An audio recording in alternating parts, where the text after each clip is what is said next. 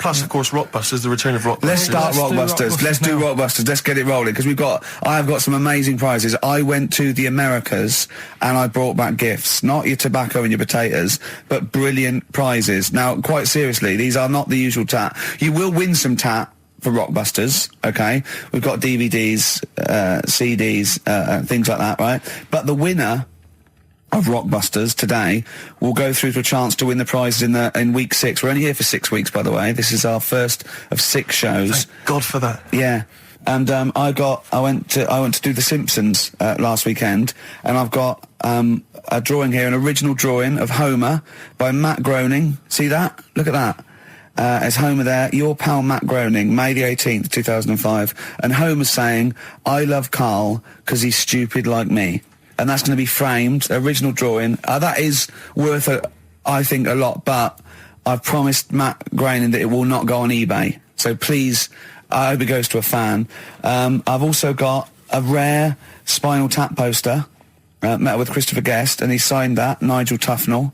Fans of Spinal Tap and The Simpsons, possibly the 2 greatest things ever, I think. Yeah. Also, my friend Rob, who did flannels with me, has drawn us 3 as Flanimals. There's Steve there, a little goglanker. There's me there, a little bloke dumplant, and little Karl Pilkington, Pink Floyd numbscrunt. And these are going to be framed. So some very nice prizes. And I got a little surprise for you. Obviously, I met Homer. Press that little button there. Listen to this. Hi, this is Homer Simpson. I like Karl and its perfectly round, bald head. If you put 3 holes in it, it looks just like my bowling ball.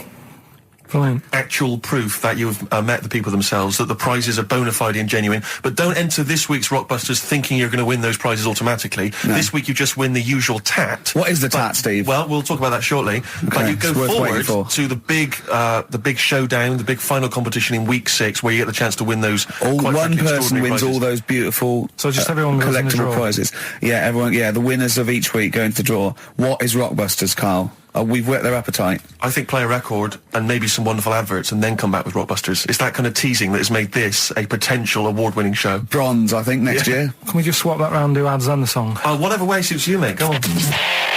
XFM. XFM 104.9, Magic Numbers, Ricky Gervais, Steve Merchant, Karl Pilkington.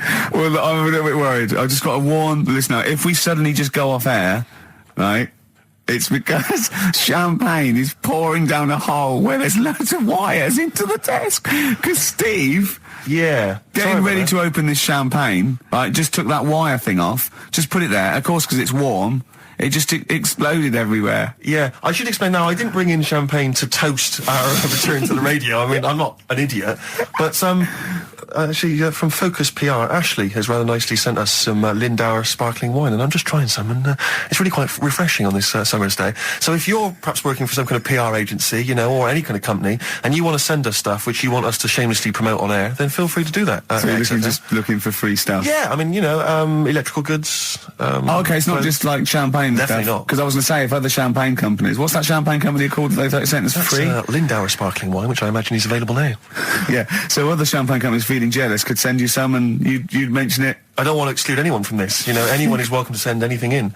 Brilliant. And as I say, I'm particularly interested in sort of designer goods. Okay. You know, the Apple Mac people, they're welcome to send anything in. Now, what's annoying about that champagne opening like that is that, as you know, I've brought my camera in, and I wanted to film you opening that onto Karl's head. Got the cork. Rick, I got another bottle. Have you ever? I don't want you to miss out on an opportunity like that. That's a bit of a waste of champagne opening 2 bottles. But Karl, would you mind? Because that would have made a cracking noise against your head, that cork going off. And because it's such a lovely, bald little sort of dome. Yeah. We'll put your head right down, yeah? It'll open it, we'll see what the cork does, and I'll film it for, like a website or something. Maybe we'll make that the finale of today's show. That'd be great. Yeah. Okay. Sponsored by Lindauer Sparkling Wine. Oh yeah, the sound of a cracking cork against Karl's skull. Sponsored by Lindauer. Sponsored by Lindauer. Available now. Great. Right, we're doing Rockbusters then. Oh, okay. Now you should explain briefly what the concept is, Karl, because there might be a few new listeners. It's Blockbusters. Right, go on then. Well, it's not Blockbusters. No, because they were real clues, weren't they? Yeah, that was actually... He says they're a cryptic clue. It's not cryptic. Well, It's like, what am I thinking? This competition is like, what number am I thinking of? Rick, just calm down for a second. Let me explain basically what the concept is. You'll remember some of the greats from the past. Yeah. Basically, you give some vague clue. Is that right, Carl? And from that, we're supposed to deduct which band or artist you're thinking of. So, for instance, there was one, the West Indian fella spinning a fish round his head, and that was Detroit Spinners. The trout spinners. Yeah, Detroit spinners. Yeah.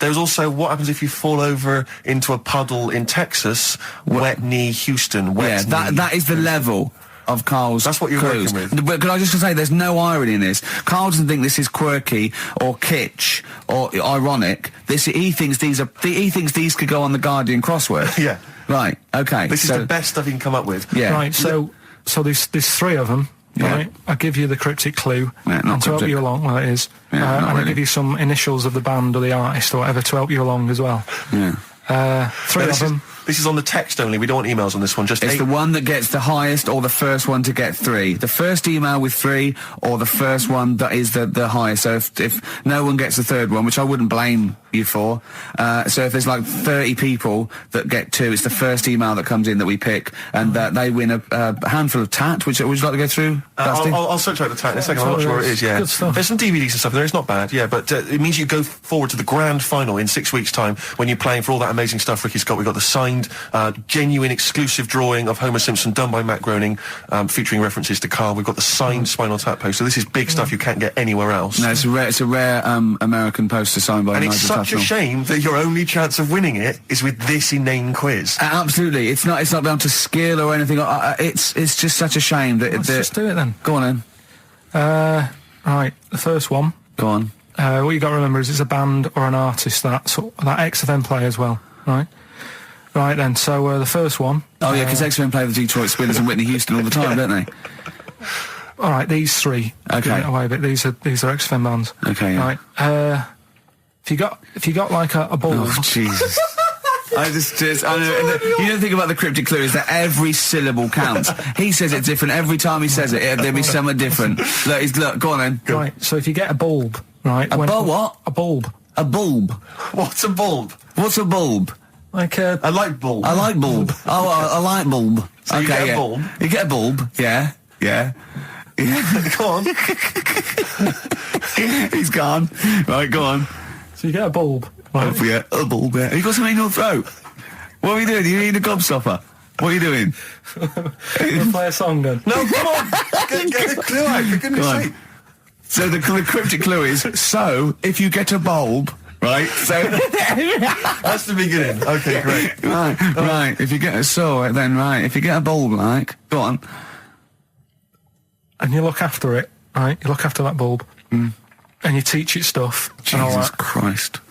What you doing there? Do you know what I mean? This is extraordinary. This is extraordinary. Amazing. Imagine that written down in the He's had Telegraph. 18 months to get this But right. imagine it.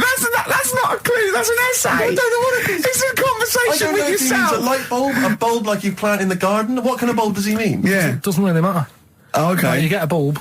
Well, remember that. It doesn't matter. Okay. Okay. It doesn't matter. It does, but I can't say too much. Right, so listen, let me just do it again. You get a bulb, right, when it's young, you look after that bulb, you teach it stuff and what have you. What have you done there? What's gone on? Brilliant. And what So are the initials of the concise. band? R, right? R. R for rabbit, right? So what's the band there? Second one, Jesus. people have a problem doing this when they get home from like a night out drinking. Right? What's the problem they've got? Right? The initial there, K. What's the band? Right? People get in from having a night out, they'll have a problem doing this. What is it? What's the problem? Okay. And clue number 3? I had a vision of that Chinese flu. Right? That's C. I had a vision of that Chinese flu. You had a vision of that Chinese flu. Yeah, and that's the the letter band C. C. Right? So 3 bands there. 3 cryptic clues. Not really.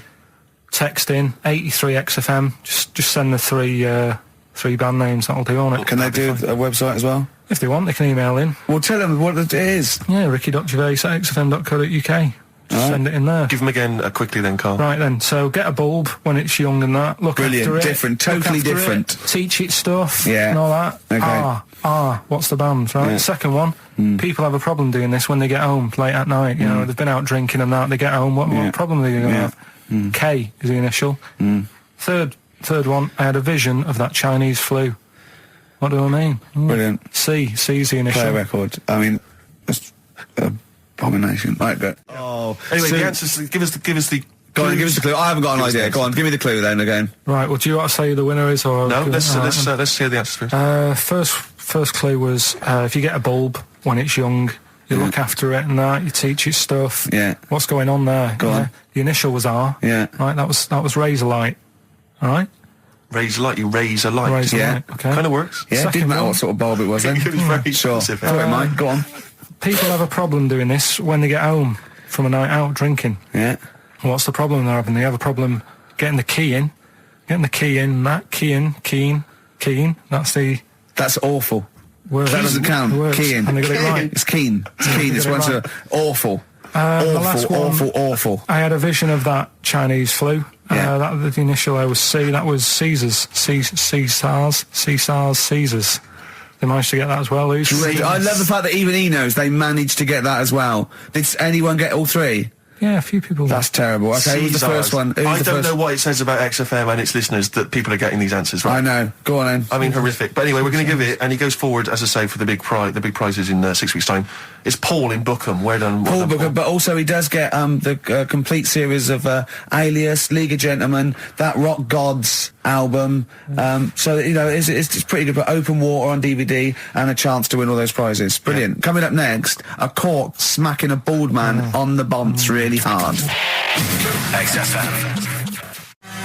Bobby Womack across 110th Street on XFM 104.9. I'm Ricky Gervais, with me Stephen Merchant, and over there Karl Pilkington. Can I just remind people that... A man so stupid, it isn't actually offensive. I just want to put that out there. Yeah. Okay, good. No, just wanted to remind people that they can get in touch on the text, 83XFM. You'll need that text number shortly, because we're going to be playing Rockbusters very soon. Gav has texted in, and he says quite simply, "What's happened to the webcam? All I can see is a bald monkey."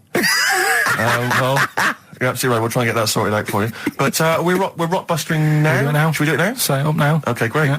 So you should just remind people, Rick, particularly if they're trapped in Antarctica for the next 3 months, what this game is. Well, this is Blockbusters, just totally ripped off, and the clues are bands and artists. Carl says they're cryptic clues. They're not cryptic clues. They're more like, what word am I thinking of? They're tenuous. Some of them don't work at all. So it's really, are you in tune with a shaved monkey? I mean, it's nearly embarrassing to get the clue. I pride myself on that I don't really get them. And I'm sort of proud of that, because you shouldn't. Yeah. But anyway, I think I've given it a big sell. Yeah. Now, you do win Tat today, but the big prize is going forward to be in the draw in 5 weeks' time, when there's a signed Homer that I got Matt Groening to draw. If you go to rickygervais.com, you can see him drawing it. It's an original. Well, if they want to see it, they can go to xfm.co.uk/Ricky, and it's actually... Just click on it, you can have a look at it. Oh, you can see all the pictures there, can't you? There's also a signed Nigel Tufnell poster, and us three as Flanimals. But there's a little actually video clip. I was on rickygervais.com. You can actually see Matt Groening drawing it. Well, those prizes are the ones the big prizes you can win in 5 weeks' time if you get to the grand final. In the meantime, it's the usual selection of mediocre gifts which will be given away. That we found in a drawer that people have sent us to give away. First up, we've got I think most people agree, the mediocre John Travolta film Ladder 49, which I think barely made it into cinemas over here. No. We've also got on DVD. And we're giving that away. We're giving that away. Brilliant. On DVD, the TV series Grumpy Old Men, which I think is repeated every single night on BBC Two. Oh, and that's free as well, is it? Yeah, that's free. Okay. We've got the complete third series of Alias. Great gift, only if you've seen the previous 2 seasons. So, is that the one I'm in? I don't know, possibly. Fredrickson Saunders at the Movies, a collection of all their hilarious movie spoofs. Again, on television, I think, every Friday.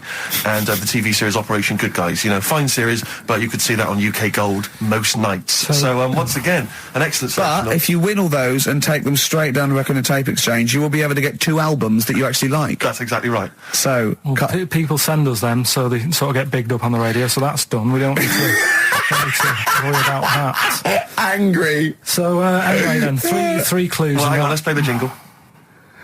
No, I haven't got one. You not got a jingle for Rockbusters? No. Well, do one quickly now. Okay. Rockbusters. Brilliant. All right, so we got three of them. Cryptic clue and the initials. The band. It could be a band or an artist. We've done all that, haven't we? Yeah. All right, first one. The fella let his wife know how he got the bruise on his leg. Right? Give us that again. The fella let his wife know how he got the bruise on the leg. He got a little bruise. Yeah, it's all, imagine It that in the always Times crossword. You read it again, it's slightly different. Every time I look back at this crossword, it's slightly different. All the words change. It can't be cryptic. The initials there, CL. Right? CL. Fella got a bruise on his leg. He let his wife know how he got it. What's going on? Right, second one. All the muttering. And what's the next cryptic one. clue? Second one. That Potter lad had a lot of bottle doing all that stuff with the wizards and that. Right? He had a lot of bottle playing with the wizards and that. What's all that about? Right? I love it! He always says, what's all that about? TB there, band or artist, the initials TB, that Potter lad, he's got a lot of bottle doing all that stuff with the wizards. Right? And the third one, the Buddhists won't be able to get in their temple without these. What do they need, right? The Buddhists won't be able to get in their temple without these. The initials TM. Right? 83936 is the text number. We don't want to receive emails from this because we can't be bothered, so just a quick text. Make sure you include all three answers. We're not interested unless you've only got, you need to get all three. Yeah. But the winner may only get two, but it's the first one with the most right answers. Yeah. And if that you're- wins all those DVDs. Alias is a box set, to be fair. That's pretty good prize, that one. you could probably get two CDs when you take that down to Record Tape Exchange. Just for And that you alone. don't need to see the first two seasons because you won't know what's happening anyway. Oh, okay, fine. I'm excited to think that there's some people now in Antarctica just scrabbling around to get a pen, just trying to figure them out. You know, they'll probably stew on that for the next 2 months. XFM. Thunder Road by Bruce Springsteen, possibly the greatest rock song of all time. I don't know. Big words. Big words indeed, but I echo them. Well, we're running out of time. We've got to get on with the show. It's near the end. I hope you've enjoyed it. I hope the scientists stuck in a big, hut in the middle of nowhere in pitch darkness, 10 of them. I imagine they've been fascinated, Rick, by the finger up the arse discussion. We had Chinese don't age well, gingers, all that. The big fat kid. Well, actually, they're probably securing the knowledge that if they want to kill some time and it's dark, there's nothing better than stick your finger up someone else's arse. Exactly. So enjoy that. But they've been hanging on for Rockbusters clues, I imagine. Here's the answer. So give us the clue again quickly. All right, so the first one was the fella let his wife know how he got the bruise on his legs. Go on. Right, that was Courtney Love. Yeah, Courtney Love. So that's Courtney Love. So that's the fine. first one, CL. So that one's fine. The second one, that Potter lad. What am I doing? Letting that one Just go? let it go. Just let it go. Am I just letting that go? Annoyingly, we haven't got time to take issue with it, Rick. Okay. That Potter lad, he's got a lot of bottle, hasn't he, doing all that stuff with the wizards and that. Go on. That's Brave Harry, the Bravery, current sort of XFM band, the Brave Harry, that works as well. No, it doesn't. And the last one, No, it doesn't. No, it doesn't work. the Buddhists It doesn't work. won't be able to get in their temple without Doesn't these. work. Brave Harry. It doesn't work. Brave Harry. The Brave Buddhists, Harry. the Buddhists won't be able to get in their temple without these. TM, that's Yeah. the monk keys, right?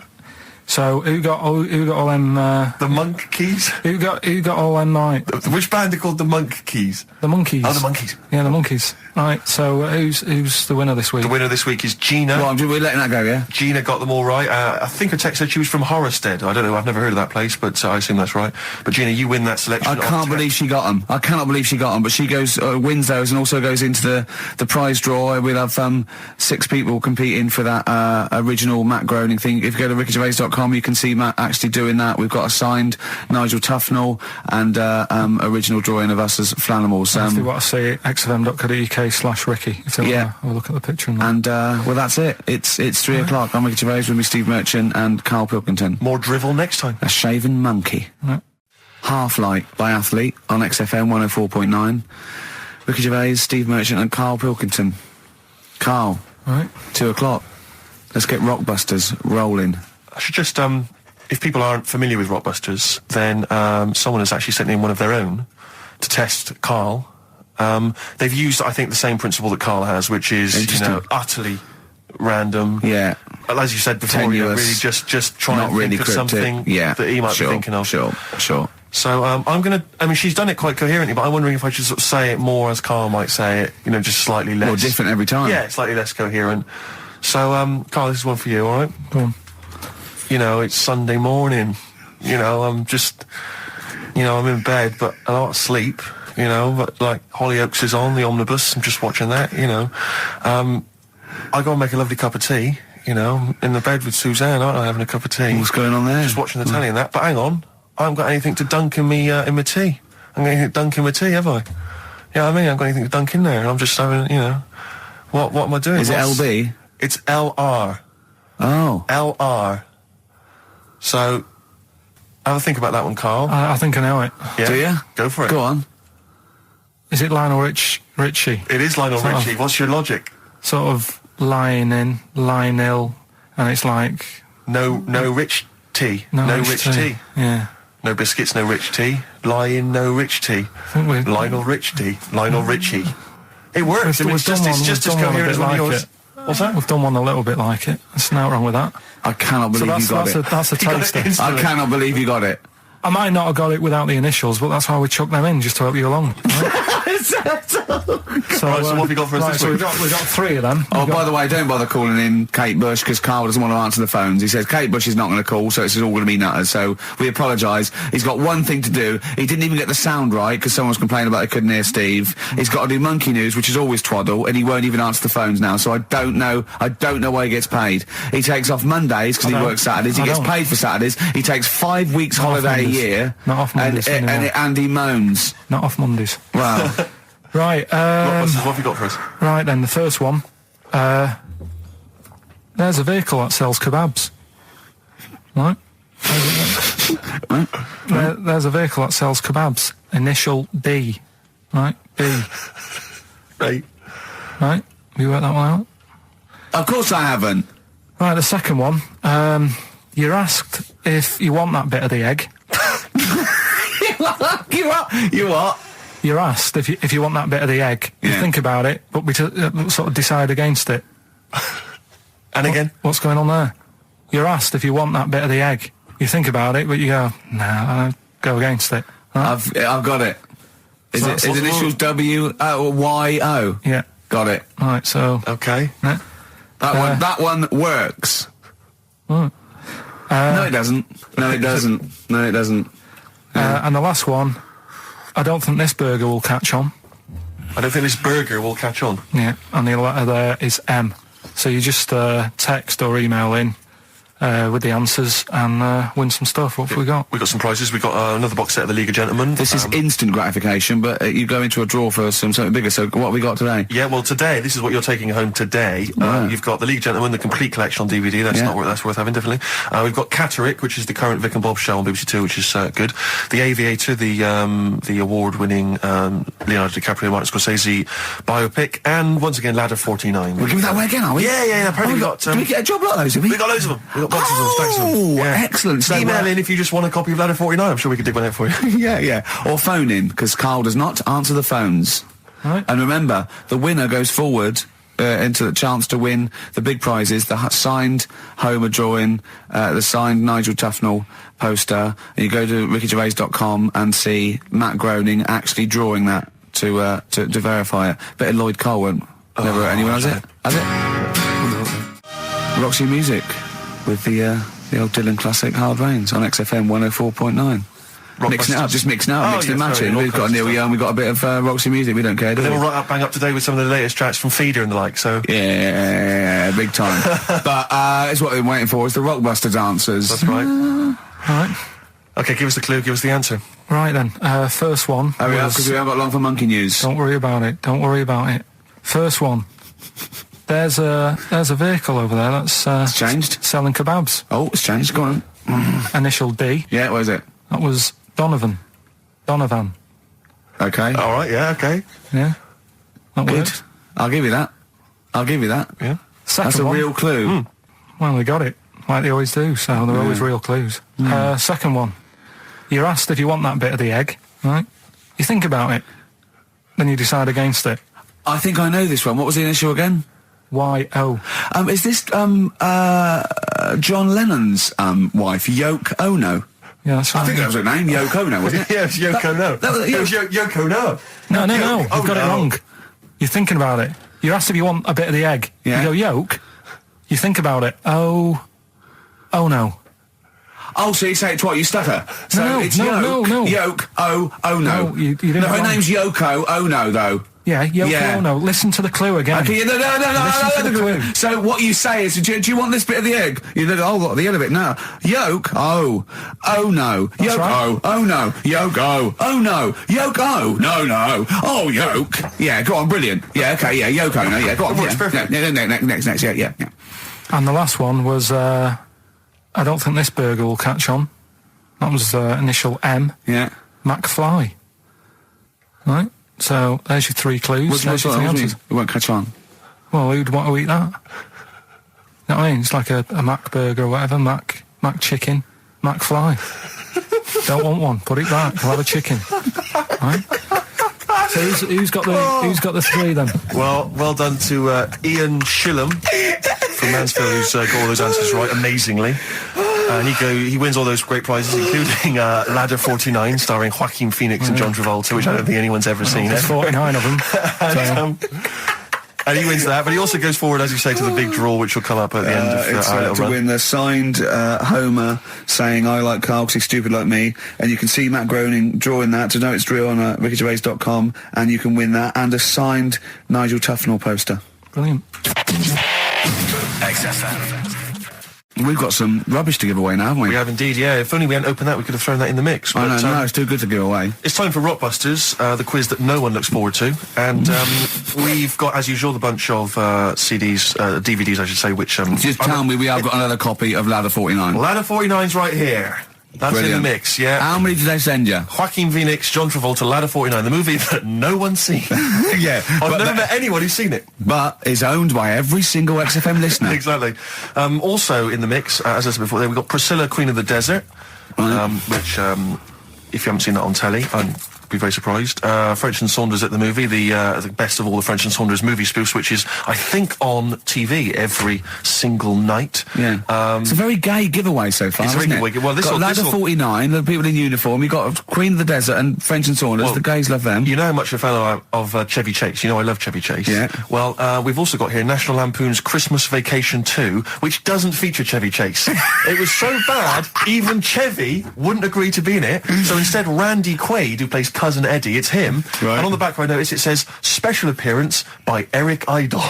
Brilliant. I mean, let's be honest, if a film's got a special appearance by Eric Idle, I know. it's probably not a classic, is all Do you I'm reckon saying. they do Always Walk on the... look on the Let's bright hope side so. of life? Anyway, that's just some of the DVDs which you can win. And obviously the real reason you should enter is because you go forward to this big prize draw, which is in our last show, where you can win some actual quality. A signed Matt Groening drawing, and if you can see him drawing that on rickygervais.com, it is totally genuine. It's just there, him actually drawing it in front of your very eyes. Also, us made as Flanimals, and a signed poster by Nigel Tufnell. Christopher Guest. Sure. So proper good prizes. Yep. Just that this is, I think it should be the last one to get into it. Maybe next week, the 4 that we've got get down to 2 maybe. And then we get them on the line in the last, what do you think? Well, I'll be honest, I wish we'd thought it through. I don't know about you, but I wish we thought this whole Chris thing through. Campling, if he's got any ideas to how this show could have run, see, we should have scripted this. What we said, we just said go in a drawer, didn't we? Did we? So Yeah, we hadn't thought it through though. but we can't keep swapping and changing. Well, we okay, haven't we can done do what it we yet. want. We can do what we We can do what we want, yeah. Do you know how many BAFTAs we've won? We can do exactly what we want. High five. Well, listen. 6. Right, let's get down to business then. Let's get Right, down so to Rockbusters, let's explain briefly what this quiz is for those that have only just started listening to the show. It's basically Blockbusters. Well, you say that, Rick, but it's not, is it? I mean, that Blockbusters made sense. Yeah, This well, is just this is the incoherent drivel. thing. Carl thinks it's a cryptic clue and going, right, a fella is walking along and oh, look, there's the fish. What does that mean? Trout spinners. some of them are hard because they've dug them all Some out. are hard because they don't make sense. No, but they've dug them all out because they're going to put them all on the website for people to play along with, and they came to me for the answers, and some of them are pretty tricky. I couldn't answer them. So I love that. Well, anyway, the only man that can outwit himself. right then. So the first one then. Here we go. Why don't you borrow some land off Mr. Boardman or Mr. Laurel or Mr. Fletcher? All right. Why don't you borrow a little bit of land? Oh, it's changed already. Already changed. Already off changed. Mr. Boardman. Well, no, do it again and do it exactly the same each time. Do it again. Why don't you borrow some land off Mr. Boardman or Mr. Laurel or Mr. Fletcher if you need a bit of it? What's changing? Okay, and what are the initials? Right, LS. LS. That's a band or an artist. Who am I talking about? Second one. I'm gonna. Sorry, he's got a sweet in his mouth. I'm gonna annoy those seabirds over there. Right. I'm going to annoy those seabirds over there. Well, just those seabirds. It doesn't matter where they are. I'm gonna annoy them seabirds. I don't know what he's talking about anymore, Steve. Honestly. B is the initial. I love the fact that he was fascinated by the strangest village in Britain, but the stories he's told us about where he comes from, there's him going around with two fellas with big heads, webbed feet, a little pigeon-chested bloke, him on his grifter with Maggie pecking at him, his dad in a telephone box nicking groceries, and a horse in the house next door. I mean, how strange was his upbringing? And him hanging from his satchel. Unbelievable. There's another woman who I remembered. Actually, I'll tell you later. Go on, what? I'll tell you later about another woman who I remembered. Give us a teaser. It's just a woman who rode around on a three-wheeled bike with her husband in a basket. Right, I'll tell you about it. Right, and the final You don't get clue. teasers like that on the other radio That's a hell of a funeral service. Right, listen. Right, the final clue. What the Scouse fella said to the robber who he found in his house next to his vineyard. Oh, Jesus Christ. What? Again? Right, so what the Scouse fella said Right, this is going to be a pronunciation thing. to the robber he found in his house. Oh, God, which was I've next to lost his- the will to live.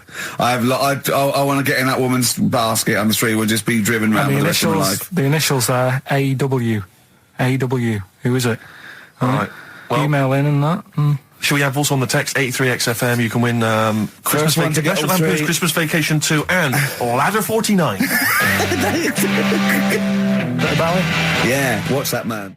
Just briefly, you don't think you really gave that competition justice, did you, not handing out the email? No, let's just quickly whiz through the questions again. Yeah. John's texted in, by the way. He says, I never get any of the Rockbusters clues. Is this a good or a bad thing? Definitely a good thing. Definitely a good Definitely thing. a good thing. Yeah. Yeah. All other people do. Well, First one. Why don't you borrow a bit of land off Mr. Boardman or Mr. Laurel or even Mr. Fletcher? Right. LS. Second one. I'm gonna annoy those seabirds. Right. B. And the last one. What the Scouse fella said to the robber he found in his house next to his vineyard. AW. If you know what they are, email in or text in. Tell us about the woman. What's the text? Quick. Well, 83936 on the text. Ricky.Gervais@xfm.co.uk on the email and that. Right, and that. Mark that one down. Just make a note of that. And that. Green Day on XFM 104.9. Ricky Gervais, Steve Merchant, Karl Pilkington. We need the answers quickly, Karl. to Rockbusters. We're running out of time. We've got Right. Rockbusters and Monkey News to come in this fun-packed show. Give us the clues. Give us the answers. Right, the first one was, why don't you borrow a little bit of land off Mr. Boardman or Mr. Laurel or Mr. Fletcher? Go on then. Right, Yeah, sure. what am I getting at there? The initials Stan. were LS, right? Lease a Stan's field, right? Because you're borrowing it, that's leasing it. It's Stan Boardman, Stan Laurel, and it's a field and that, innit? Second one, I'm gonna annoy those seabirds. That was B. What you doing when you're annoying a bird? You're bugging it. What's a seabird? A gull. Buggles, right? Bug gulls. I don't know where to start, mate. Right, don't worry about it. I don't know where to start. If we had more time, Don't worry. I'd throw him out of a window. Right. What the Scouse fella said to the robber he found in his house next to his vineyard. Go on then. That was AW. Yeah. That was A, me Winehouse. Right? What? A, me Winehouse. What? A, me Winehouse. What do you mean Winehouse? It's a vineyard. It's a cottage in a vineyard, so that's like a winehouse. Say it again. What's the clue again? I don't Amy know. Winehouse. Well, yeah, but what do you mean? Amy. Why is he saying? Why is it a robber? Because the robber's getting in and he's sort of saying, hey. But what's the robber got to do with it? Why is it just a normal bloke? I don't say. Why is he saying Amy Winehouse? Why is he Because saying that? he's saying to him, hey. get out kind Well, of no, thing. you Amy can say, Winehouse. no. Sorry, her Doesn't name matter. isn't Anyway, A Get Out Me Winehouse. Her Gavin- name is, her name It's isn't A Gavin, Get Out Me Winehouse. Gavin Thompson got them all right. He's in Edinburgh, so he's winning ladder 49 and that's safe. That's on the way And he's to going into the prize draw to win those. I mean, this better be a good monkey news, Carl. That's all I can say, because that was drivel. Amy Winehouse. Listen, are we going to get Rockbusters out of the way quickly? Go on then, Let's do quick it then. then. Might Give as us well a do clue. it. It's not going to take long, is it? Go on. Right then. So, 3 clues and that. Yeah. Initials of a band and artist. Yeah. And win some stuff. Steve can go through the... Ladder 49 better be in there. Oh, let me Got to just check. quickly... It's ladder 40. You get on with those clues and I'll tell you what's happening. And this is the last time. The winner of this. No, we'll do it again next week. Oh, is it? And then there'll be 6 people, and we just draw someone out of a hat to win the signed Homer, the Nigel Tufnell, and the us as Flanimals. Right, you ready But then? they've got great prizes. They've got Alias. They've got. They've got Alias, they've got The Aviator, a Batman cartoon series, M. Night Shyamalan's The Village, atrocious film, and Ladder 49, there it is. Brilliant. It's in there. Joaquin Phoenix, John Travolta. Their greatest challenge lies in rescuing one of their own. Brilliant. Go on then, Carl. Right, the first one then. When I'm ill, I throw up horse food. When I'm ill, I throw up horse food. How can that work? What's going on there? The initials there, I-H. Right? It's a band or an artist, a singer, something like that. I-H, they're the initials, the clue. I've got it. When I'm ill, I throw up horse food. Right? I've got it. Right then, well, don't say anything. Works, doesn't it? No. Second one, that garden tool, it's not yours. What are you doing with it? Right? Yeah. That garden tool you're messing about with there, it's not yours. Yeah. Give it back. Right? What's that? ND. ND. Right? Artist or a band. What's going on there, right? Third one, that male sheep sounds fed up. Why is he fed up? Right? TR. TR's the initials. That male sheep sounds fed up. What's going on? If you know the answers to them 3, email in ricky.gervais@xfm.co.uk, or you can text in 83XFM. Right? Great prizes. You can win yourself a copy of Ladder 49. I mean, Thanks, Right, live it. Leave it then. Listen, I didn't realise it's like 7 minutes to, right? well, come on then. Well, let's do Rockbusters on Yeah, it. do Rockbusters. And you got monkey news. Well, we'll see if we've got time. No, we got to do monkey news. Listen though, Justin, if he's out in the office... Oh, look, just quick, do the Right, listen, Rockbusters right. answers then. Have you got a winner? No, I don't even know the answers, we'll do I? pick one. All right, then. The first one. right. I just dropped Chaos. a plastic cup. Right, the go on. first one was, when I'm ill, Yeah. I throw up horse food. Right? Yeah. That's the clue. The initials were I-H. I got Right? this one. And that I must say, too. that was I sick haze, because when you're ill, you're sick. What do horses eat? They eat hay. I sick haze. I sick haze is the answer. You got that. Second one, that garden tool.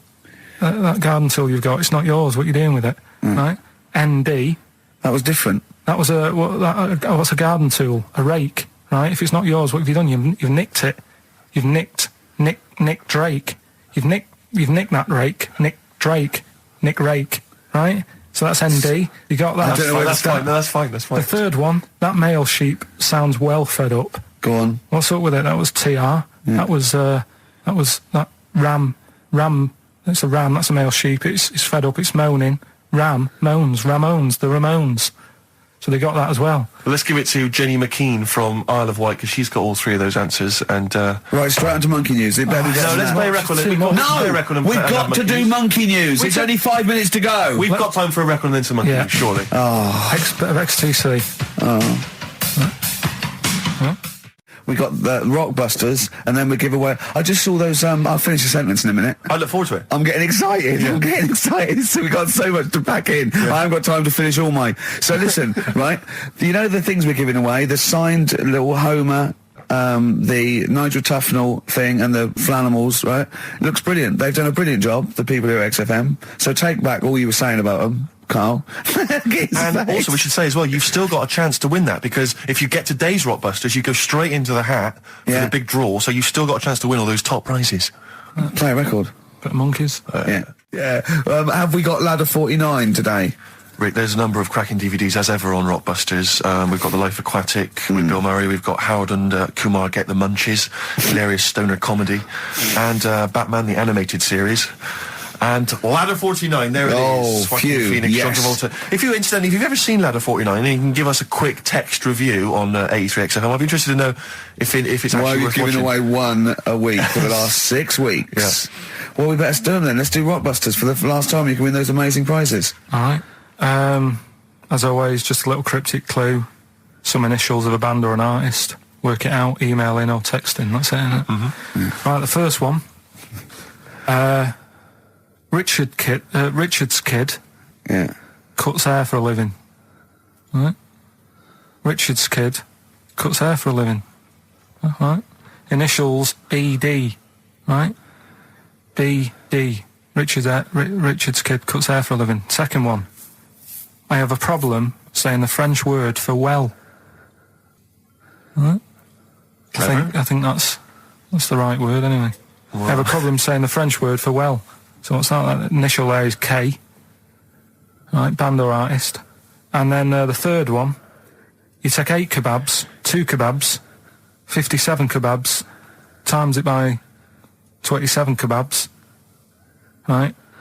The fella is struggling to work it out. What's that? What's going on there? Right? It's a good question. DS is the answer there. 8 kebabs, 2 kebabs. I've got it. 57 kebabs, times it by 27 or what have you. Fella's struggling working it out. What is I've it? got that one. DS. So just email in, ricky.gervais@xfm.co.uk or on the text 83936. Yeah.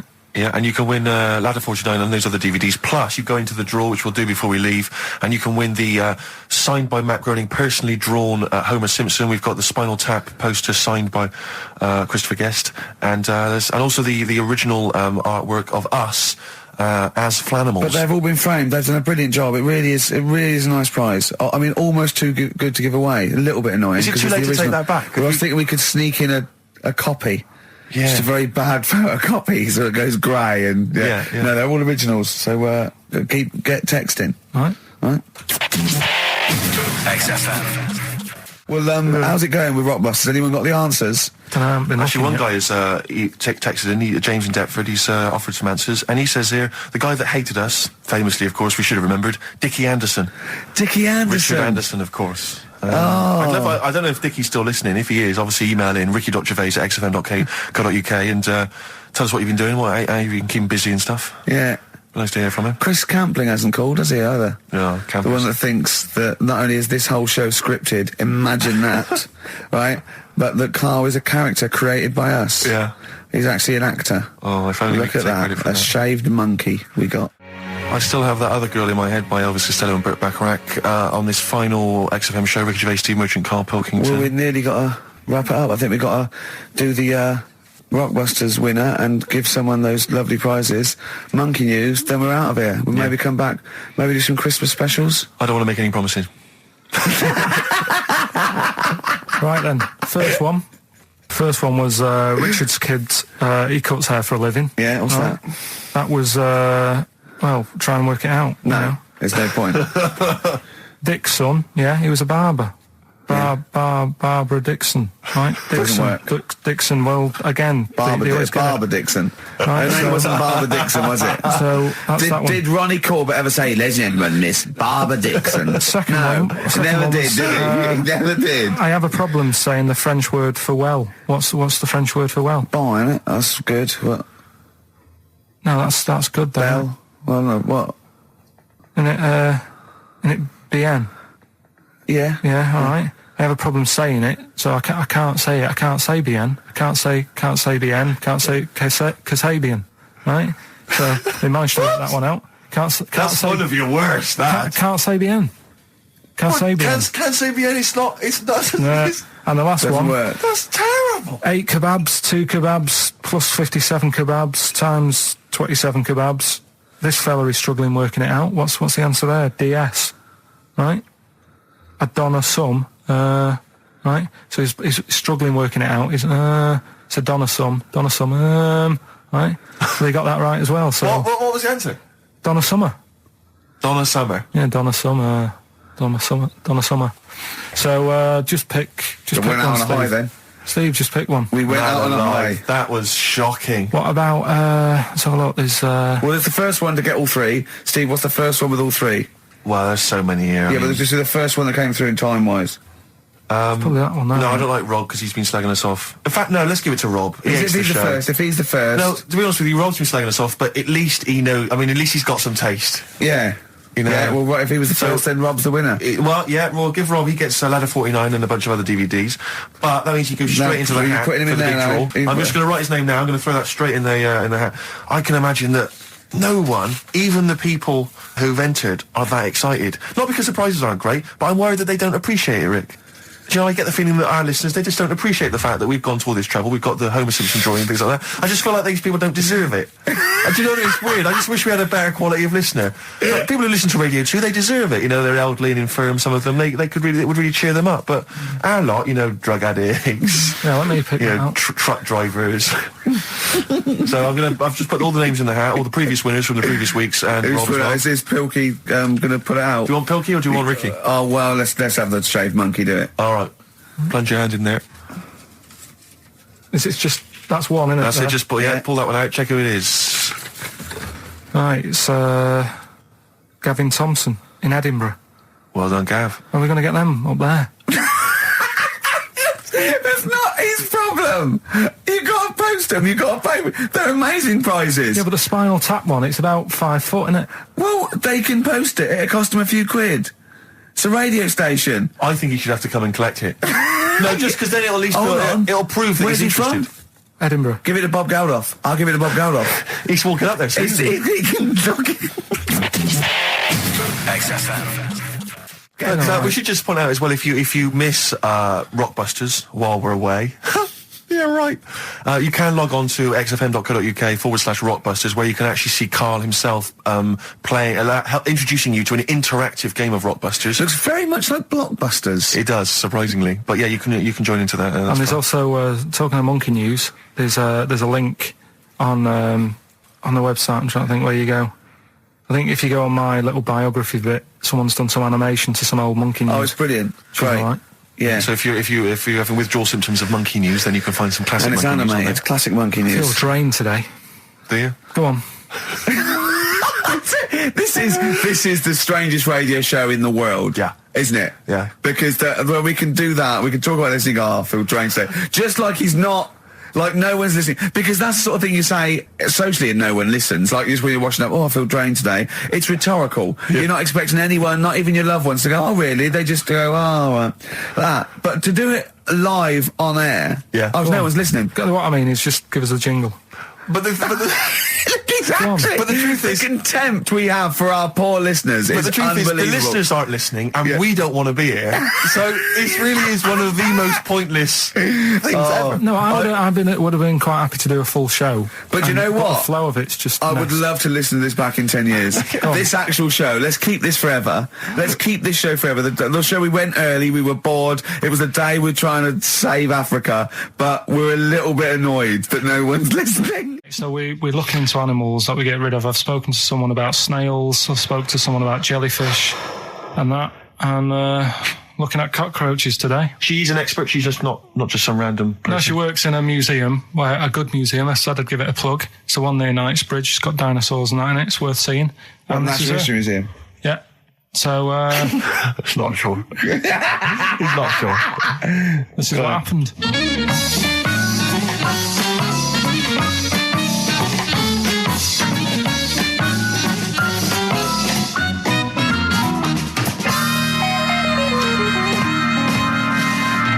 Now, what I'll do, I'll tell you as much as I know, and then you can fill me in if I'm right or wrong. And then at the end of it, we'll get to the bottom of whether we need them or not. Okay. All right. So, first of all, the first thing that I found out is that they have 18 knees. That's not exactly possible. They're insects, so they have 6 legs. Yeah. And a knee is usually the junction between femur and tibia. That's sort of classic human knees and every other animal knee. So with 6 legs, you can only have 6 knees. Could somebody sort of got mistaken for seeing one that was a bit double jointed? cover I tracks. think you're grasping at straws or something. All right, well, we might have to come back to that one then. Okay. They can hold the breath for 40 minutes. Well, they don't do that because they don't breathe in the same way as us. They breathe through little spiracles, holes down the side of the body. So, no, they're not a very apt simile because the method of breathing is so different. What do you mean? Because insects have a totally different system. They don't have lungs in the way that we do and just breathing through one part of the body. They're actually breathing through every segment of the body all of the time. So even though they've got their mouth shut, they might be able to Their mouth slide. has nothing to do with breathing. So Only just feeding. So you see, maybe that's where someone's gone wrong. Someone's got hold of one and sort of taped its mouth up or something and Thought it was- got bored after 40 minutes and Again, said, well, we'll call it that's a right. pretty unkind thing to do to an insect, even to a cockroach. Yeah, but it's all... Can't do that. Yeah, but No. Pretty unkind thing to do anything, even a cockroach. something else I found out. Yeah. They can live for a week without an head. Well, that's true if they don't bleed to death in the process. But the weird thing is, when I told you that they had 18 knees, you seemed a bit sort of like, don't talk ridiculous. But then we're talking about an animal that can live without an head. So there's a little bit of truth in that one, yeah? Yes. Why, when it was invented, has it got that facility? Say if someone said to humans, we could do that with humans, and, you know, if you lose your head in some accident, it gives you a bit of time to sort of go back to your family and maybe write them a note. You won't be able to have a chat, but write them a note saying, it was my own fault, and it was nice knowing you. Oh, well, that would be a useful facility, I agree. But cockroaches are great survivors. I mean, they've been around for over 300 million years. They're one of the most primitive insects. All right. Well, I've also... is it true that they do a lot of resting? Apparently they can sort of rest for 75% of the time. Rest. Yeah, they just sit about doing nothing. It's probably true of a vast proportion of the world's fauna. Well, I mean, maybe the 25% that they are working, they're really giving it some, so it might they're make up. probably searching out food and, they can slow down considerably. You can chill insects in the fridge and they'll become very, very quiet. You might think they're dead. Yeah, but I'm sure, you know, if we were sat in a fridge, you know, we'd go a bit quiet, wouldn't we? You know. Well, you might not know much about it, of course. Yeah, but... Not quite reading the right sources. Well, I've been using the internet. I'm sure there are many useful sources that you could find there, but some of those seem to have been a little misleading to you. So you don't agree with a lot of what I've told you there? No. So cockroaches, can we get rid of them? No. So we're keeping them then? I would say so, yeah.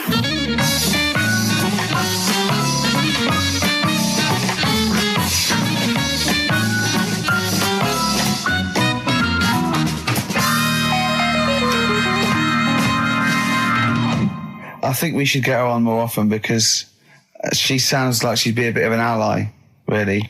Because she knew immediately that you were talking nonsense. She even said, I think you should be more concerned about your sources, which I've been trying to tell you for a year, right?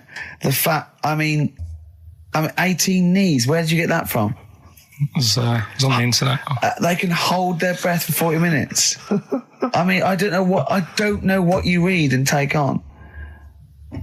Mad world, don't it?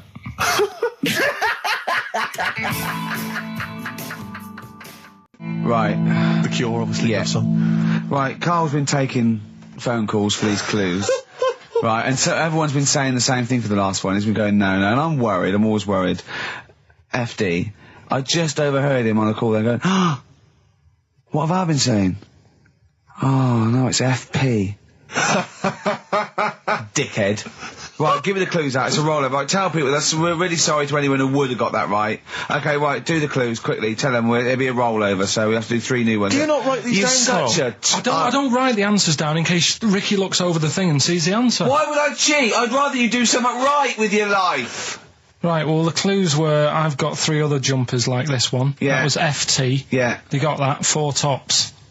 Yeah, that's all right. Good, well done. That bunch of people can't make up their minds if they want to sit in the sun or not. That was C. They were getting that. That was charlatans. Charlatan, right? A bunch of them charlatans, right? What? What do you mean? What's Charlie? No, No, it's like, shall I go out? Shall we? Charlatans. They got it, right? Where I went wrong with this one, the Jamaican fella, he had to have some aspirin. Why? It's my fault. You know, I'm not cutting, there's no point passing the buck or anything. I said FD. A lot of people were saying, Fred Durst, like, forehead hurts. Which is a good one. Yeah, which would have been as good as any of yours. But I made an error, so we'll roll it over. No. What is the answer? What is the answer? Jamaican fella what? Add some aspirin, why do that? What's the thing? FP, it was Frida Payne. Frida Payne. That's awful. You've got to write these down next week. I'm sorry, you're the producer. I know, but I've had a busy week, haven't I? That's not an excuse. That isn't an excuse. Our excuse is we don't care. Yeah. You do put care. the work in and then make a mistake. Yeah. It's better not to try than try your hardest and be rubbish. Do you see what the point? We don't care. But you've got standards. Yeah, and you're not meeting them. Think of that. You're not even reaching your standards. God. Right, well, that's that, I guess. Well, the prizes will be giving those away next week. Again. Just completely... Song for the ladies to end the show with. It's from Nick Cave's new album, Nocturama. This is a track called He Wants You. Back next week. Remember, Frida Payne. I had some exciting news this week, Carl. You'll be pleased to find out. I'm worried that you might get a little bit jealous because it's obviously going to impact on your world quite strongly. Because I know you like things to be quite samey. You like the status quo to be maintained. You like the fact that in the past, we've had some crosswords. Because I remember, what did you think of me when I first walked in?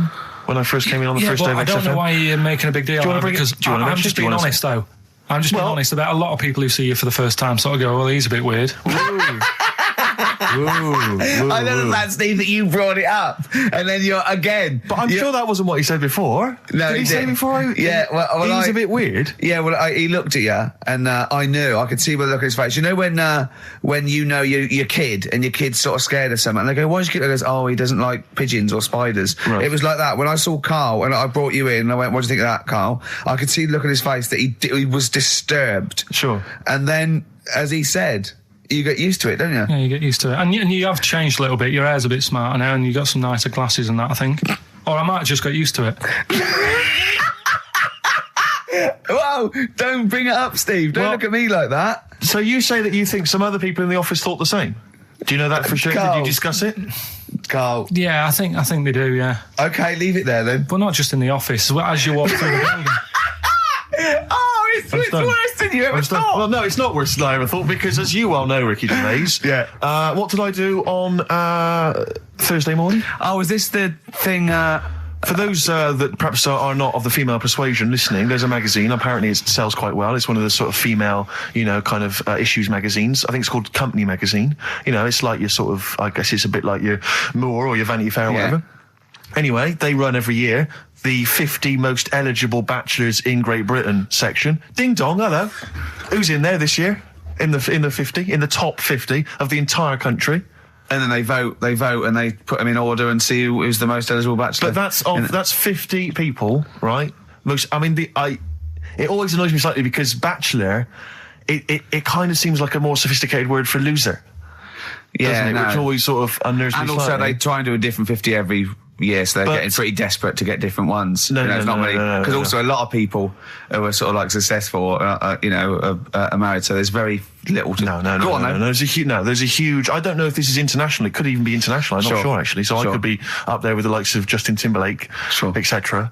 So Fred Durst...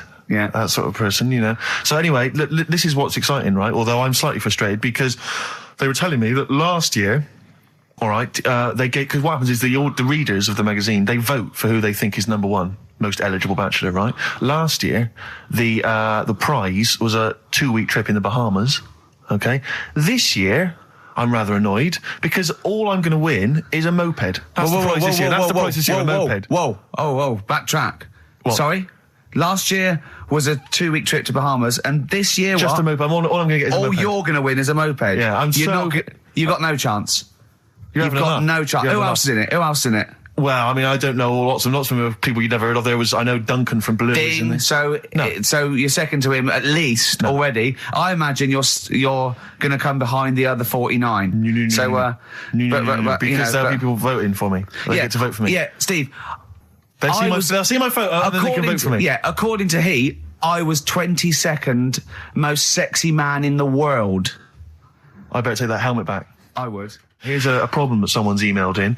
We're taking emails today. If you've got a problem, a concern, or, just a general query that you think Karl could answer for you. It could be about anything. It could be about some of the big kind of philosophical questions. Yeah. It could be something to do with war or famine, anything like that. Or it could just be a personal dilemma, something that's happening locally.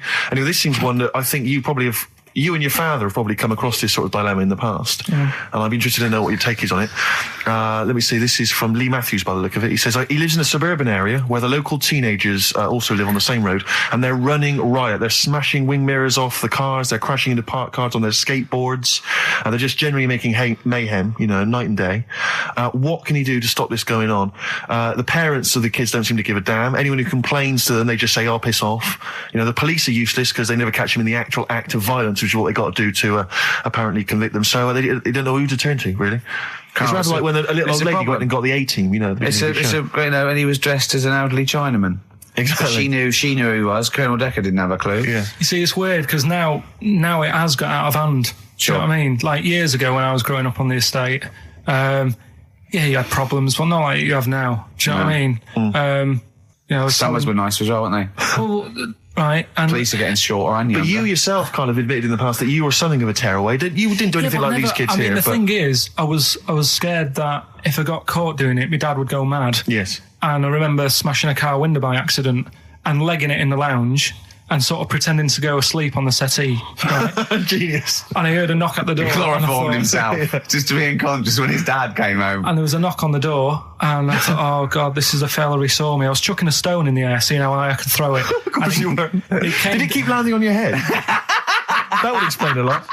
And it came down. Chucking a stone in the air, love it. To see how far I could throw brilliant. it. So, I wasn't bothering anyone. Did you invent that game? Right, Did you get a stone for your birthday? Go and play with your stone.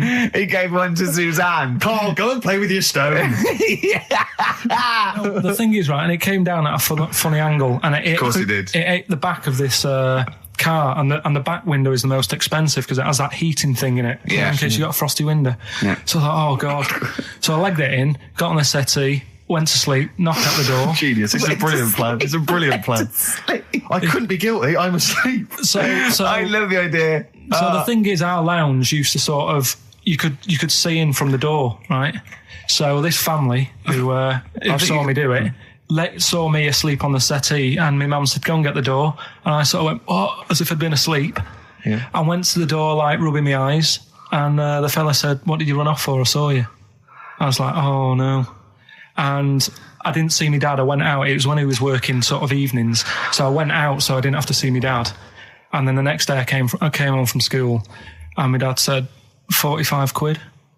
Ooh. That's all he said. He looked at me. And then you fell asleep and he went, wake up. You know what I said? No, 45 quid. Now the thing Karl. He didn't have to do anything. £45, Karl. Now, I know you were saving up for a brick, but you can't have it. Yeah. Just equally, if you're doing a bigger crime, a bank job or a murder. Remember to take the stocking off your head, because if they wake you up and go, why have you got a stocking on your head? Just go, oh, I had a weird dream. Right. A quick query for you. This is from Jay. He's got a problem here. He says, my parents won't let me ditch my studies. He's currently reading modern languages at London University. Sure. He wants to follow his dream, but his parents won't let him, of being a dancer. Karl. Worse than that, he says that they're trying to arrange a marriage to a bunch of minging daughters of people they know from good families. He doesn't know what to do, so he's got the arranged marriage coming along, and he's also got, he basically wants to be a dancer.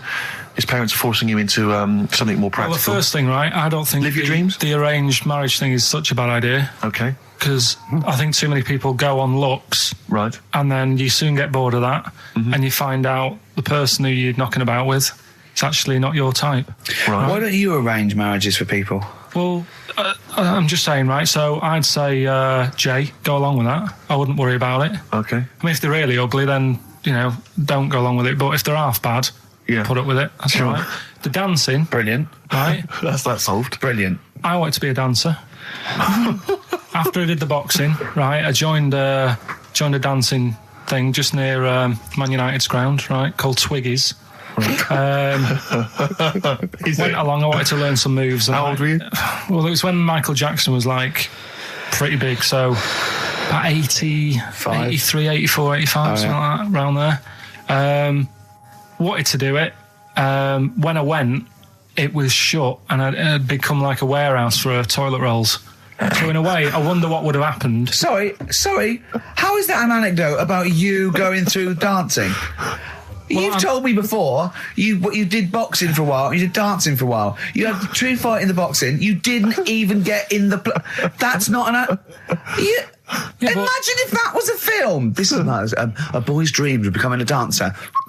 Oh, it's shut. Next on. I mean, how is that a story? Yeah, that was Billy Elliot. Do you think it would have won quite as many awards?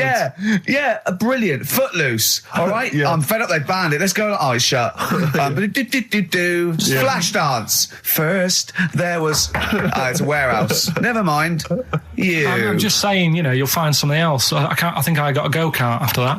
I bought a motorised go-kart and kept myself busy with that. So... There's always other just things. think, Alan Bennett has to sit down and really sweat over his stories. Yeah. He just opens his mouth. You are a living Alan Bennett character. So that's solved. Well, Jay, don't worry about that. There's no emotional problems I can foresee if you follow that advice. So the advice there is do an arranged marriage. If she's not ugly. minging, she's not completely minging. Yeah. And don't worry about dancing. Get a go-kart. Cheers. Great. Last week when I did Do We Need 'Em, do you know when I called up one of the museums in a science museum? Yeah, are you talking to me? Yeah, I'm just saying, I wanted to tell you before when the song was on, but you're so busy listening to it. Yeah, was I so busy listening to a song I was playing? Yeah, but we're doing a radio show, aren't All right, we? what's your point? Well, I just wanted to say, she emailed in to say I got her name wrong, so I'm just apologising for that. What did you call her? I think I called her Jessica. What was her name? I don't know, I've got it on email somewhere. This is not an apology. No, I'm You've just got saying. it wrong again! You've not even said her real name. How is that an apology? Well, I remember, I read the email, so, But who are you apologising to? I think her name's Jackie, I think. Oh, you've got it wrong again, haven't you? Well, anyway, and she just said if you want to see dinosaurs and that, go to the museum. You were complaining about that as well, weren't you? You went to a museum and there was too many dinosaurs. He said you just need 4. No, well, Steve, have you been to the one in Knightsbridge? I think this so. one that I called up, right? It's nice. You go in, you get a good collection of stuff. You walk in, there's 3 or 4 dinosaurs. You've had enough, right? I went into New York, right? I went to the museum there, hundreds of them. You can't move for dinosaurs. Yeah. It's almost like they're responsible for them being extinct. There's loads of them. So all I'm saying is, if you want to see a dinosaur, go to the one near Knightsbridge. They've got a nice selection, some old vases and stuff. It's worth going. So Oasis and Songbird. It's a nice little ditty. It's all right, yeah. Of a Saturday. Yes, thank you. XFM 104.9, Ricky Gervais, Steve Merchant, Karl Pilkington. I think we should go straight into it, Karl. I think we should do the competition. There's Karl in the corner. It seems a little premature. Do you reckon? Yeah, I Do you think reckon so. save it? It's Yeah, so good. We should tease it out of them. Well, it's a big thing. It's just that I've got absolutely nothing to say. Sure. I haven't really... Well, I mean, like often I know you all have spoken to Karl in the week. This week, for some reason, I've been speaking to him. Oh, right. I spoke briefly to him about Michael Jackson and the documentary. Yeah. Now, of course, I thought that was extraordinary. Amazing, and I asked amazing Karl's piece of opinion. work. Yeah. And he didn't mention to me the fact that Michael Jackson likes to climb up in trees. No. He didn't mention anything about his bizarre relationship with children. He didn't mention anything about his obsessive billionaire spending sprees. Right. He didn't mention anything about the mannequins he has in his thing, or the fact that he drives around his sort of 7 hotel suites in Las Vegas in a little kind of old people's scooter. The only thing of note for Karl was he said to me, "Did you notice how big his hands are?" I'll tell you what, though. I did. What? Yeah, how are you looking? The man's got like a face that he's had reconstructed. Well, I can't seem to say that. It's libelous. Yeah, But, he hasn't. He's got He's had two nose face. jobs. Yeah. And you're looking at his hands. But I think it's because you look at him and he looks a bit like...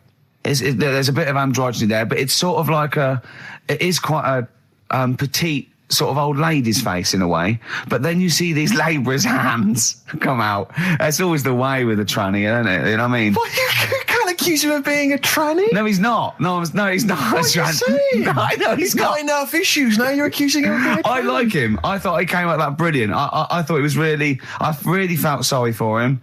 No, I think he cleared up a few things as far as I'm concerned. I thought it was a fascinating piece of work. But I did like the shopping spree. That was great. Extraordinary, because he's just got going such around bad just taste. pointing. I know it was bad taste, wasn't it? It was like one of those bizarre shops. Yeah. You know what I mean? There's anything, sort of a gift shop, but they're trying to make it look like Ming. But and And it's sprayed gold. If he'd been living in a trailer park, he'd have been ordering, one of those porcelain dolls dressed like a Harley Davidson bike rider, or an Elvis commemorative plate. It was the kind of billionaire equivalent of that. But the hands were a giveaway. It's the same as those sort of transvestites. It's like you get. What was it about his hands? When you get like a cab driver or something, right? And he decides to turn transvestite about 60, and he goes on Kilroy.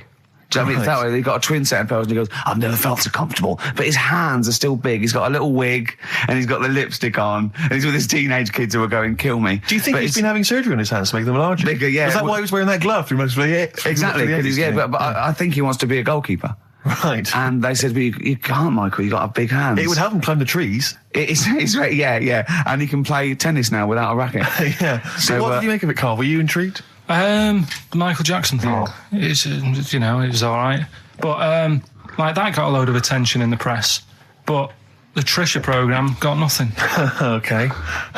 Which, I know, Steve called me up in the week, right? 10 o'clock in the morning, I was at work. And he goes, I should think so at 10 o'clock. I should think preparing this show. Most people go to work about 8 or 9. Are you watching Trisha and that? I said, no, what is it? He goes, oh, you'll be loving it, right? Freaks. Was it Help Me, My Mum's a Freak? Siamese twins. Right. So I couldn't watch it, but he said, oh, it might be on again because they repeat stuff on ITV2. Right. So I had my dinner late, right? Instead of having it at 1 o'clock like I normally do, I had it at 2:30. Yeah. Sat in the office, put the telly on, ITV2. These Siamese twins. Did it blow your mind? It was amazing.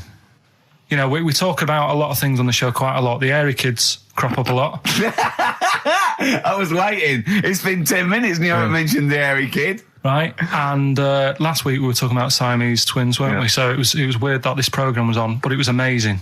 I mean, what I think you can't refer to them as Siamese twins. I think they're known as conjoined twins. Why? I think Siamese is maybe considered derogatory or as an old antiquated phrase. Yeah, I think it's because the first famous ones were actually from Siam. Right. But And that doesn't exist anymore. No, it's conjoined, Carl. Yeah. Get the phrase right. But you'd think that if that's happened to you, that wouldn't be that sort of offensive. The names that you must get called. Right. You think that's the least of your Siamese worries? twins, I'd say, well, that's, yeah. Now, were you stunned by where they were connected? Just live with it, we'd say. Because they were connected, of course, at the forehead. Oh. Sort of, which was quite extraordinary. Well, there was one set of Siamese twins. One had a job and the other one didn't. That's ludicrous. Yeah. The other one was unemployed. The other one had a job. She had to go to work. She had to get up at 6 o'clock on her day off. I'm supporting you, literally. Yeah. Then they get done off the social for sort of... Yeah, because the other one was signing on. That wasn't a question that Trisha asked. Annoyingly, because I know that much of the audience was thinking that. There was a few things that didn't crop up.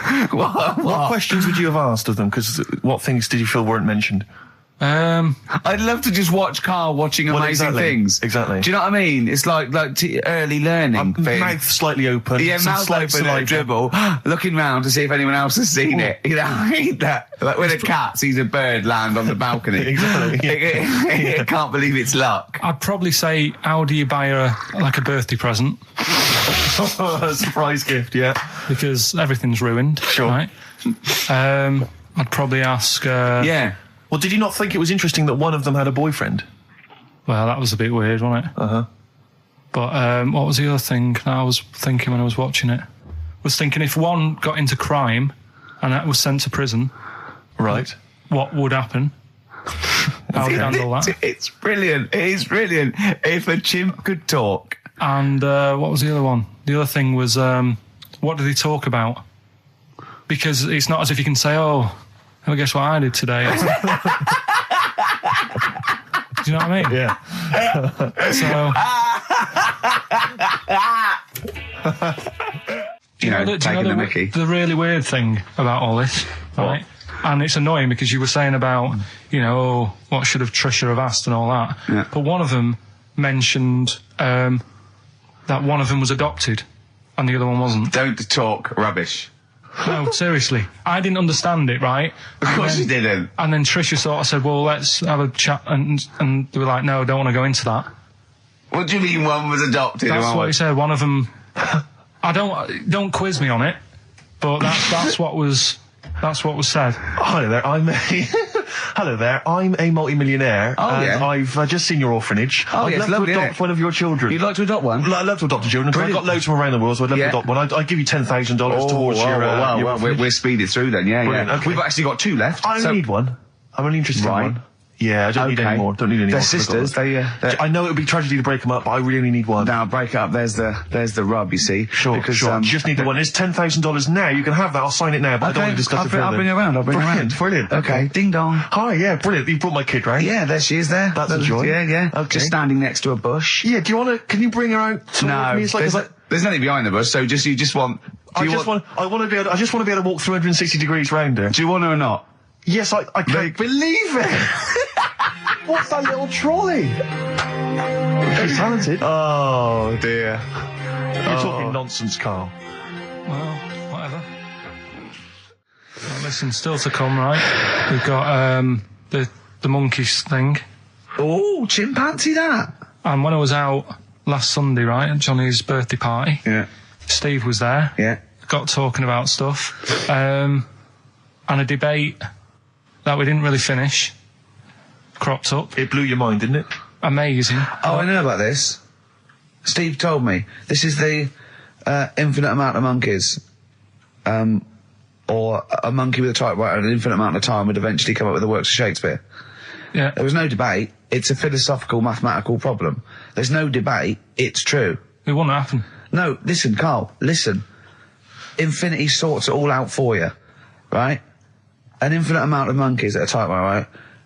They do everything. They type everything. Infinity just sorts it all out for you. There's no getting to it and they're going, oh, well, let's have a look what they've done. This one's come close. Did Romeo and Juliet. It would do it all. It would type everything ever possible, conceivable. Yeah, but... It's a mathematical... Well, infinity we've heard your side of the argument, Rick. And I'll be honest with you, it's a persuasive one. But let's hear Karl, because he heard about this in a pub last week. Yeah, so he's got some strong What's your ideas problem with himself. it? What's your problem with it?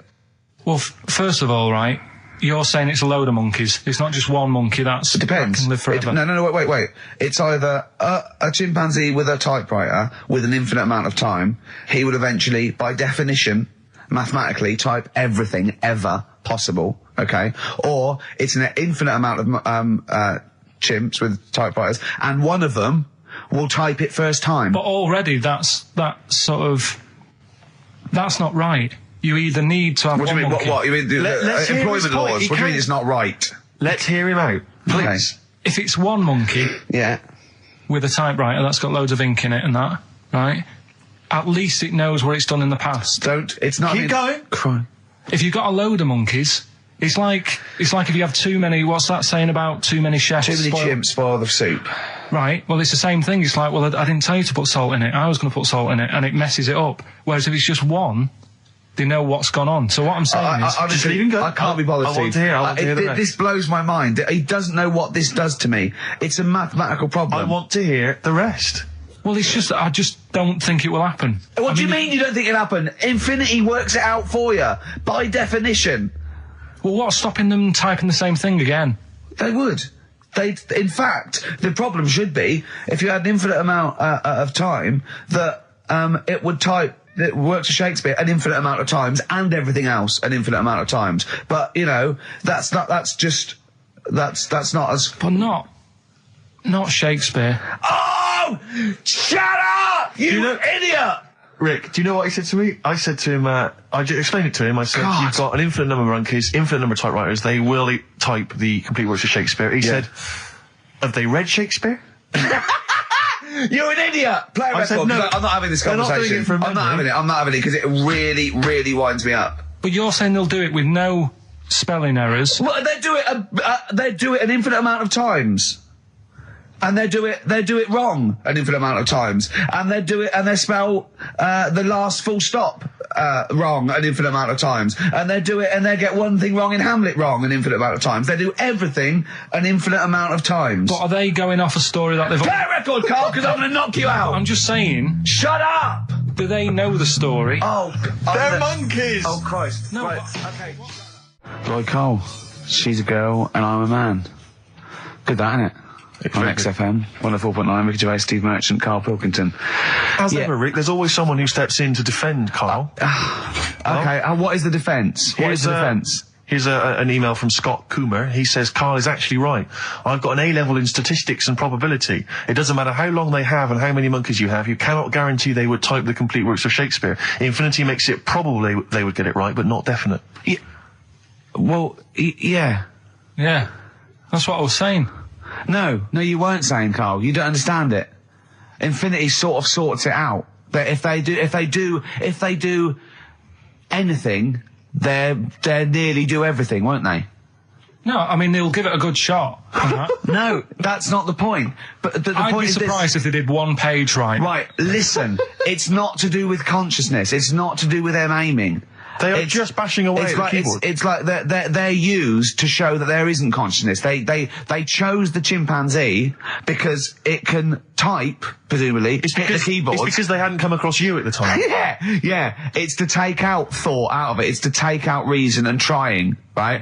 It's just random. They're saying that if you typed enough things, if the computer was left typing everything, if you left it for an infinite amount of time, and they chose Shakespeare because there is meaning behind it, and it's difficult to get it exactly right, to show you that infinity would come up with it's not just Shakespeare, it's every novel. It's everything. Fairly eloquent there from Gervais. A quick riposte, please, from Karl Pilkington. No, I'm just saying, what I don't understand, if it hasn't read it, then how does it know where it's going? Listen, right, listen, right, Can I just explain to people, right? Some people have said, why are you cruel to Karl? He drives me mental with things like that. What do you mean, Can I just, let me just take a breather for How do I do your editing? He keeps coming in the week. You know that I work here properly, in the week, don't I? Yeah, I've got a proper job, Yeah. Should be 9 to 5, but I normally get in at about 8 o'clock and work. A lot of people get in at 8 o'clock. Working hard, trying to do my job. 3 times this week, I've been rushing around. I walked past my little studio. He's sat in there, all right? Now, because I've got this sort of job, I can get away with it. I said to him, if I was a doctor, would he keep coming to me practice? If you were a doctor, there'd be severe problems with the NHS. Imagine that. The standards would have lowered so much if you can arrive at the hospital you're a doctor. We'll pop in, I'll go to lunch, don't we? We have a little lunch break, don't we? I go, come on, let's go now. He goes, I'm busy. I go, come on, let's go now. He's going, no, you're doing me head in. Well, when I was talking about the monkey conundrum with Karl, he said to me, right, if I had a day off work, and I was, say, watching the TV, and with one hand I was typing a typewriter, would I type Shakespeare? I mean... Yeah, but you see, there's certain things. We were talking a little bit about this stuff the other week, weren't we, when we said, you were going on about Einstein, and I said he's not that good. E equals MC squared. It sounds good, but I've never used it and that. Right? I've never used it! You haven't used 2 and 2 equals 4, Karl! The fella with an apple fell on his head. It could have been anyone sat under that tree. Do you know what I mean? It's just annoying. Lucky. And it just happened to be a genius. Newton gets all the credit for his laws of the universe. Well, other people were working whilst he was having a lunch break under the tree. So in a way, it's like he didn't deserve to have that success story. Again, forget the apple and the tree and whether he was sitting down having a lunch break. It's totally irrelevant. Yeah, but what I'm saying is there's certain things that will just happen. It's like, I think we were talking when we were out eating the other week. We were talking about Noel Gallagher. Well, this is the reason the monkey discussion came up, right? Noel Gallagher... I don't know what to say. I don't know what to say. Rick, I don't want to misquote Noel. I'm going to be like Herbert Lom in Clouseau. I'm going to get a twitch whenever he opens his mouth. I don't know where to start with some of his statements. Well, as I say, this discussion began because we were talking about a quote that Noel Gallagher supposedly gave. Now, I don't want to misquote Gallagher, but the gist of it was that he said, had I... written Wonderwall or whatever, instead of the Beatles writing Strawberry Fields or whatever, I'd be the one that was considered the great songwriter and it wouldn't be the Beatles. It's just the fact that they came first that meant that they get all the credit as being the greatest band in the world. I don't know where to start with that statement either. I mean, that's Gallagher's thing and he's, well, whatever. We know what we think of that. What was your point, Karl? You agreed with him, didn't you? Yeah, I reckon, right? Do you know we've talked about putting a baby in a room before and it'll know what colour it is and stuff? If you got a room that's painted red, right? But forget that, because that's going to confuse Hear him out. Listen to me. Say if they did some new TV show, right?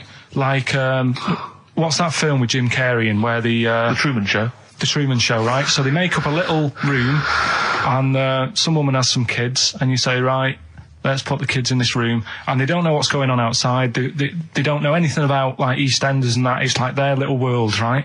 They don't know anything that's gone on. How could a child survive without EastEnders? Right, listen. So you sat in the room, right? And then when they're all asleep, right, Wait for this bit. someone Have you heard this? Yeah, wait for this bit. They're all in a room. Yeah. They're asleep.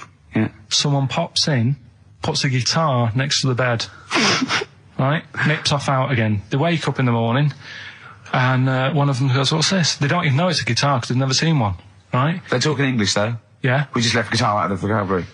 Right. So There's plenty more to come. one of them will pick it up, and they'll go, "I don't know what it is," and they'll start strumming. They'll go, "That sounds good, doesn't it?" Give them a few weeks, they could come up with Hey Jude. Whereas, type in Shakespeare, a monkey that can't even spell, I see that. Listen, can't answer it. I might come with you, Rick, if that's all right. We've got to sort out that Christmas special as well. Yeah, no, sure. I see that. I'm shooting off then as well. Cheers, Carl. Ooh, those boys can rock there. That's the Guns with All Their Roses and Sweet Child of Mine. On XFM 104.9. I enjoyed that. Yeah. That was good. It rocks. I hope the audience was playing it loud like us. Yeah. Ricky Gervais, Steve Merchant, Karl Pilkington. Well, look at him yawning.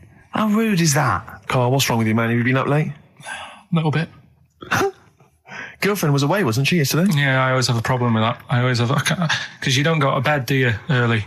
Do you know what I mean? You sort of think, I just always find that thing that if, you're used to living with someone, Yeah. one of you will go, "Let's go to bed," then you'll go, "All right." But when you're on your own, you go, You just forget to go to bed. I just stay up. Okay, stop eating now, Carl. You've ate all the food. That's just a plate. All right. Okay. Yeah. No, I stayed up and watched, there was a thing on about Dracula, Right. What, Dracula? and I found a flaw in it. Go on. Not the fact that he's the living dead and No. and drinks blood to stay alive and he doesn't reflect And he can in turn into a mirrors. bat. Well, And you can go on. the mirror thing, you can't look in mirrors, can he? Well, he can look in mirrors, but he can't see himself in a mirror. Yeah. That still doesn't work. Go on. Go on. It doesn't work at all, Carl. It doesn't work. Go anyway. on. Well, Centre parting's always really neat. His centre parting's always... how does he do it if he can't look in the mirror? Blood on the floor or something it was called. Rubbish. I love the flaw in the Dracula film is that his centre parting's too neat. How did he do it without a mirror? Oh. Was it a documentary about Dracula? No, Yeah, there was the real it's Dracula. The real called- Dracula. Yeah, the real Dracula. The It's true just a film. It had blood on the floor or something. It was called. Yeah. It's rubbish. We had a little lunch yesterday, didn't we? We did indeed. That was a nightmare. Yeah. I hate going out with you two. I was explaining to Carl, right? I like to excite Carl's imagination, right? And if it involves chimps or monkeys, all the better. Brains he likes, parts of the body, deformity. I know where to, what buttons to push.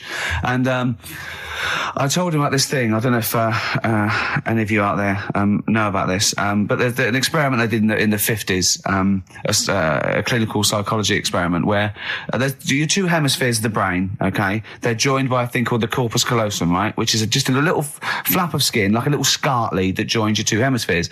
And what they did, they cut that in half, and they thought it was a cure for schizophrenia, but what it turned out to be, or epilepsy, I think, I can't remember, was that your two sides of your brains didn't function together. You couldn't get information. I was telling Carl all this thing, and one of the things I told him was that they did it on a monkey, and it fought itself over a nut.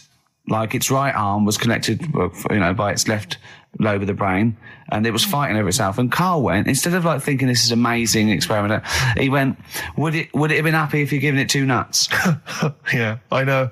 Well, you started off by explaining, and I remember you mentioned, because I was watching the two of you as you were describing it to me, you said, of course, one side of the brain deals with symbolism. And as you said the word symbolism, I noticed Carl drift away from looking at you, pick up his mobile phone, and start pressing buttons randomly.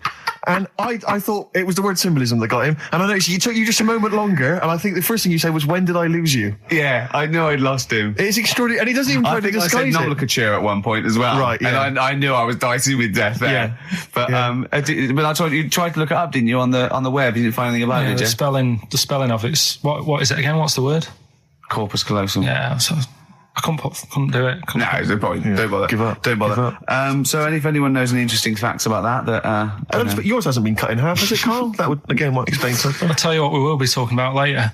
I don't know if you're sort of aware of them, Steve. Go on. Bonobos. Oh, I don't know much about bonobos. I told him about he was looking for stuff. I said, put in bonobo. He was having no luck with chimp. And they're a form of chimpanzee, but they're even closer to us, evolutionarily speaking. They've got their social groups are more like ours. They're more intelligent. And he was loving it, weren't you? So is it human bonobo Carl? Is that how it works on the evolutionary ladder? Chimp, Carl. Yeah. Yeah. Talking about them. So we're talking about bonobos. You're excited about that? Yeah, That's yeah. Uh, coming up in Monkey News? No, I think it's a bit of a monkey bonus. Something else we're giving away. The Shining. It's just more throwing away, isn't it? Once again, Is it on video? Once again, it's on VHS. Just because you buy it out of your own money, Carl, stop being so mean. And I want to watch it tonight because it's one of those films that... So you're going to watch this video and then you're going to send it to someone as a prize. yeah, it's one of them films that... Oh, sorry, what you just said yes to that without blinking. Oh, yeah. You don't think, like, Les Dennis doesn't have a quick go in the car on Family Fortune before he gives it away? It costs Jim Bowen has $5.99. a go at those his and her towel racks. It costs $5.99, Carl. Okay, this is Carl in the classic The Shining. And what's the question? Well, we might ask that afterwards. Okay, then.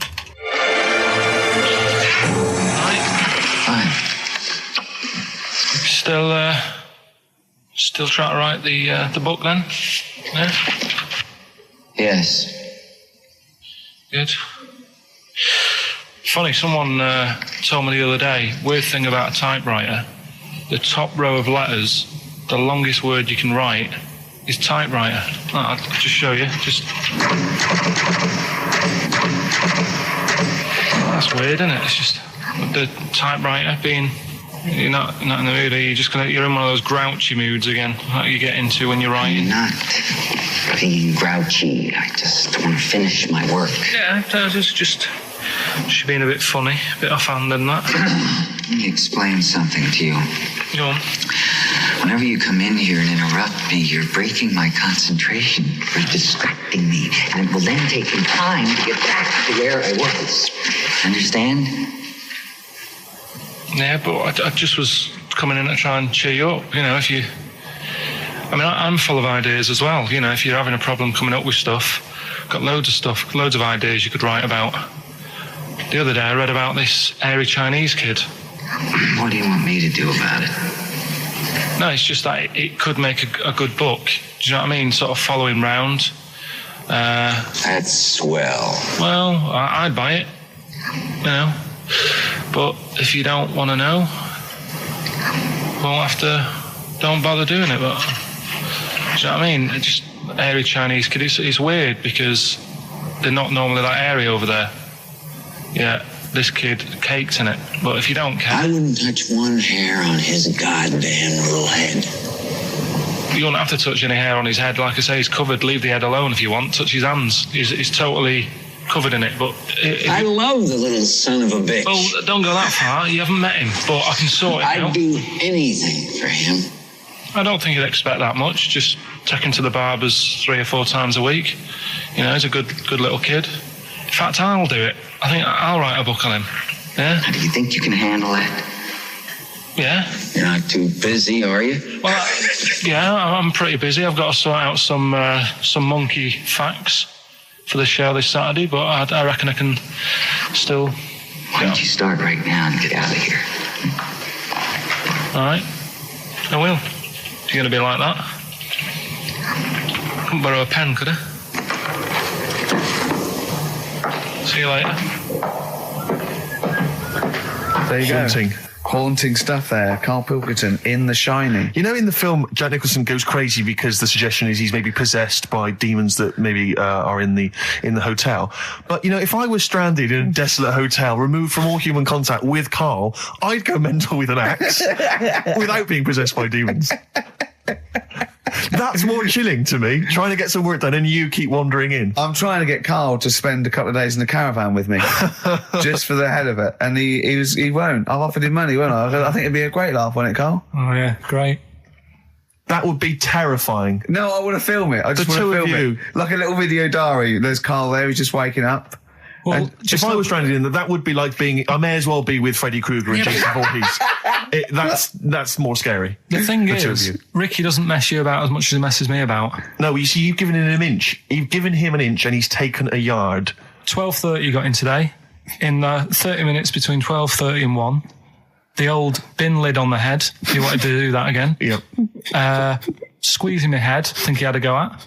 And karate chop on the back of the neck. Yeah. All in 30 minutes. Yeah. Who else can say that? Who else can say that?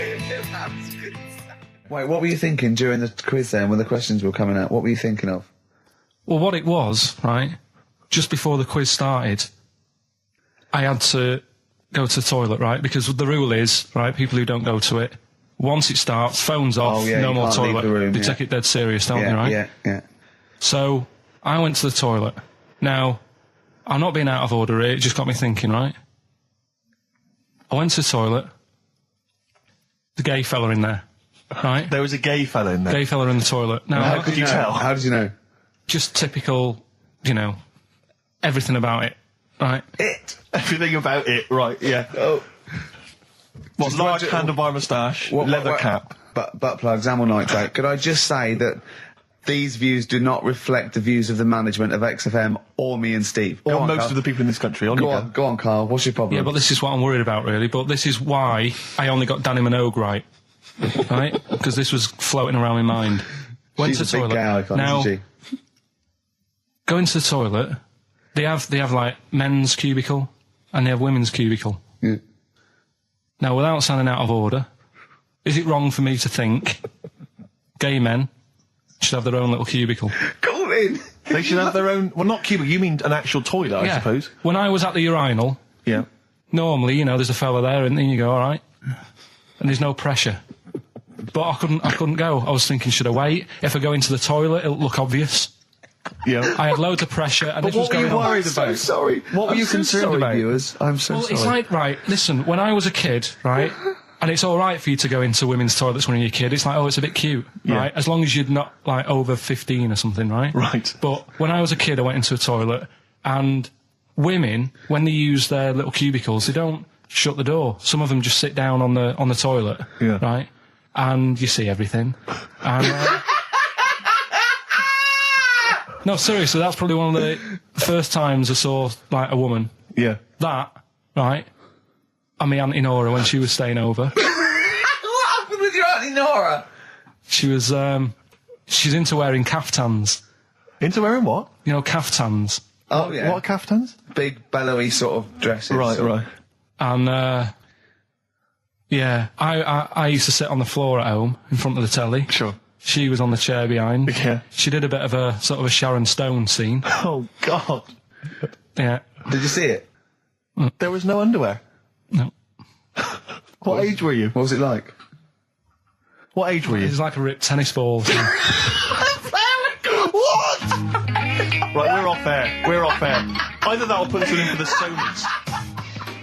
I'm a little bit concerned about your toilet discussion. What exactly is your point again? I was just a bit bemused. See, it's a tricky one. All I'm saying is, right, there I was at the pub quiz. I go to the toilet, not thinking about anything. I try to go, right, there's a little gay fella next to me. I love this little gay fella. Now, the weird thing is, there's nothing stopping him having a little glance, right, because he's allowed in the fella's toilet. Yeah. Now, I'm not allowed to go into the woman's toilet and have a little look round. Right. So all I'm saying is, should they have another toilet area? What, for gay people? Yeah.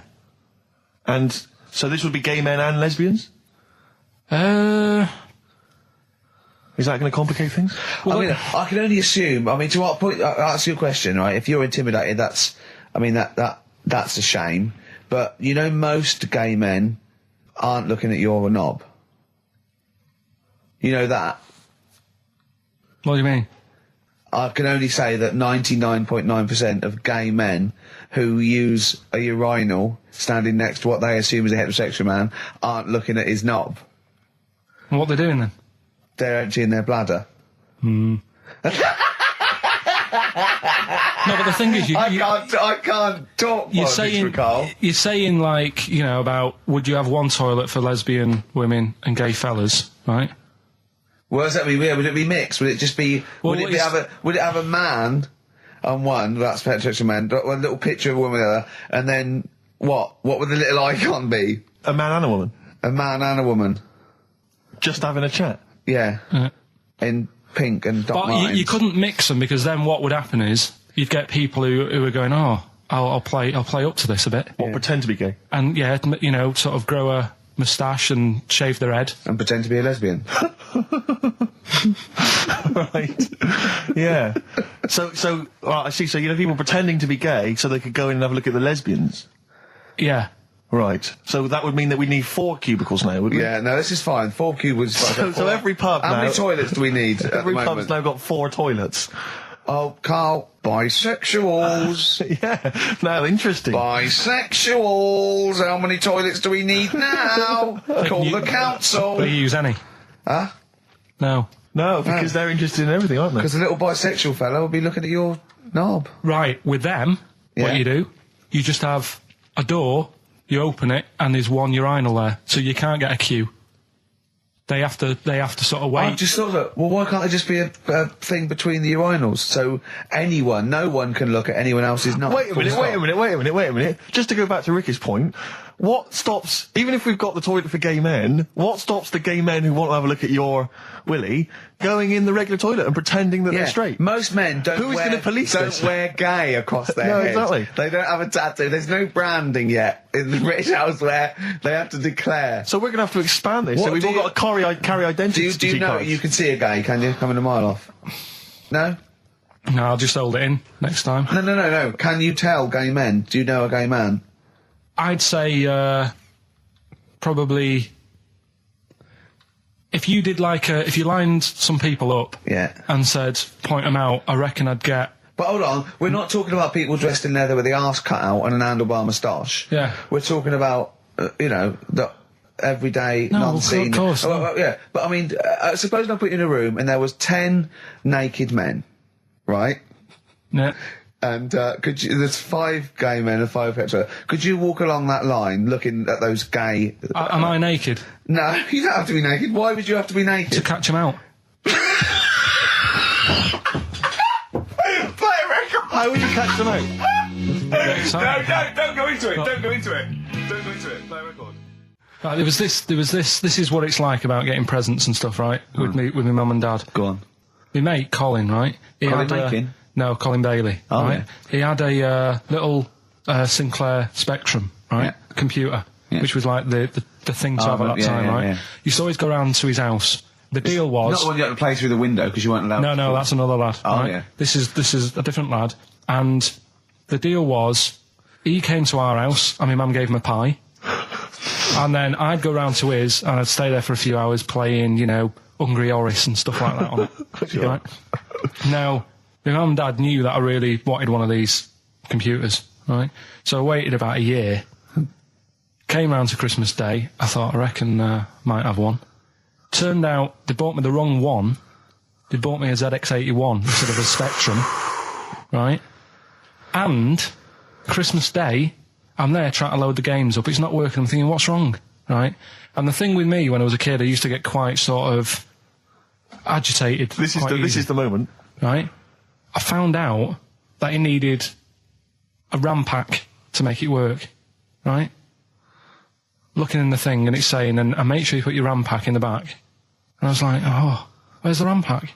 And my dad's going, I don't know, I've got you the main bit. That's it. So I was that wound up, I just was sick, right? Just sick. I didn't feel sick or anything. I just was like, oh God. Went to the sink, just sick. Because I was that on edge about it. I said, come on, we've got to get one. And my dad's like, Tandy's shut. We're not gonna get anything today. Ruined again, Christmas Day. That was after the year when my train set got blown up by our kid. The following year, no RAM pack. And now you ask me why don't I get good presents? He's scarred. He just I'm gonna die. Honestly, I'm gonna die. He's just being sick. Yeah. There's no RAM pack. Why did you get to the bottom of it? Why wasn't there a RAM pack? You have to buy them separate. Oh, It's one of them okay. cons. What do you mean I can't play Frogger? Oh no. So, wasn't there another incident when you threw up? Spontaneously threw up?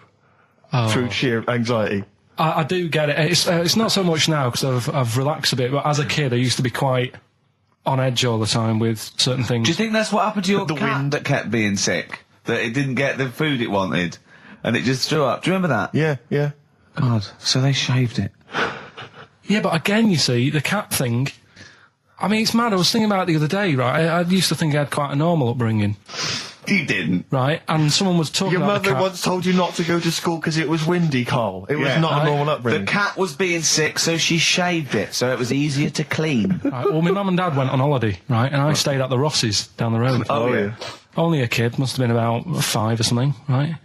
And I was always running around in the house. I had a lot of energy as a kid. What the Rosses did, they had this cat that was dead violent, the most violent sort of angry cat I have ever witnessed. A tiger. It was honestly, Steve, if it was bigger, it would have been, because it was just always having a go at you. Yeah. If you went to pat it on the head, it went to bite you and stuff. And what they used to do with it, to stop me running around, I'd sort of be running around, and then I'd get a bit tired, and they'd say, have a lie down on the settee. So I'd lie down on the settee and I'd nod off. And what they used to do, I'd wake up and I'd put the cat on my belly. Right? So I'd be scared to move because it's like it's going to get me. But it would keep you there. It kept me there, and it used to sort of slaver on me, and they'd sort of, go out or whatever, and I'd be lying there. That's not normal, is it? Carl, sorry, were you created by the Brothers Grimm for one of their fairy tales? What kind of a life is that? A cat paperweight to keep Carl in place. He keeps blowing around. It's windy. We'll have to weigh him down. Be careful. Your mum probably told him that it's a windy day. You got to get something heavy on him, otherwise he just gets blown into the road. God. Bless him. Rick, I sometimes get off at the Tube at Tottenham Court Road if I want to look at the record shops before I come into XFM. And I always cut through Chinatown. Oh, yeah. And every time I come through Chinatown, the same thought always strikes me. I always feel like I want to just gather all the little locals, all the little Chinese fellas, just gather them round and just go, guys, in what way is this a town? It's not, is This is not, at best, what you've got here is a novelty street. Yeah, Gerrard Street is not a town, No, mate. it's not a town. You've had this Just for like 'cause you put a 100 little years. It's not pagoda. expanding. Yeah. You can't just call it Chinatown and claim it's a town. If I was them though and you stood there, I'd go, what are you talking about? It is a town. It is a town. It's What, our in what town. way? It is a town. It's our town. We got all lots of stuff. Where's your church? Where's your mayor? We needed. We got a betting shop. Not enough. It is. See, all you've got here is restaurants. No. That does not a town make. No. Got a little supermarket with snacks. What does it sell? Snacks. Specifically, I would imagine crackers. Yeah. Do you want to buy a dragon? Do you want to buy an ornamental dragon? If I wanted to buy one, this is where I would. Do you want to buy a gold dragon? Is it made of gold? No, it's made of plastic, but it's sprayed gold. Do you want to buy that? It's not a town. It is a It's town. not a town. Yeah. And it annoys me because when I first came to London, I genuinely thought Chinatown was going to be this amazing, what they've got there is You'd hear a gong and every time you went in there, and right? there'd be rickshaws and people walking on those little sort of wooden shoes. You know those ones? They're brilliant. They are just comping around in them, but nothing. It's nothing. It's just. Yeah, exactly. Yeah. It just reminds me of, have you ever been to any of those sort of museums? You tend to have them up north where they've got you sort of sit in a little cart and it sort of rides you through kind of, I don't know, it might be Newcastle, the Victorian era. Yeah. Can I have half a pound of those sweets, please? Exactly. Of course you can. If there were some animatronic men, it would just be an exhibit. Yeah. Although their concession to being 100 years ago is that there's some scales in the shop and there's a horse outside. Yeah. That's it. That's it. Exactly. Yeah. The traditional sounds and smells of old England. And the voice of going, of course, there was no television. Exactly. Amazing. Yeah. Amazing. Brilliant. Yeah. Haven't they got one Welcome of- to Yeah, Chinatown. Ding, ding, ding, ding, ding, ding, ding. So it's not, yeah, it's a good point. Is that a piece of traditional music? Ding, ding, ding, ding, ding, ding. Yeah. Is that some traditional Chinese music, or is that music that someone in this country wrote, thinking it sounded like Chinese I music? think it was the, was it the Vapors, wasn't it? Oh, is that what it is? That? 'Cause it sounds so, that's the music, isn't it? But are you sure they didn't take that from some other source? it's that pentatonic scale, isn't it? What is it called? Ding, ding, ding, ding. Well, it's the black notes on the piano. Right, that's the one I can play along with EastEnders. Yeah. Do you know what I don't get with it? Go on. Chinatown. Yeah, Chinatown, because I always walk through it on the way to work. A couple of things annoy me. First of all, I think it's bad business, just because if you've got a Chinese restaurant, put it somewhere where there isn't any others.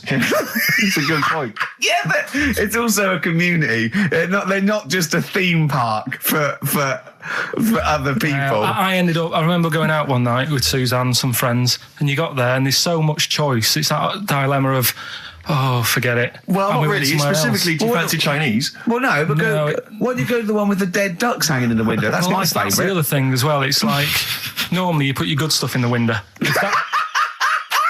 If that's what's in the window, yeah. Right? Yeah. And the other thing that annoys me, walking through it today, there's always lard on the floor. What, in the street? In the streets. It is, honestly. I'm scared I'm going to slip over. It's because all the restaurants and that. But why is it? That's another point. Well, it's not oozing out of the restaurants. No, but why is it? Why is I it? don't know what they do. Careful. Listen, no, but why is That's why they used to wear those little wooden shoes. it? No, okay, we've got... No, but the thing is as well, they try and wash it with water, which doesn't work with lard, and it's like oil. Famously, yeah. Do you know what I mean? Even I know that. Yeah, you got to Yeah. scrub it. So, You think sorted that out. Yeah. You think they'd know, wouldn't you? Yeah. Right. Anyway, thanks for your thoughts on Chinatown, Carl. I'm Ricky Gervais, with me Steve Merchant, Karl Pilkington, pressing the little buttons there. XFM 104.9. What's that little Well, I think I do more than press the buttons. right, you see, this is it, right? Karl has had a little strop on since last night, okay? And it's... He's had a little strop on. Yeah. You said strop on. I just wanted to clarify. And, it's, I don't know why. He says that I'm an annoying person. He says that I wound him up, right? Which I don't know. He says that you're winding up because you're sort of like negative about I'm everything. negative? Yeah. And, but what I think it is because we pointed out that his lateness is unacceptable. Yeah. He said, meet you at 6. He turned up at 20 past. He said, well, someone stopped me in the corridor. I don't care. I've got stuff to do. I'm We head had of stuff to production here. do. I think we're a bit busier than you, Karl. You've got one job. We've got loads of jobs. I keep telling you that. You've got one job in a little room, a 9 to 5 there, that you don't even get done in 9 to 5. That's why you're late and mucking around all the Yeah, 'cause time. there's loads of work to do. Yeah, one Right. job. No, it's Cool. not. It's one job with a lot of other jobs in it. It's like those little Russian dolls you get. Right? Well, it's So not, don't is have a it? go. Yeah, it is. Yeah. Everyone thinks, oh, he only sits in his studio messing about, making songs a phrase. That's what I do in my free time. Which we've got coming up later. Super slick. I still dear. think 20 minutes late is an outrage, though. Yeah, Carl. 20 minutes late is... Yeah, but I didn't say bang on 6. I you said said around 6. 6. No, you didn't. You said 6, which means 6. Well, it doesn't. Wait, sorry, it doesn't. If it was a newsreader, I'd say, yeah, you've got to be on time. Do you know what I mean? If it was a 6 o'clock news, I wouldn't want to be late. But it's the fact that I said to you, I'm busy, I've got stuff to do. No, you didn't say that. You said 6 o'clock to sort out tomorrow's show. I didn't. I know what I said. So Yeah, well, Oh, you don't, because I remember you sent me a text. You didn't even, it wasn't even a phone call. You didn't even have the politeness to call. Stephen has stitched him up by being a little bit more Busy. precise than him. It was a text and it said, see you around 6 tomorrow, question mark? Around. You just said it. Well, Around yeah, but 6. that doesn't count. That doesn't mean anything. Well, yeah, no, he does. What? So, all right, You told me he said 6. Well, he did. I'm paraphrasing. 6 o'clock, Rick.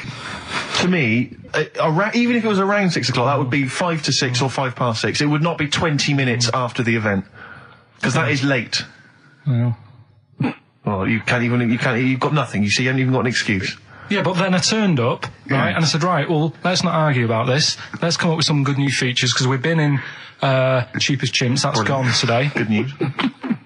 He never liked Cheap as Chimps, Carl, did he? Right, you never liked it. Do you know what? Do you know who's took it further? Go on. Donald McIntyre. He's doing a programme, Cheap as Chimps. No, he's not doing It's a channel. Well, we'll see. Again, I'll prove you right. Again, He's prove you wrong. not. He's not doing a program Cheap as Chimps, is he? He's not. What do you mean? He's doing. I saw a trail on Channel 5, and it was saying, you know, Is it 5 or is it about 5:20? He's doing this. He's done that. You know, now see him on Channel 5 because he's moved to Channel 5. Right. He's saying first big problem, chimps. You know, they deer and that. And No, they're not dear. He's getting confused. No, 50 odd grand for a chimp, and it's saying, you know, he'll look into how much you can get gorilla for. What are in the name of God are you talking about? We'll talk about that later. But I don't know. I'm just saying that's another idea. And then so go on. You got off. This is why you never get stuff done, and you're late. You got off the point. You were talking about arriving late. Yeah, I know, but I'm just saying to you now. I turned up late, so I said, right, well, let's not argue. Yeah. I said, let's do some stuff. Yeah. You weren't having any of it. I think at one point you were trying to be sick on my leg. I do remember that. Yeah. Why? Just for fun? Yeah. All right. That's when I started getting annoyed. He was very annoyed last night. No, yeah, okay. Yeah, I can see where that could be annoying, but you just got to think, hey, look, so what? It's, you know. Well, I think you rub each other up the wrong way. Yeah. That's the problem. Well, no more Cheap as Chimps today. Right. Nothing to replace it because we didn't have a chat. Songs of Phrase, we're doing that. You can win some stuff. Yeah, we've got the film that we haven't done for the last 2 weeks. The final film, we won't be doing that. Let him down. There's 2 weeks. So you're 2 weeks late on that. Can I just ask, guys, is there going to be some great music? Yeah, well, what I've got about something from the Only Ones? Yeah. Another planet. Brilliant. Yeah, but it's all the time. It's not just, I mean, you haven't done that with me, taking your clothes off and that yet. But, like, last night we were sat in the pub and I was saying, right, you know, let's not even worry about new features then. Let's get the current ones, you know, going. Like what? Good. Like, the one that I was trying to work out, the Cheeky Freak of the Week. Think of that! Yeah, but Think of that, though, as a normal conversation. Yeah, I'd looked online, right? I didn't find that much. I found, actually, I'll tell you what I found later. Brilliant. We're looking for them, right? And then at one point, I think you said to me, go on, you know, what about the Guinness Book of Records? Yeah, you know, they'll have, like, the best freak in the world or whatever. Yeah, ever. So I said, yeah, bring one in. Now, you've got one at home. Yeah, I've got a couple. But you couldn't be bothered carrying that in today, so I had to go out of the pub that I was at. Yeah. Nip into Borders. Yeah. Buy a Guinness Book of Records. Yeah. Out of my own money, $18.99. Yeah. Bring it back, and then you said, I don't know if I want to do this feature. So it cost me 20 quid for that. I had to buy a video for Silence of the Lambs film clip. I'm actually out of pocket at the end of this. But do you want to work with me is the thing. If you want to work with... people would pay that sort of money to work with me, Karl. You're a lucky bloke. Think how many people think, Karl, he gets to drink and sit. Yeah. Well, you making a cup of tea and I surprised, didn't I? Little surprises. You know, last night, do you know when I left the pub in a bit of a mood because I just fed up with not getting anything done? Yeah. Walking down the road, I was thinking, how can I get out of this? How can I stop having to work with them? I'm thinking, I wonder if I leave, I wonder if they'll be funny and they'll go, and then my boss will be giving me stick. And I'm thinking, how much notice have I got to give out? And all this is going through my mind. I'm walking home and I got in, said to Suzanne, I'm sick of it. She's going, you need to do it when I get a new kitchen. And I was like, yeah, but how big does the kitchen need to be? I was saying, do we need a big kitchen? Can we get a small one? Have we got enough for a small kitchen? Do we need so many cupboards? Can we just have wood instead of steel? All this, trying to get out of doing this. Yeah. It's always just, I always feel like, you know, because I like to think that I'm not perhaps as bad as him. Yeah, You annoy me in different ways. Like what? How does he annoy you? Well, stuff that, you know, I come up with ideas, say Cheap as Chimps. Yeah. Rockbusters springs to mind. Yeah. 15 like Taiwan. 15 Taiwan. Let's just remind people what 15 Taiwan was. It was a little feature that I wanted to give a run, you know, give it a little run, see if people like it. The premise being? No, there's no premise, it's just a title. No, we were going to get 15 sort of ornaments, you'd explain them, and then people would call up and say, that one's from Taiwan.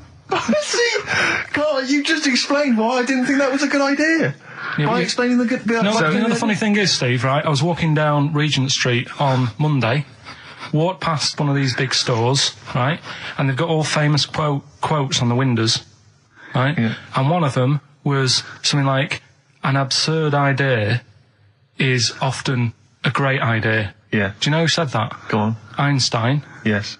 Which made me wonder If you were his mate, would he ever have done E = MC squared? Or would you have said, don't bother with that, it's not going to work? Because that's all you seem to do. Everything I come up with, you put down. Yeah.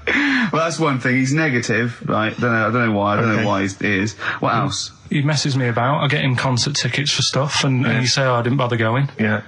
That is annoying. You come in, with, 5 minutes to go with tracks that need editing. Yeah. The little bag, that bag that was free. Yeah, you got a free bag today, an XFM little rucksack thing. Yeah. You were like, oh, what's this? What's this rubbish? Yeah. Ricky said, I'll have it. They're great. He said, no, I want it. Yeah. Well, it was free. I needed. I'll give that as a gift or something. So, I mean, I think on reflection, Steve is probably a little bit more annoying than me. I won't go that far.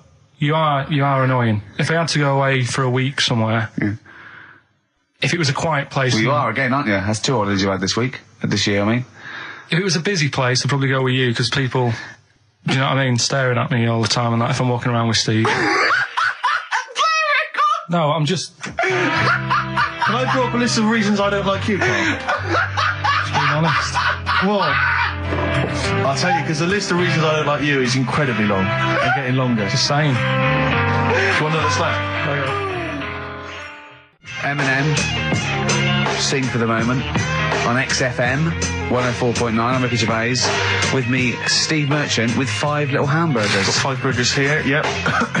And so I don't know, how should we begin, Carl? Do you want to just look at the size of these burgers? Look, they can see it on webcam, can't they? They can see us stuffing these burgers into your mouth. And by the way, I'm filming this, Steve. Look, Brilliant. Look, I've got a camcorder. We'll put this on unseen footage on a DVD or something. Or maybe on the website. On the Oh, Carl, what if you break the record? Okay, Carl, I'm coming round now to just monitor this and adjudicate. What's the web? If you want to see this on the webcam, what is it?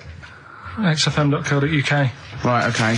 Hold on. Can I, Steve, I'm not being that? funny. I'm not being funny, right? But I think I have got like a bit of a wheat thing. You've got a bit of a what? A wheat allergy thing. Don't give me that. No, seriously, my head's... I've been eating a lot of shredded wheat recently. And my head's got a bit bigger. Carl, I don't think you can let us down now, mate. So you just got to put that first. No, I can't put that like that in my mouth on its with. I've got to break it up. I've got to break it up. Can't break it up. Can't break it up. It doesn't say you can't on the rule thing. It does. It doesn't. I can't look. I physically can't. Try it. I can't look. I'd have to be Jay Goody to get it. Seriously, look. Try it. Yeah, I know, but you're not approaching it right. That's it. Come on. That's all I'm saying. Oh, God, he's not going to do one. Keep going. That's good work. Keep going. How does he get brilliant? Keep pushing. Keep pushing. Get one in at least. Ease it. Get one in at least. Get one in. Ease it in. Get one in. Push it. That's one. Let's go for another one. I reckon you've got to rip it up a bit. Okay, do that then. See how many you can get in. You've got to get in 2. No, just one. No. Well, it's three. Pack it in. What do you do? Pack your cheeks first. Honestly, Steve, my head is swelling a bit because I have got a wheat thing, a wheat allergy. That'd be good. There'd be more room. Right. Okay. Look, Carl is now just sticking it in his cheek. Yeah. Don't eat any. You can't swallow any. It's like a hamster. You've got to work it like a hamster. Yeah. Stick it in. Come on. He looks like Marlon Brando in The Godfather. Come on. Don't lose any yet. Right. Pack it in, then use your fingers to pack it in. Come on. Wedge it in. Like you're grouting the bath. I can't do this either.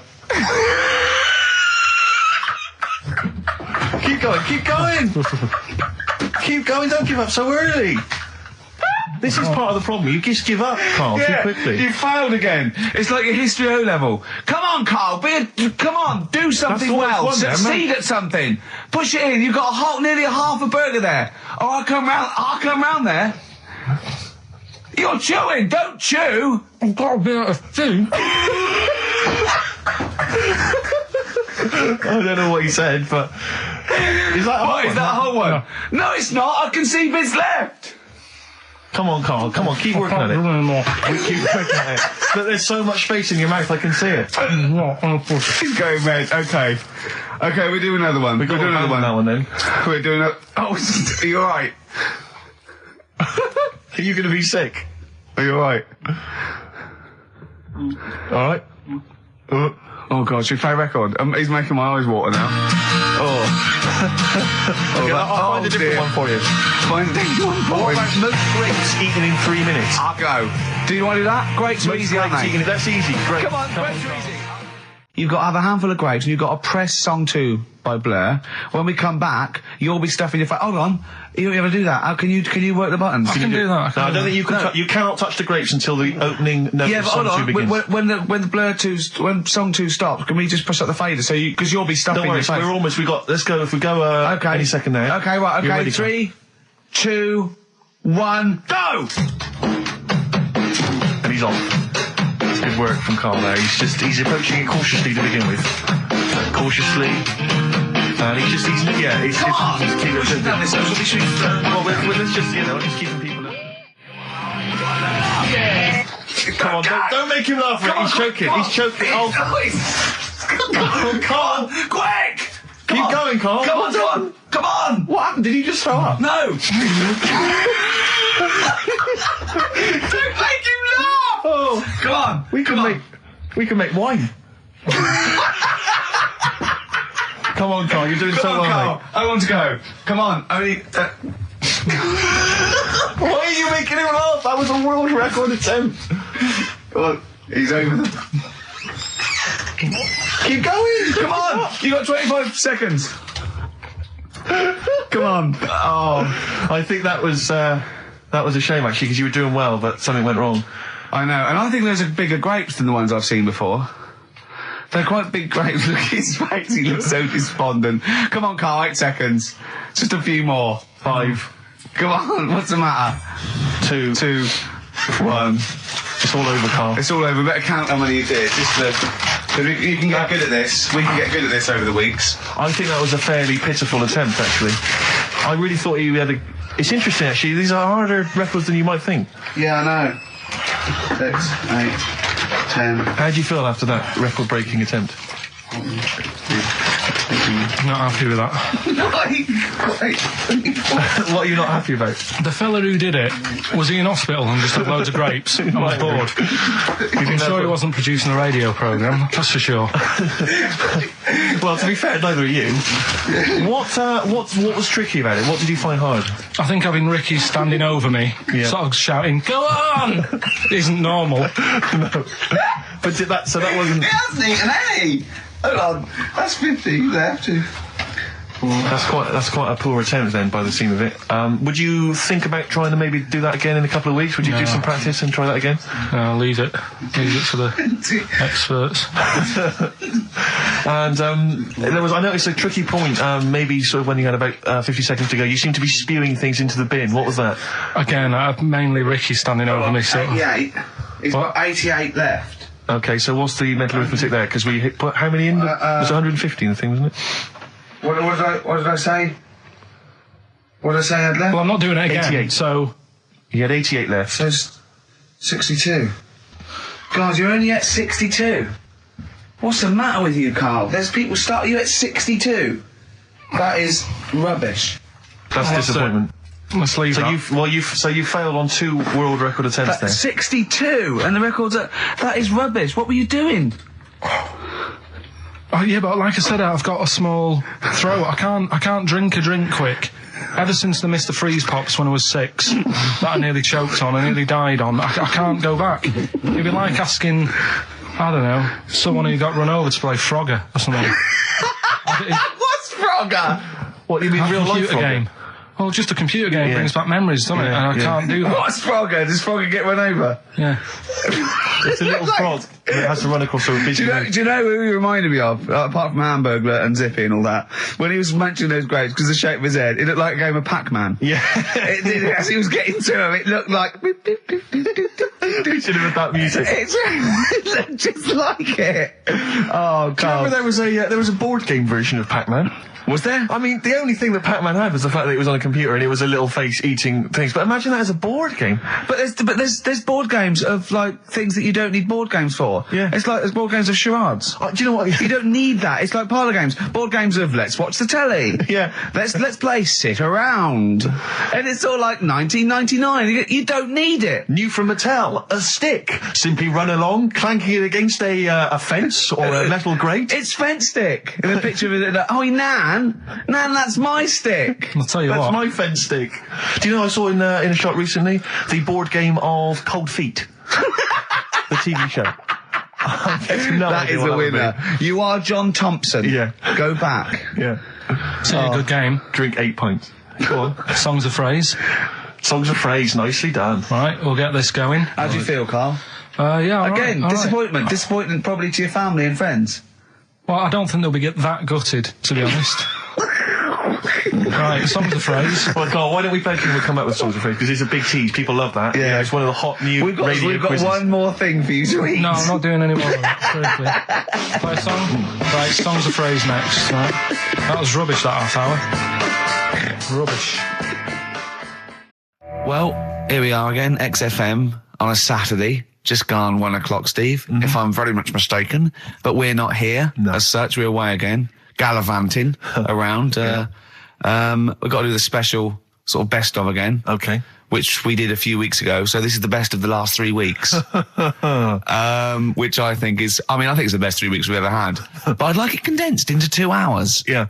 Yeah. Some great music as well in there. Yeah, there'll be some great music interspersed with fine chat that you've already heard. Yeah. Except this bit. This bit's new. We've actually, out of the kindness of our heart, we've come in last week. Yeah. Yeah. And we've done a few clips just because we felt a bit guilty about shooting off. Yeah. And leaving. Even now, having heard this link, I'm beginning to wonder if it was worth our time. Yeah. Well, should we play a classic link? Let's play, what, from the last 3 weeks? After this is Feeder. Alright, so, here's the first bit. Yeah, you might want to try and You heard think about the hanging one when What's this the called? fella was... Sorry, mate, go on. When the fella was hung. Well hung? He was hung, and... Hung? Sorry, what's hung? He was hung by a rope. So, isn't that... No, I think it wasn't he a Chinese emperor? And wasn't he hung? Yeah. He was hung. Some fella who'd done something, they hung him. And, They wanted him, I It's not a word anymore. He was hung. look, don't be doing that again, because you said squoze wasn't a word, and then I showing you a menu today that someone sent, and it said fresh orange, Yeah. squoze. Inadvertent commas, and next to it was the word colour, spelt C-O-L-O-R. So, presumably either the American menu, right, in which case there's loads of American words that we don't use, or it's just a badly typed piece of work. Anyway, there was a bloke that was He was hung and that, but he didn't die. Hung on that, he was definitely a Chinese. Hung on that, yeah. I remember him now, yeah. He didn't die, and they said, oh, just hang on a minute whilst we change the rope and that, and he stood there waiting, changed the rope. They tried to, do it again, and didn't work. It didn't work, right.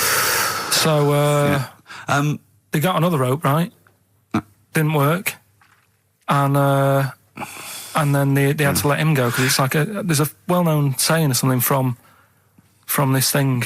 Yeah. What do you make of the first genetically modified baby? Oh.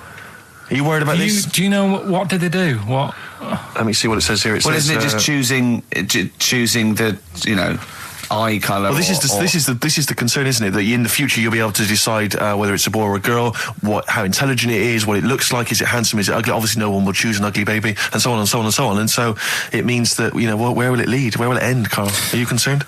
I've thought about this a lot. What will us three look like in the future if they're being, genetically modified beautiful people? What will we be like? How will we be considered in society? True, yeah. But we've talked about this before, haven't we? About the cloning thing. Yeah. That's a bit weird. Yeah. But I don't think it matters, because at the end of the day, right, you might look like some other kid, but it's the way you're brought up that will change your features and the way you are, your personality. If you lie, you get a long nose, don't you? Well, no, but listen, right, because I remember when we, I was growing up on this estate. This is going to be good. Go on. No, it's not. It's just an example of how this doesn't work. Go on. So we don't need to worry, sort of thing. Sure. Right? Okay. So I'm growing up on this estate, and there was this woman about 4 houses down, right, who's a bit rough. All right. Didn't fancy her. Oh God, no.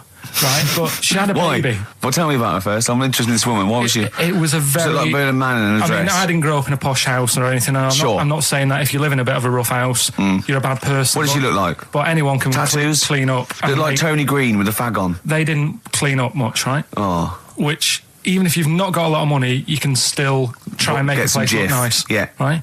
But she didn't, and a kid used to take a horse into the house. Sorry. Whoa, Neddy. What do you mean a kid used to take a horse into the house? Where did they get a horse? Must have nicked it from somewhere. Must have done. You seen a horse in it? No. What, is that from outside the saloon round the corner? Yeah, was it just tied up with a bit of leather? Right? And, oh, that's great. Did Big Jake come looking for it? I'd been out. So let me get this. This was before the lynching stopped or after. Where did he get a horse from? What do you mean he must have nicked it? His mum said, where'd you get that from? I bought it. All right then, but keep it out of the kitchen. I don't want you going cattling rustling. Where did he get a horse from, Carl? And how long did he have it for? Was he leading it or riding it? Mum, open the door, I can't stop. I can't stop it. Open the patio door as well. Looks like we got us a runaway. What do you mean? I don't know, but the thing is they couldn't afford to buy one because they're not cheap. So I'm just guessing. Maybe that's wrong of me. But I think... He had a horse? Yeah, right. So that's why the family didn't have any money. They'd spend it on the horse. No, I don't think, that's what I'm saying. I don't think they would have bought it. So anyway... Yeah, it's wise to whisper, Carl, in case they're listening. Yeah. And they could be in the room next door. It's not buying it, it's keeping it as well. Oh. So I was like in the car with my dad coming into the avenue, and you used to have to drive down it to turn round. And, and you know, sort of go back to our house. You had the traditional method of transport. Yeah. And the horse was in the lounge. Reading a paper. Just like walking around. Oh God!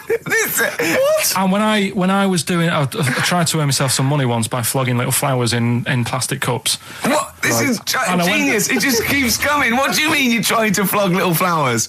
What do you mean? Wait. Let's play a record. Let's play a record and come back to this. This story's going to just unravel and unravel. It's going to go for hours. Let's play a track, deeper and deeper. It's like an onion, isn't it? We've created a whole world here where there's a man living with a horse. Just walking around the lounge. I come from the West Country. I've never heard anything like that. I just think of a big sort of like orange carpet and a rediffusion telly and this horse going, I'm fed up in here. Exactly. This is really... I am not taking the rubbish out again. Yeah. Right, play a record. Let's have Velvet Underground. We've got that lined up. Oh, yeah, the classic from the first album. I'm Waiting for the Man. Let's come back to the horse in a second. Little flowers in pots. What do you mean? Carl's found love on the street before, haven't you? How's it going with your bird, Carl? Are you married? No. How long have you been out with her? 7 years. Because, I mean, you're quite a simple man. Yeah. You're sort of a simple in a nice way. I mean, you're like Helen from Big Brother. Yeah, you're sort of nice enough, but I look normal. Well, yeah, you sort of do. But you could be one of those that just suddenly go mental with a pen. Yeah, do you know what I mean? Stab people through the eyes. Yeah, you sort of look normal. But if I wouldn't really want to wind you up to a point of frenzy. How did you meet your girlfriend? Through work. What, through her work? What, you phoned up and said... We worked at the same place. Oh, you're right. Yeah. You're quite an enigma, aren't you? Could you give us more on that? At work. You met her at work. What, she came in selling sandwiches? She was going through the bins outside. What do you mean you met her at work? Why are you having an attack on me? You're the one who's sad and lonely. No, he's done you again. Yeah, but what I thought was interesting was I just scratched at him and he just went mental. Yeah, no, it's like a bear caught in a trap. It's funny, isn't it? You'll never learn. No, I was just interested to find out what the story was, because it might be a really romantic story. Well, it's not. All right, jeez. I mean, the fact he doesn't want to talk about his love affair. I was thinking about you in the week, and like... Does it worry you? I mean, you sort of joke about it now, and we're talking about it in the office, you know, like, is Steve really touchy about the way he looks? And, what's this? Where's that come from? He's done it again. He's done you again. I was walking home the other night, and I was thinking about it. And do you worry that when you're old, you will be on your own? You did start it, though, didn't you? Well, Carl, I'm glad you brought this up. because I mean, for me... You know, a lightweight, frothy entertainment show on XFM on a Saturday afternoon is exactly the place where I want to discuss the desperate, lonely future that's inevitably coming my way. Oh, God. I'll tell you what will cheer you up and forget all that. A bit of Embrace. Oh, one of the most hated bands. Placebo, Bitter End on XFM 104.9. This is pre-recorded. We recorded this a couple of weeks ago, before Christmas. I hope you had a great Christmas. If you didn't, not our fault, really, is it? Nothing to do with us. Wouldn't have thought we'd have. We're the time because we've got plenty of cash now, thanks to a lot of you who probably bought the Office DVD. Yeah. Probably got And that if you in haven't stock. yet, and you've maybe got vouchers or money, still available. Still there in the shops. Still available. You can still make it the best-selling DVD of all time. Please. Please do. Yeah. Please do. I'll tell you what you want to hear, though, before you make your mind up. I'll tell you what, if you like this next clip, go and buy the Office DVD. I think you will. It's a brilliant clip. It's the one where we talk about, well, it is self-explanatory. Yeah. That blew me away, right? That the fact that he got the name, he got the number. Spooky bit, right?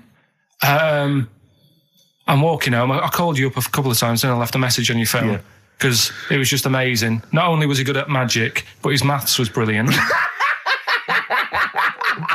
No, well, that thing adding up to 42 was like, how did he do that? I mean, we didn't even make a big deal out of that. He said that to me. He said, all Carol Vorderman's got is the maths. Do you know what I mean? Imagine him on Countdown. Yeah. He'd even know what they were going to write down. Do you know what I mean? So a bit of a wasted talent. I should see him again about that. I think he's right. So I get into my flat, right, and what they do in my flat where I live, they put the post in like these little pigeonholes. Right, and I don't normally check them out. I leave it for Suzanne to do, right? Sure. But this time, for some weird reason, I thought, right, I'll check it, see if we've got any post. Open it up. There's only this. A letter for Miss Harris. Yep, there it is. Bona fide in front of us. A letter addressed to a Miss Harris. Well, does she live there? No, it's my address. She doesn't live there. Did she ever? Don't know. It doesn't matter. It's weird, isn't it? But we've never had. Normally, I think there was a guy who lived there called Yaki Shoki. Mr. 42. It was definitely wasn't an Harris, right? This is the first time we've had a letter for this woman. Yes. Right. But what are you claiming? Because Darren Brown himself admits that it is not paranormal, it is not supernatural, it is a trick. It's a trick. Is it? But he would say that, wouldn't he? Hitler said that. Play a record. Well, can we open this? No! It's illegal! No, but I'm thinking if it's a birthday card for someone's like 42nd birthday. Right. You can't open that letter. Go and put it back or put you cannot open that letter. Why not? You can't open someone else's mail because you think Darren Brown's supernatural. What if we steamed it open and then resealed it? No one would know. It's only a letter. You can't. You can, but I don't want any part of it. Carl, I think you should open it. No, you open it. I'm not opening it. It's against the law. You should open it, though. We won't open it then. They won't send you to prison. Forget it. You'll get off. Cure? Yeah. Bit of cure? There's no cure, no. I'm looking... Well, I'm tempted to open it. Well, do you want to, Steve? There you go. No, I'm not going to open it, but I think you should, definitely. 6 Different Ways by The Cure from the album The Head on the Door. We've enjoyed that. The head on the door, Carl. Ooh, bit of a coincidence. Spooky, isn't it? It was only 4 weeks ago you were talking about a head and a door. Exactly. Has the door got a number on it?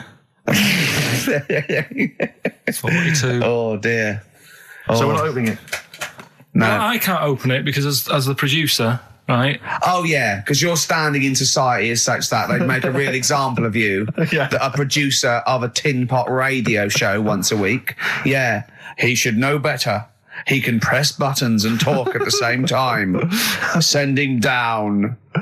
But they wouldn't try you in an adult court. You would get away. You would get away with it. Just they'd hear you speaking for a little while, and the judge would end up squeezing your head and letting you off. It'd be like those people who train monkeys to break in. Do you remember down in South London? We talked about it in the past, and they were going around robbing stuff, and they trained them to do it. Yeah, I don't think those monkeys would have got in trouble. It would have been the keepers. So, I think XFM would probably take the rap. Will you open it?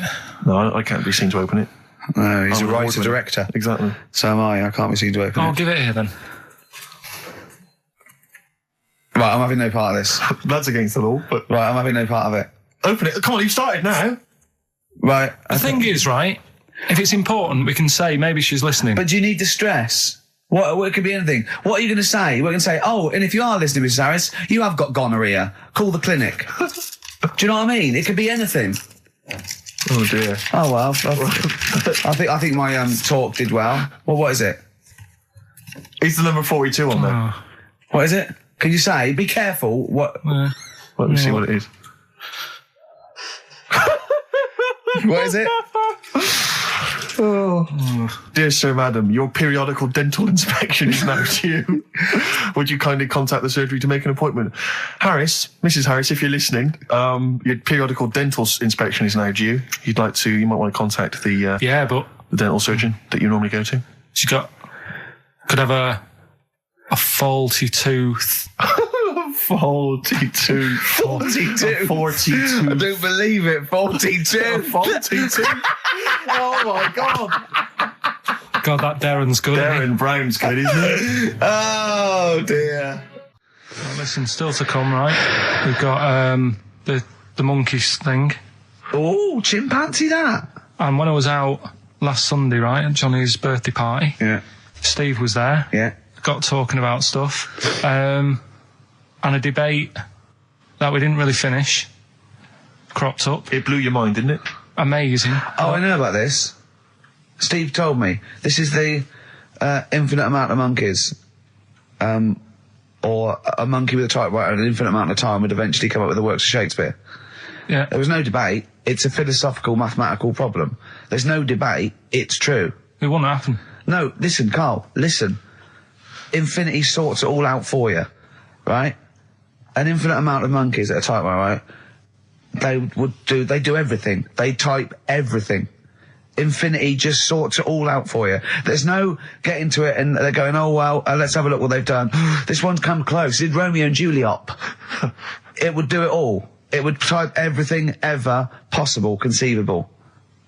Yeah, but it's a mathematical infinity. Well, we've heard your side of the argument, Rick. And I'll be honest with you, it's a persuasive one.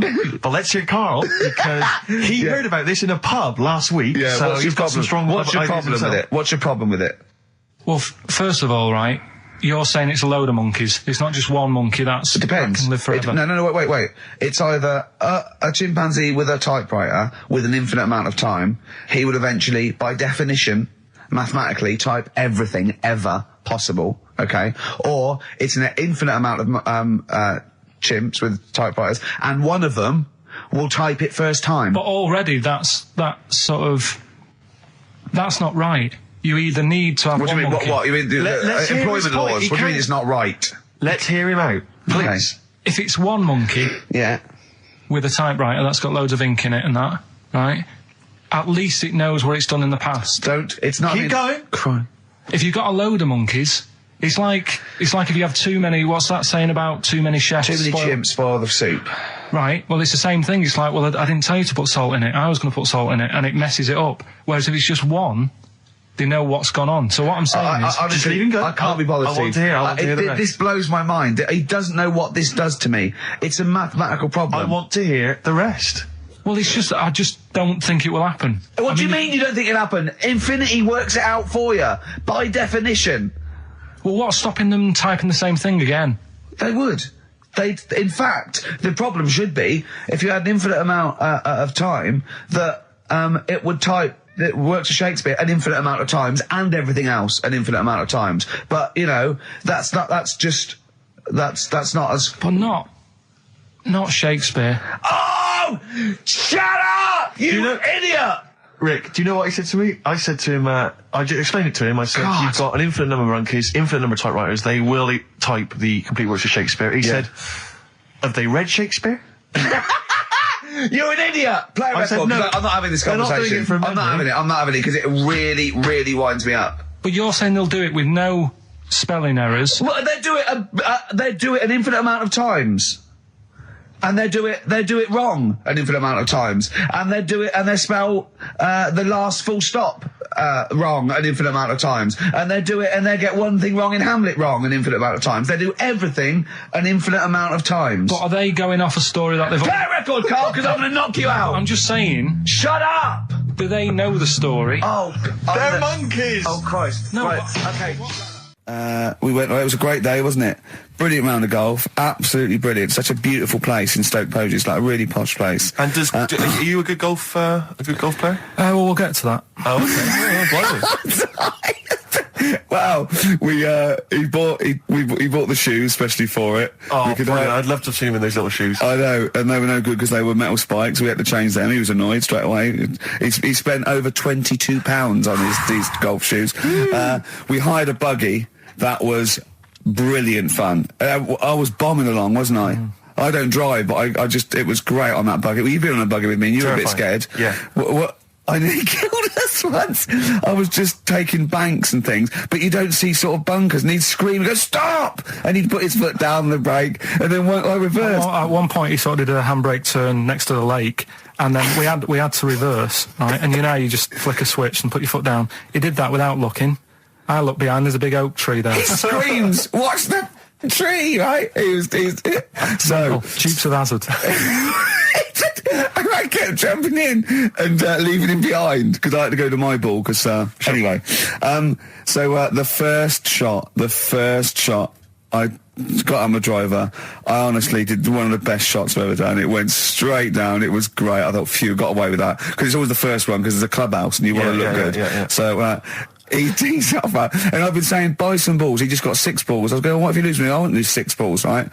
He tees up, right? Whacks it. It goes miles, like right angles, straight into these the woods, right? He turns around, he goes, go and buy some more balls. So I'm laughing because it's like impolite to laugh, but he broke the ice for me, and I was falling around. And then his second shot, I go, you're off a 3 now. If you take another shot, he went, oh, right. So it's his third shot. He puts the ball down. He hits the ground before it and misses the ball altogether. And I was on my back, wasn't I?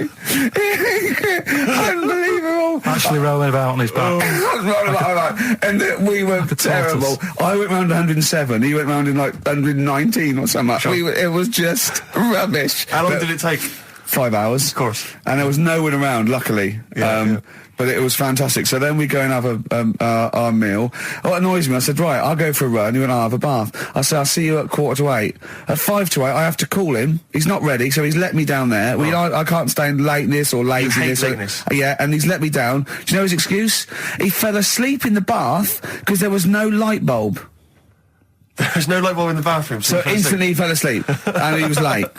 No, do you know what I mean though, Steve? If you're sort of like nice and warm and what have you, I was tired anyway. I've been stressed out for 4.5 hours, right?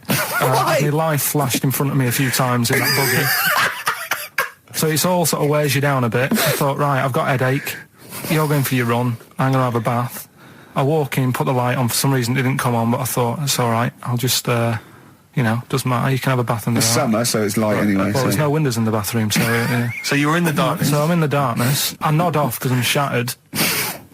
He calls up, hassling me. So I said, well, it doesn't normally take that long for me because, I haven't got, like, long hair. I've got a dryer and so I can sort of one wipe. Yeah. He's already 10 minutes late, though, when I called. Well, 10 minutes. 10 wow, minutes. This is late, next. Doesn't matter. Dinner wasn't until 7:15, so we had, like, another 20 minutes anyway, so it doesn't really matter. Yeah, but we said 7:45. So he's calling up, hurry up. So I said, yeah, all right. So I get out and dry and like my tackle and what have you. Calls back again 30 seconds later. No, I don't. No? I don't like You're that. not going to do that, no. Give it a wipe. 30 seconds later, come on. So I end up going downstairs to the meal area, naked, with a wet shirt on and wet socks. I've got headache as it is. Meant to be a relaxing weekend. But anyway, so we have our meal, which is really nice. And then we're sitting in the bar. I'm having a cigar by the fire. Yeah. Like, we're having a rather nice Pinot Grigio. Yeah. He's there going, I've got an headache. Is this 1955 that you live in? I know, yeah. It's so right. We are knackered because he's not used to work. I've seen him moaning, falling asleep. He's not used to it at all. And you've been on your feet for over half an hour.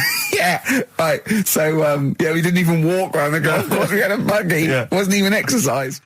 That was Bowie and Waterloo Sunset. Love that. Love the original. Love Bowie. Bowie was my gig of the year. These are my singles of the year. These are our clips of the year. I'm Ricky Gervais with me, Stephen Merchant. We're just picking some lovely little bits and pieces. Do you remember when we talked about this? What was that one you told me about with the porn? That was a good one. Oh, this was fantastic, right? Right. There was this. Sorry, can I just check now? We're just remembering classic episodes of the Tales. No, this is important. Well, I saw one right. I saw one on Tales in Expect, right, and it was these two gents. What they used to do, they look down the obituaries and they'd blackmail the wife or the son of a dead eminent person, like might be a priest or a doctor, something like that, and they'd go and they'd say, he bought some erotic stuff from us before he died, and he owes 100 guineas and all this sort of stuff, and they'd pay up because it'd be so embarrassing. They just didn't want them, so they'd just pay him, right? And this one bloke said, who are these people? I'll meet with them. And he goes round there, and he goes round, and they go, your father. He goes, my father could not have bought any erotic material from you. They did it. He goes, he couldn't have. He's blind. Right? And that was the twist. And Karl went, so it was magazines, not videos then. Yeah. Now think about it, Steve. Is that so stupid? Well, presumably it was set in olden times because people, professional pornographers don't tend to call it, erotic material. Yeah. They tend to call it, juicy jugs or whatever. But more than that, I don't understand how a video is going to be any use to a blind person either. I know that you can hear the sound, Karl. Look at him nodding like he's caught me out. Yeah, what sound will you hear? Do. Your meter needs looking at? Yes. Cut. What's then? What's that? Then it's just noises, occasional groans. Yeah. Right. You could listen through the wall at your neighbours. He does. I mean, that's why I save a lot of money. But I thought you were going to point out, Karl, that they could have had a Braille porno. Now, have you thought of that? Look, feel the lumps on that. Exactly. Think about it, Karl. Think about it. You're excited now. Yeah. Your girlfriend's away, Karl. Yeah, but she's great as only under the cupboard. No, she's a good-looking lady. Yeah. 3 holidays Karl's had last year. Yeah. I'd love to have 3 holidays. You've got to start putting the work in there. I had 2 holidays then. No, you had 3 holidays. You went away with Suzanne and her parents. Yeah, well, that doesn't count. It does count. If you book 2 weeks off the firm, you go away and you go, how was your holiday? Go, well, it didn't really count. It wasn't a really good holiday. Can I have them days back, please? My New Year's resolution is to be nicer to you, but well done, you've already broken that. No, but talk sense. Talk sense. You've had 3 holidays this year, and I'm just saying, you're in your 30s now, and 30s is when you should be really putting the work in. That's true enough. To reap the benefits in your 40s, 50s, 60s, 70s, 80s, 90s, and 100. Karl, what's your New Year resolution? What about think before you speak? It's worth... See, I'm allowed to laugh. I'm allowed to laugh at things other people say, Karl. That one... that is a good suggestion. How was your holiday, Karl? It was all right.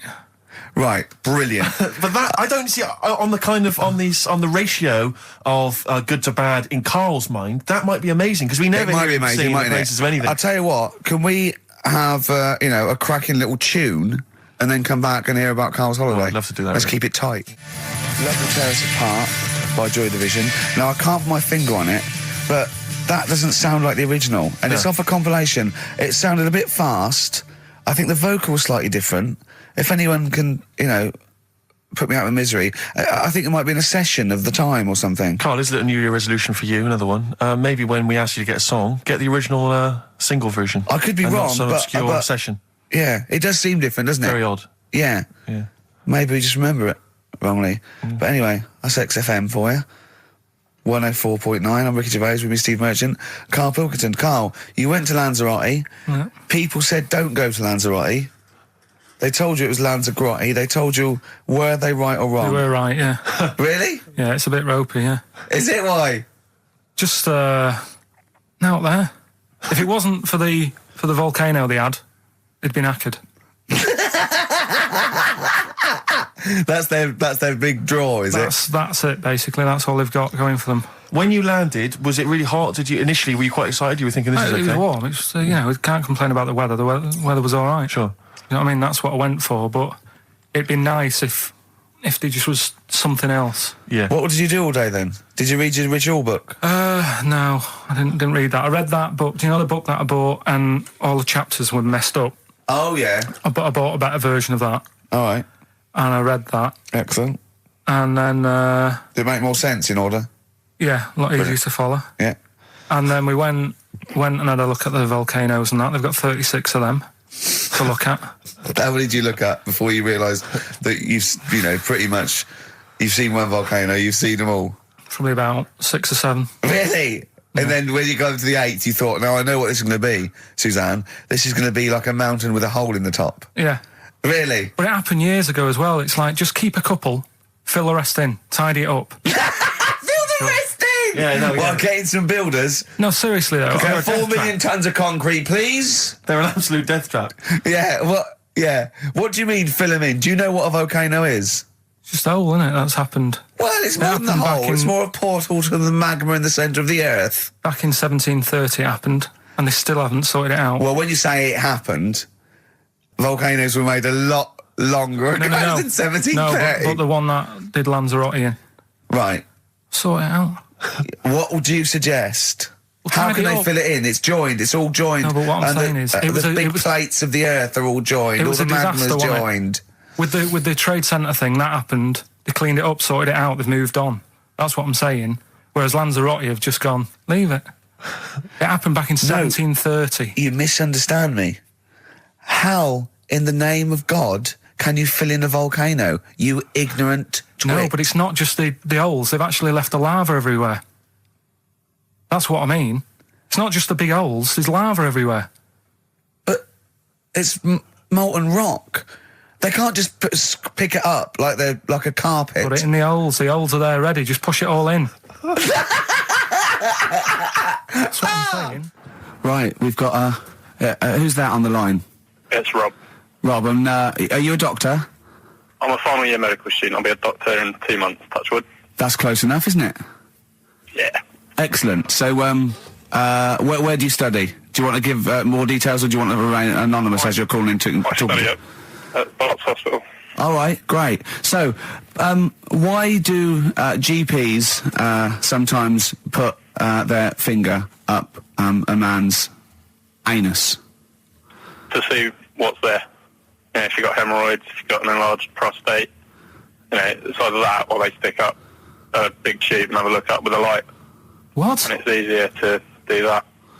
Now, are you dumbing this down for us, or are you going to fail your medical exams by saying stick up a big tube with a light? I'm dumbing it down. Okay, come on then. We're all intelligent people here, and Karl. So you tell us what's that called?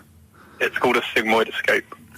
Right. Nice. That was a clever test, wasn't it, Rick? 12-inch long. Yeah. 12-inch long tube they can put up there. So, Karl, would you prefer that or a finger? Well, so do they sort of do the finger first, and then, I mean, at what point do they say, hang on, we need a light here? I mean... It's normally if there's something wrong. But, so if I go then, say if I go to this well-known clinic, right, and they go, yeah, the art's good and that, yeah, finger, there you go, and then they go, hang on, I'm going to go and get me light and tube. I could start worrying them because they've sort of found something. And they're not likely to go straight in with the tube. They'll probably send you off some tests first. But Karl, there's nothing. But you go to these places to put your mind at rest and to know where you are with your health. I mean, it's not that you go along. That's what most people worry about. They think that because I'll go along and they'll find something. Well, one, that's illogical. It doesn't heighten the fact they'll find something because you go along. And two, if they do find something, it's a good job you went along. I mean, I'm a hypocrite because I don't go to the doctor, but I've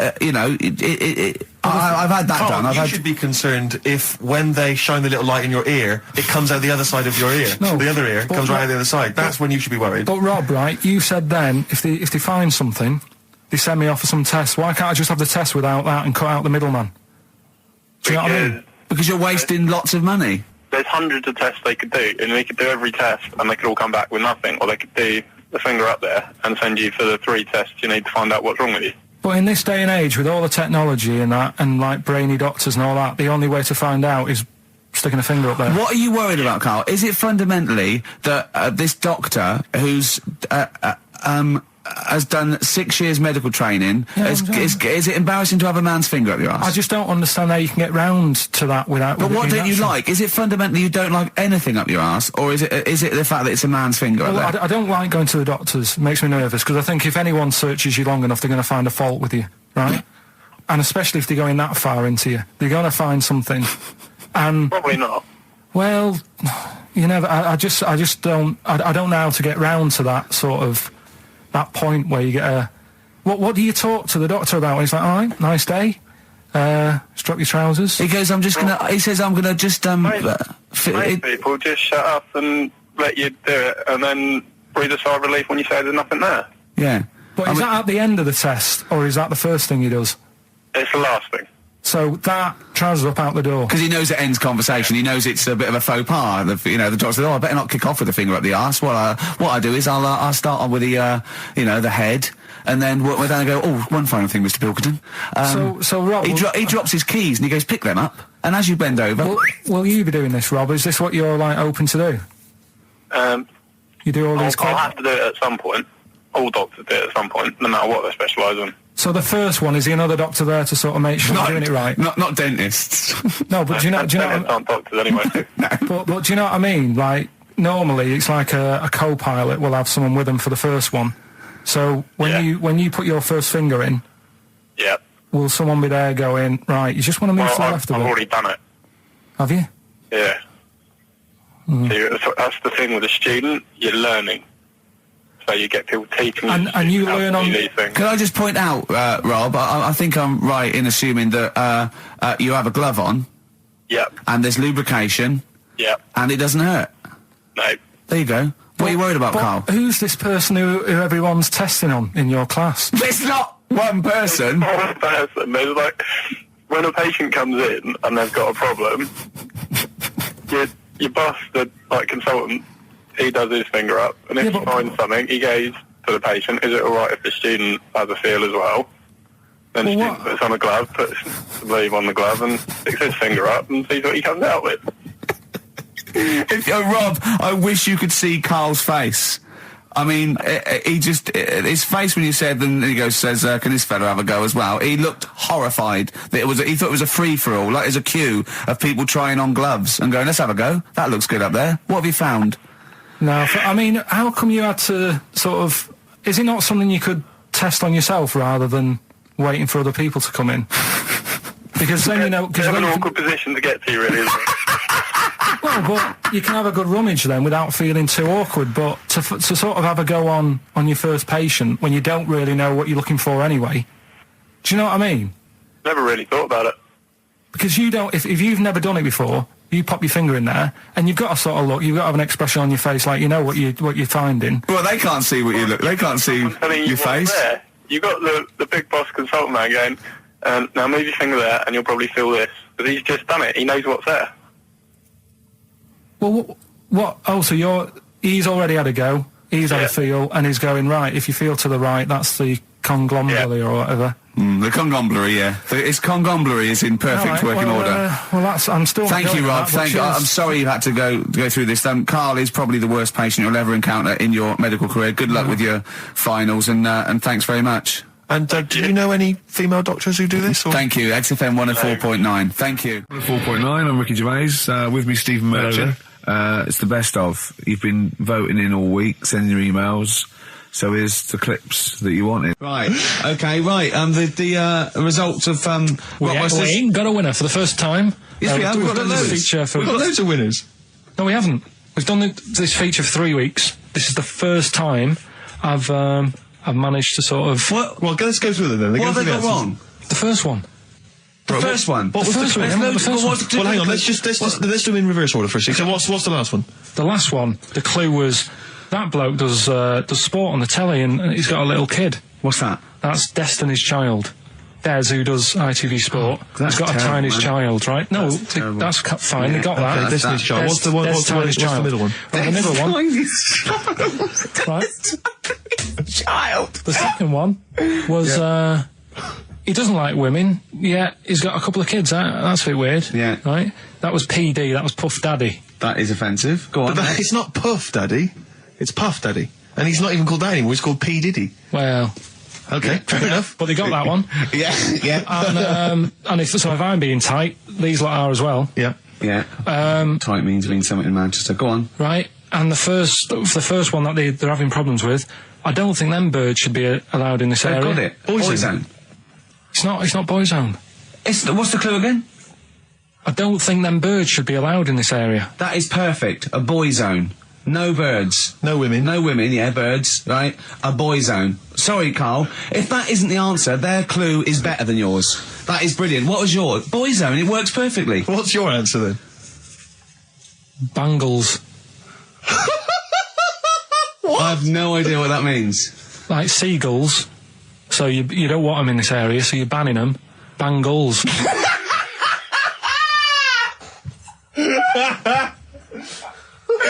Oh! Well, give it to Boyzone, because Boyzone's better. Don't use birds to be allowed in this area, it's a Boyzone. I think we should have a rollover.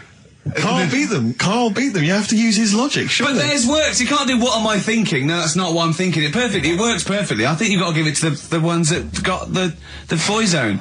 Well, how about, right, because they didn't actually get into my head and my way of thinking, heaven right? forbid. How about we just keep back the David Attenborough, and they can have, I'll chuck in the Hellraiser, right? Okay. And Blondie album and the Madness one. Yeah, okay, pick a winner at random. Pick a winner, Steve. I'm going to give it to Paul Sloman, who got those answers, and he also says, P.S. Carl, you're a moron. So, I'm giving that to Paul, and good luck to him. Right, well, he's got a crazy night tonight. If we can rush these over to him, he's got a cracking Saturday night. Well, if I'm a moron, I might get your address wrong when I send them to you. Ooh. Coming right back at you, Paul. Yes. Carl, you're making noises while I'm talking. Yeah, but you do this all the time trying to wind me up. And I'm not saying Manchester's the best place in the world, but what I'm saying is there's bits of it that I really miss. Yeah. Like last Sunday, right? When I'd met up with Ricky, we had spaghetti bolognese, which was all right. And then I said to him, I need some soil. Damn, I wish you'd invited me. It sounds amazing. So I need some soil. What do you think? You need some what? Soil? Soil, yeah. I need to repot a plant, right? Yeah. So you need to repot a plant? Yeah. Fair enough. So I'm like, where you can't see these shops in London. Do you know what I mean? There's nothing around. I took him straight to one in my street. Yeah, but near your street, and that's probably the only one in London. Well, you say that, Carl. No, it does annoy me. Round my way, it's like, you know... You can't move for soil shops. There's earth. You can just pick up handfuls walking down the street. Yeah, incredible. People just lean over into someone's front garden. No, you can take the plants as well. No, but what I'm saying is, Manchester, there's loads of decent hardware shops. Yeah. Here, you know, if you want a panini and a latte or whatever, you can't move for them. But for soil, I had to go virtually how many miles away from me to carry that soil home and stuff. Yeah. It's not good. I mean, London's all right, but if cities were sort of marked... It's neglecting the peat market, really, well, isn't there's barely any mulch available in central London. I'm sick and tired of not getting a good, decent compost of a Sunday. Indeed. So, you know, I'm thinking of moving to the north, where there is loads of soil and gravel. Indeed. And animal shite. Whatever. Yeah. So you were going to say, if you were marking cities out of 10, what would you give London? Well, if you were marking them on, like, you know, on what they have. Right. As opposed to what? Well, as opposed to... How you spell it. Say, like, I think the greatest city in the world is Rome. Right, okay. It's pretty amazing. Yeah. Have you been? What? Yeah. Why do you think that, though? Just because, like, you turn a corner and there's something there that's really old. Right. Like, you're going down Normal Street. Go and stay in a Derby and Joan club. Yeah. No, but it's like you're going down the road and then you turn a corner and like the Colosseum's in the middle of a busy road. It's like, what's that doing there? Yeah. And just when you think there's no more, you turn another corner. It's almost as if that was there first. Yeah. Well, yeah. But do you know what I mean? London. Yeah. What have we got? You know, Trafalgar Square's world known. And you go there, what's there? Yeah. Do you know what I mean? So there's a lot of space there. Get one big B&Q, In Trafalgar Square. To cater for the whole of people who live sort of central London-ish. Yeah. And then I'd be happy, but what I'm saying with is... Nelson just popping up through the middle? Because you can still see it, couldn't you? Yeah. It's a great idea. So B&Q could be like the whole sort of flat thing and make it sort of grey so it looked like rock, and then Nelson popping up... Make it classy is what you're saying. Yeah. Stone clad it. Yeah. So it looks like you've made an effort. And then you can pop in, and then you can go out and go, oh, look, Nelson's column. Oh, look at that, isn't Nelson? Oh, look at that. The victory. Defeat, that's fantastic. One of the greatest living. Yeah. I need some nails. Yeah. Perfect. Killing two birds with one stone, you say? But why isn't there more than them shops? Because when I went into yours, every time I've been in there twice now. The first time was to get a shower head, right? Right. And I went in there, couldn't resist buying something else. I ended up getting some super glue as well. Blimey. Hey, big spender. And then, last Sunday we went in there, got 2 bags of soil, not one, I bought 2. Yeah. And I bought some scissors to cut plants with. Secateurs. Well, you never know when you want, you might need more soil, I suppose.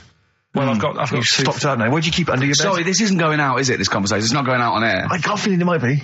You're joking. We better play a record. Okay. Play a classic. 100 Reasons. If I Could.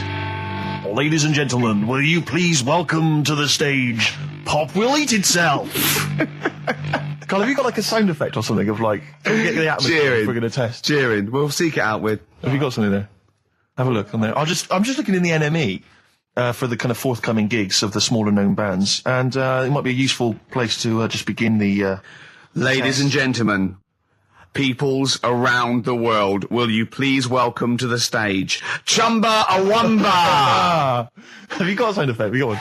Nice, yeah. Ladies and gentlemen, will you please welcome to the stage the Parkinsons? They're playing in Leicester this week, so I look forward to that. That's a good plug, isn't it? Let me see who else. If anyone wants to pop down to Leicester to see the Parkinsons. Ladies and gentlemen, please welcome to the stage Cyclefly. Okay. Oh, there's a genuine one here. This is someone. Simon's emailed and he says, "Will you just test this name for us?" Okay, Carl, if you can. There you go. Ladies and gentlemen, will you please welcome to the stage Coach? Not utterly convinced. No, it's not too bad. It's not. I'm worried about the sound effect. We start to sound like Chris Moyles or something. He's a top broadcaster. Everyone loves him. Losing weight as well. He is hilarious. funny man. Just there's one more coming here. I'll just check this one. Ladies and gentlemen, will you please welcome, this is Chris in Oxford, ladies and gentlemen, please welcome, Meanwhile Back in Communist Russia. Is that a band? I assume so. I assume it's his band. Yeah. Steve, I will play great old tunes till the cows come home. We got to give them a little bit of Dandy Warhols and Air and Athlete. I know that, and they're great, they're good, right? But, I wanted to play a Cat Stevens song, but I thought I'd better not, because I've, play that a little bit. And we quite like resurrecting old reputations, don't we? People like Elton John who had bad faces, or David Bowie. People whose names now are largely laughed at in the serious rock or people circles. that people might not have considered. I thought Cat Stevens, oh no, Rod Stewart, I thought. Was he Rod Stewart? Many people now are thinking of the leopard hot pants and the ludicrous hair. Do you think I'm sexy and all those sort of awful stadium sort of disco things, but he wrote beautiful tracks from Maggie May through, and I thought, hold on, 2 birds with 1 stone. What about a Rod Stewart song written by Cat Stevens? Wow. Is there such a thing? The first cut is the deepest. Let's hear it, Rick. On this album as well is The Killing of George. Georgie Part 1 and 2, remember? About the gay bloke. Georgie Boy was gay, I guess. His favourite song. Carl's favourite song. Yeah. Right? And I was going, oh yeah, I remember that, yeah. I said about, and I said, did not intend to take his life. He just pushed it when he gets mugged and killed. Do you know what he said? Go on. I was sitting outside, I was singing on television. He went, well, as I said, they go out too late. They go out too late? He meant gay people go out too late. He went, no, they do. I went, what do you mean? He said, well, they're always out, they go out when people are coming home. He said, if he'd have been in bed by 10, he'd still be alive today. That's a sobering lesson. And he went, there's one that works here and he's shattered every Monday. Oh, if you're gay and you're listening, just be in bed earlier. Go out when sensible people go out. Yeah. You're right, we're not on the continent, Carl. If you're gay and you're not in bed by 10, go home. Yeah. I don't get it. No, like, again, I spoke to you in the week, and I had much better things, like when I tell you about Brian Blessed climbing Everest, and for some reason it made him, it played havoc with his belly, and he followed through and he had to clean up. Shut himself? Yeah, using using ice and snow. Why are you telling me that Brian Blessed? In what way is telling me that Brian Blessed shit himself once in any way educational? Because I was saying how he was climbing Everest, right? Right. I give it to him. He's an actor and that, but he gave that a go. Yeah. Right. He played. What's the point of that? You'd say, wouldn't you? You'd say, God, he's you know. So he's all right. Me doing a boxing match for no reason is rubbish, but him climbing Everest and shitting himself, yeah, he did that. It's commendable. Right, and he's only going to go and do it again. He's going to climb it again. Yeah, but he might not shit himself this time. Yeah, what's the point in going? Nothing's changed up there. Yeah, good point. Yeah, What's it been? Well, it has. They've probably cleared it up by now. Right, but it's slip on it. I can't even read about Brian Blessed. Is it actually true, or have you liable to someone else? It was an interview with him in it. And what did he say? Oh, come on! What did he say? He said I climbed Everest and I played havoc with me belly. Let's talk about it next week. We've really run out now. Oh, you're a fool. Forever Lost, the magic numbers, and the magic number is 104.9. XFM. I'm Ricky Gervais, with me, Steve Merchant and Karl Pilkington. Right, 2 more shows. Till we're off air for don't know how long. Is that 2 more including this one? Yeah, no. 2 more after. Yeah, no. It's this is one, and then there's another one. Right, 2 more. And that's shows. the last one. There's 2 more shows. Yeah, including this one. We'll start in now. If I'd have said this at the end, it might have been ambiguous. But I've said it at the beginning. There's 2 hours. That's a whole show. Right. So there's 2 more shows. 2 more shows, including this one. Yes, well, obviously. So 1 more show. After it's this only one. 1:05. After this show, 1 more. Yeah, one more. Yeah. Next week there's 1 more show. That means 2 altogether. Oh no, it's only 1 more show. Good night. Okay. Now, it better be a good one, Karl. Have we got Rockbusters? Yeah. To win those prizes? Check. Have we got Monkey News? Check. Is it a real Monkey News, or is it something that's slightly made up that you... What? Always is. Check.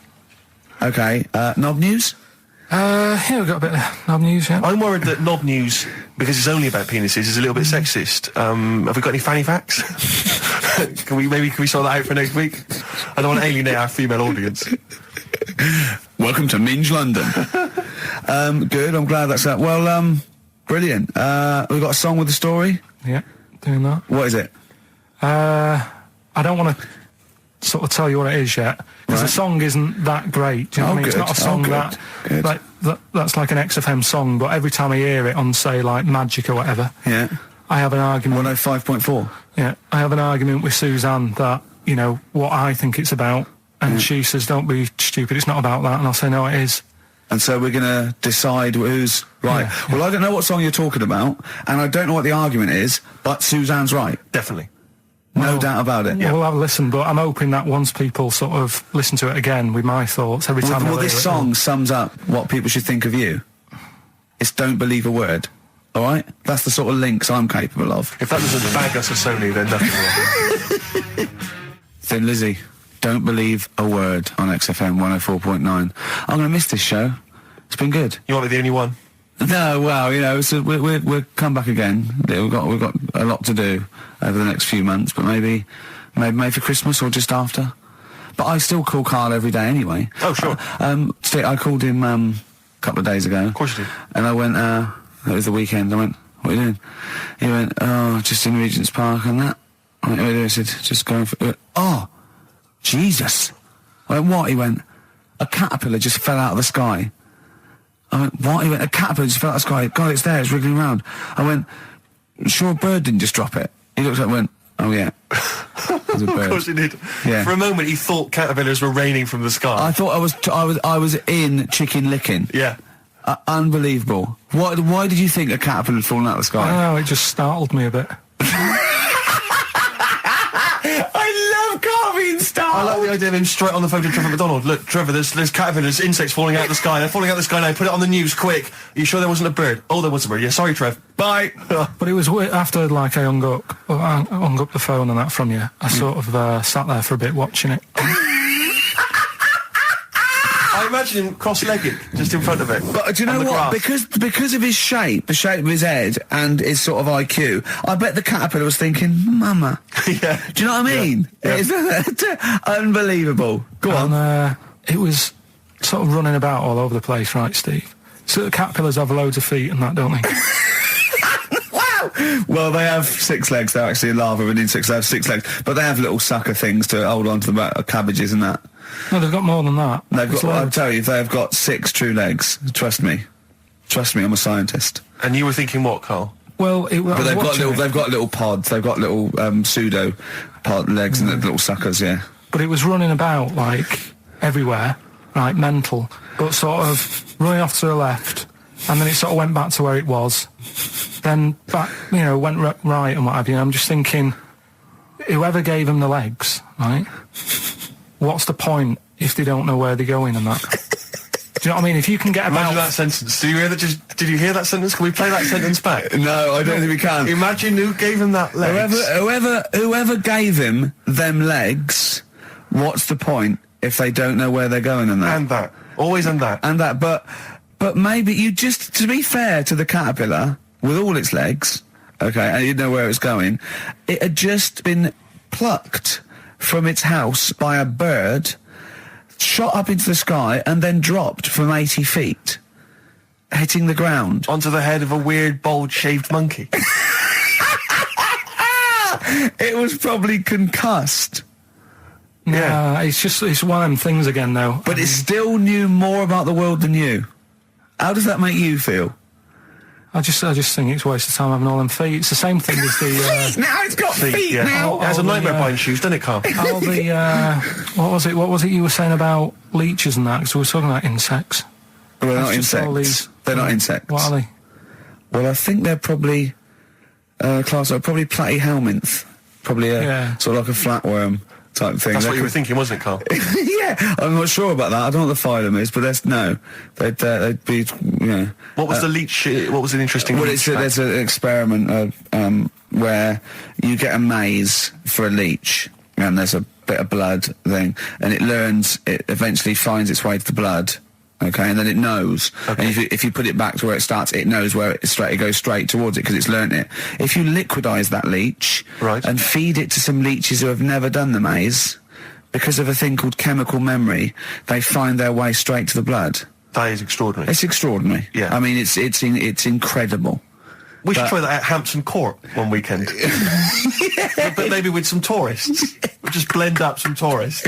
Or the people on them, I'll tell you who would do it, those people who go on Celebrity Love Island. Any of them. They would do anything to get They will be liquidised. People have enemas, they will do they wank off pigs, they will do anything to get on telly. What about that? Be liquidised and fed to get one D-celebrity slapper, liquidise her and feed her to another slut. So and see if she can find her way and see if she can find her way to Channel 5. Yeah. What a brilliant show, hosted by Jimmy Carr. Of course. That'd be amazing. The Kinks, Better Things on XFM 104.9, Steve Merchant, Ricky Gervais, Karl Pilkington.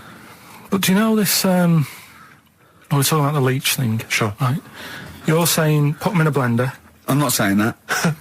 Well, someone did. Yeah. Why were they doing that in the first place? Do you know what I mean? How did they find out that if you put leeches in a blender? I don't know. They probably kept notes. I don't know. No. But what made them? Were they just having a laugh? What made them go? Was it a party? It was a couple of 40-year-olds. They were at a party. It was a couple of research scientists. They'd been given £1 million, and the boss was coming around to say what you're doing, and they were just making a smoothie, and they went, "Quick, Mr. Yakamoto's come round, throw in some leeches." What are you doing? Just leeching. Just feeding these leeches to some other leeches. All right, well, that looks like science. I'm off. Well, that's what they Here's another £1 million for next year. Bye. Yeah. That's how they work, though, isn't it? A lot of these scientists. That's exactly how they work. I'm just saying they're getting away with murder. Go on.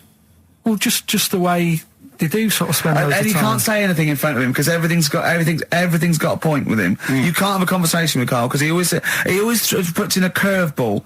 You tell him something, and the question comes back that you never could have expected. When I told him that story about the monkey who'd run away because he had an argument with his father, he said, "What was it about?" No one in the world thinks that. No one in the world would ask that question. The leech thing. Do you know how you said? Show the leech the way to its better food, whatever it's eating or whatever, in the maze, right? Yeah. It makes its way, right? It eats the cheese or whatever. Right? Blood, right?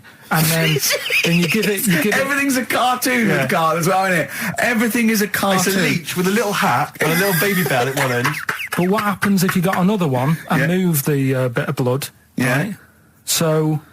feed those 2 leeches to one, then what? So is it going to get confused, or do you know what I mean? Which way will it go if it's eaten two leeches? Yeah. That have done 2 different ways. Yeah. Is it sort of stressed out? I don't know. It probably knows both routes. It probably goes, well, there's one over here. Oh, there's one over here as well.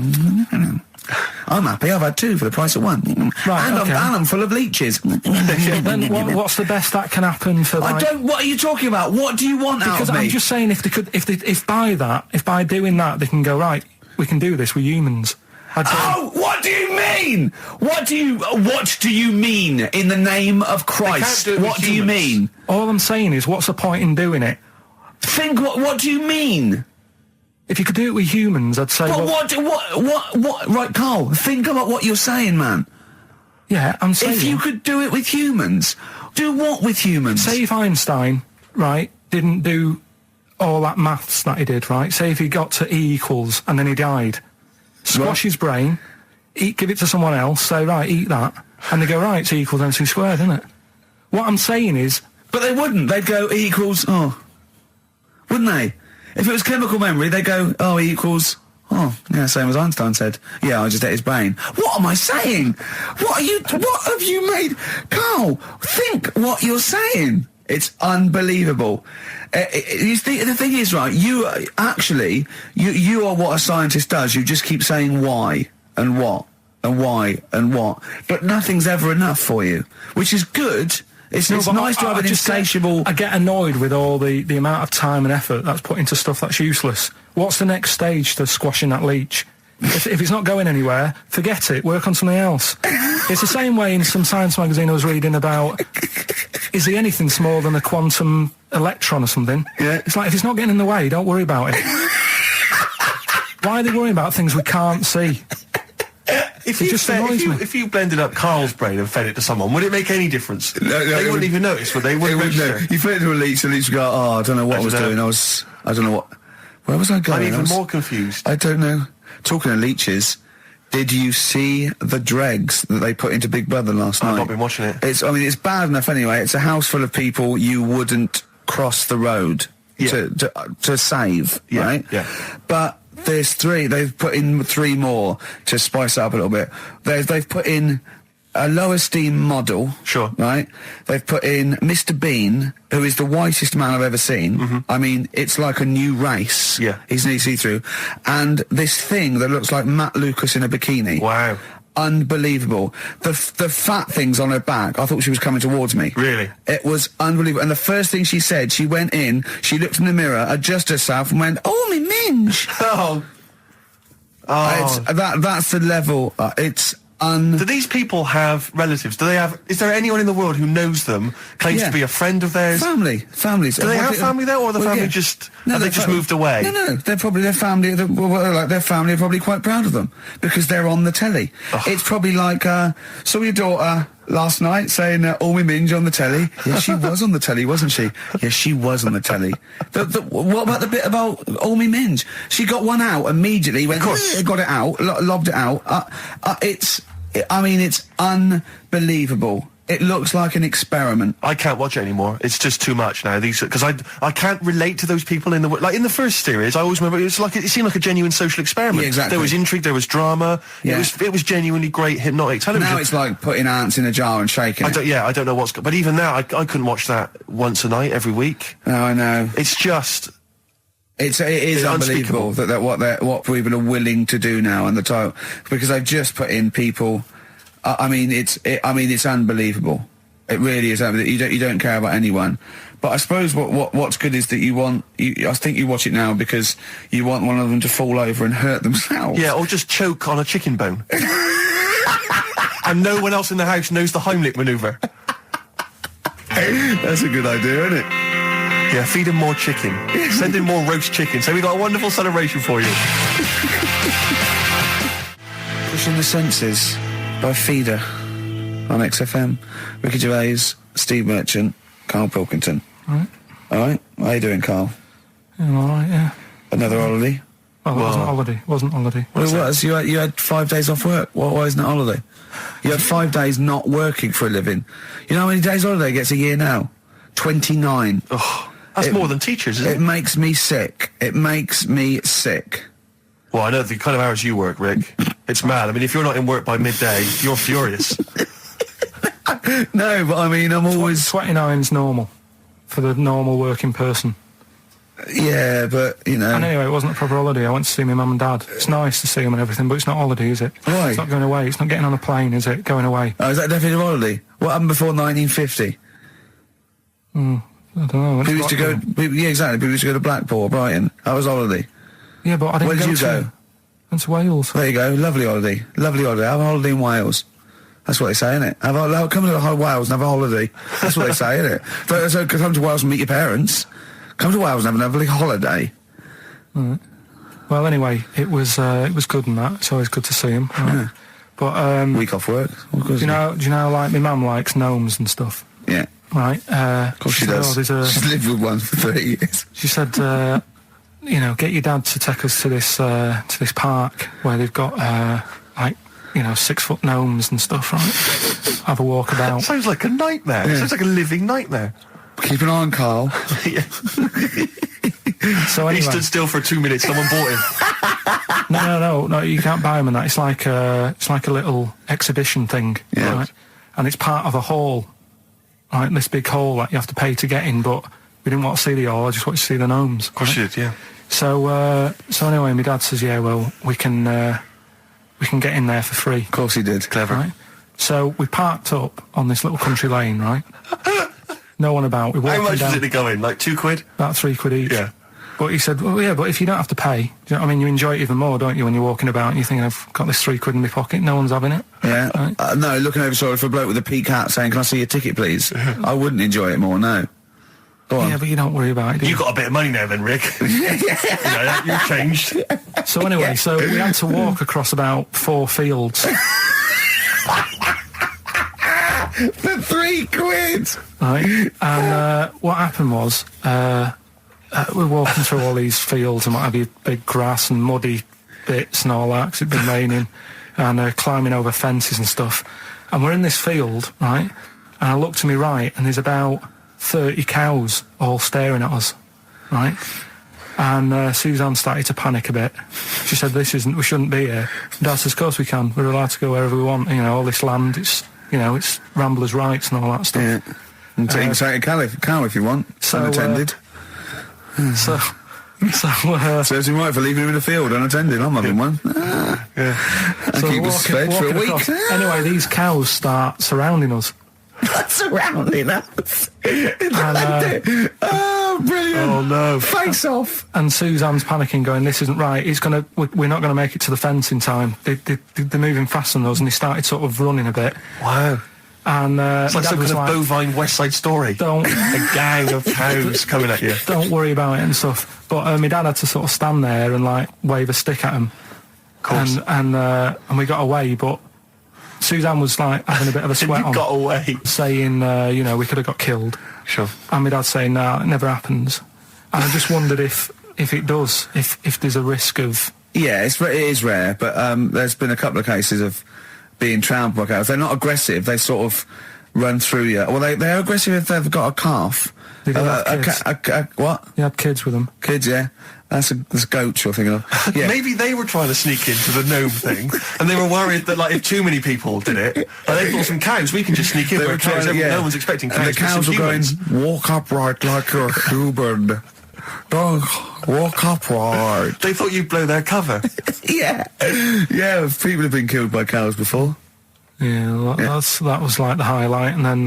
So when you arrived there, you were presumably covered in mud, looking like something that had just come from Glastonbury, staggering around this exhibition. It wasn't that bad, it was just like a woods, and it had like a funny sort of funeral, like a graveyard thing. Right. Yeah. With bodies sort of hanging out the ground and that, and we had these 6-foot gnomes. Right. And then we just set off again, walked back. But we're sure this wasn't a dream? No, it was good. But then I got back, right, Steve, and called up Ricky. I said, right, are you about? Have a chat and that. So he said, I'll just come round. It's a nice day. Have a drink and what have you. So I got round there at about 6:30, right? Go up to his door, knock on his door, right? He stood there with his tackle out. Oh. Yeah, what did you make of that? What was wrong with that? What do you mean, what's wrong with that? Why were you looking at it? Why were you looking at it? I tried not to look at it. But again, you're always sort of attracted to it, aren't you? Kind of like... I've never been attracted to another man's tackle. I don't know what you mean. You can't help but have a little sly look. Especially when it's there. When you ring the bell, and I mean the one on the door, right? And that's hanging out. And does he dress to the left or the right? It was to the left, right? Yeah, it was left, yeah. Just popped it out of my shorts for him. Just popped him out of the shorts. Should have seen the state of him. Shorts on, no top, cigar. Looked like someone out of The Sopranos. It was a mess. Yeah. And then, we sat on the balcony drinking wine, didn't we? Did you pop it back in, or was it still... Yeah, I popped it straight back in. I'd got the laugh. Sure. I'd got the laugh I wanted. Yeah. He walked in, he went, it's not that hot. Straight away, it's not that hot. Oh, brilliant. Then, was that knob news, or is there more? no, it's got more knob news. That's just a taster. Just a taster. Listen, let's play some adverts, let's play some great music, and maybe we should have some early knob news. Early knob news coming up. XFM. Landed by Ben Folds on XFM. I'm Ricky Gervais, Steve Merchant, Karl Pilkington. We've had a couple of emails, Rick, saying that there have been reports of people actually being killed by cows. Yeah. So it is actually quite a lucky escape for Karl and his family. The worrying thing about that is it's tragic, and anyone dying unexpectedly, it's terrible. But what makes it worse is when it's something like being killed by cows, because there's a slight humour aspect. Yeah. How were you killed by a cow? Yeah. You know, like for example, if you were killed by a falling safe, Yeah. the vicar might laugh. Yes. That's my worry. Yeah. Well, I read a story in the paper of a man who fell out of a window and died. He fell out of he was like a third-story window and he fell out.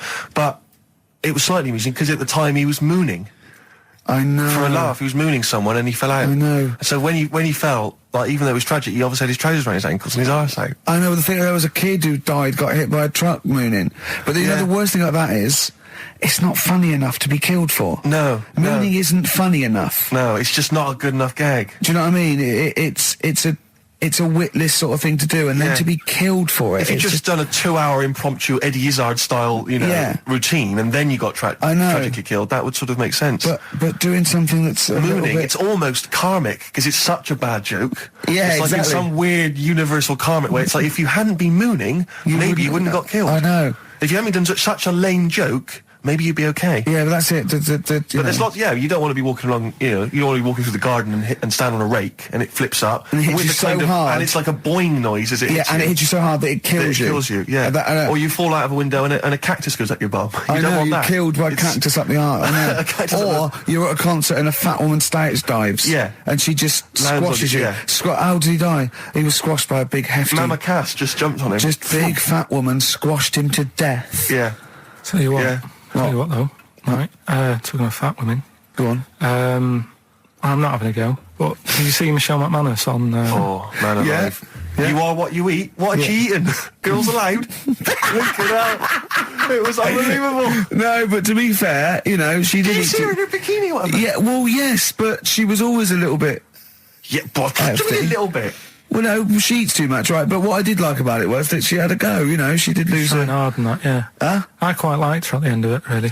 Yeah, she's not an unpleasant woman, she's a lovely woman, but, I mean, like I said before, there was that interview in Heat magazine where she, you know, I tend to eat 11 packets of Doritos a night. Yeah.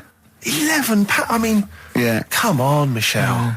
That's too much, isn't it? Unless you're trying to win some kind of competition, like trying to find some kind of, you know, a golden ticket in one of the packets. There's no excuse. What could you possibly be trying to win to eat those every day? But she's not. It wasn't her who annoys me. It's that doctor in it, that woman. She does me head in. Yeah. I can't be doing with her the way. Well, she's not actually officially a doctor, is she? No, and her bedside manner's not very good either. No, it's like the fear tactic. I think you want a little bit of... And what does she look like? I mean, she doesn't look like the sort of peak of health. She's got that weird sort of witch-like crone face. But it can't be good for you hanging about all that poo all the time. She's always delving into that every day. I used to be told, you know, don't mess about with dog poo because it can make you go blind. Yeah. She's constantly at it. Yeah, I know, yeah. Rubbing through it. And it annoys me the way it's like, you know, well, let's have a look at your poo. Let's see if you're eating the wrong types of food. The person's about 33 stone. Yeah. It's obvious. Yeah. Do you know what I mean? Yeah. Don't need to look at that. It just winds, and I'll tell you the thing that, I mean, I've never had it done anyway, right? But the colonic thing. Did Michelle have that? I didn't see it. Yeah, she had that done. And they're showing it, she sat there sort of lying down. She's like, oh. But I don't understand why people have that done anyway, unless you are sort of bunged up. Yeah, or you've got a cactus up there. Or, yeah. But the other thing is like the way, like it's a clear tube. Why do you need to, you know what I mean? Why do you need to see what's whizzing past?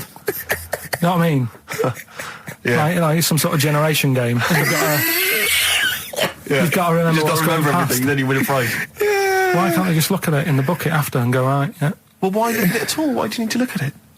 Well, it's... Out of interest, isn't it? See what's come out, I don't know. So yeah, that's where that went. Oh, that's what I've been looking for, that. Remote control. How does it work? I don't want to go into graphic detail, but they just send water up there, don't they? No, caffeine. Caffeine? Yeah, so it's like it's like a gallon of coffee. Wow. That goes up there, and it wants to come out immediately, obviously. And then it percolates. But when did that happen? How did someone sort of go, tell you what you want to do? I think it was first invented on distraction to win a car. I don't know, do I? I suppose they thought there's stuff up there that's not coming out. It's for, they find things up there. Though, isn't it? They did that thing that they find things up there that they swallowed when they were 5 and that, don't they? Lego bricks and stuff. Exactly, yeah, marbles. But I mean, meats and things can stay in there. It gets caught in a little recess in your 30-foot of tubing, and it doesn't come out. Talking of meats, I saw an advert on the way in today. Question to both of you: who eats pepperoni? I don't know. Have you ever eaten a pepperoni? It's disgusting. I've never seen anyone eating a pepperoni, buying one. I've never heard anyone say a delicious pepperoni earlier. I don't associate it with anyone. I've never seen anyone eat when one. you think, what is it? Just sort of like curdled, salty. It's sort of like, do you want to try a big long blood bogey? Yeah. I won't. No, it lasts forever. Oh, that's scary then. Yeah. You just keep it. It's like keep it under your couch. It'll be just as nice in a year's time. It does look like something you'd find down the back of the oven when you were cleaning out. One of those Gordon Ramsay documentaries. Yeah. Yeah, exactly.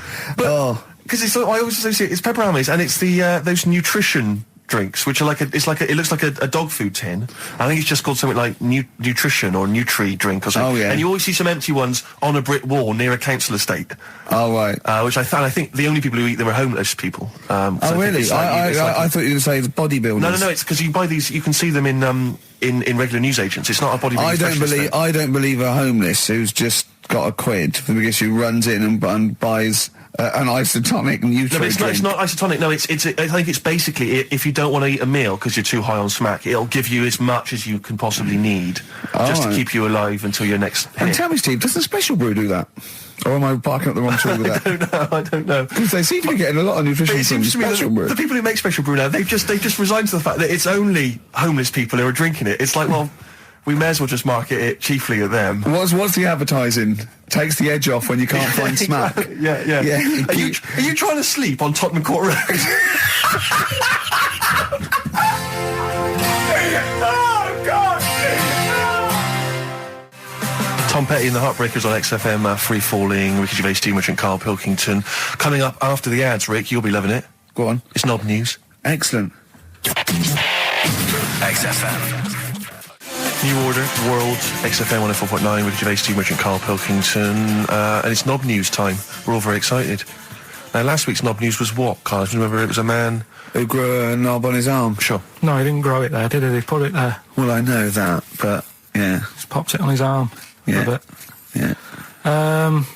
Just a recap of the week's news. Right now it's the headlines. Well, we talked about it before. Do you know the little mouse that had an ear on its back? Yeah. Sure. Right. Well, you thought he had a bad time, right? Listen to this one. Mouse walking about with us, sort of wearing a monkey's testicle.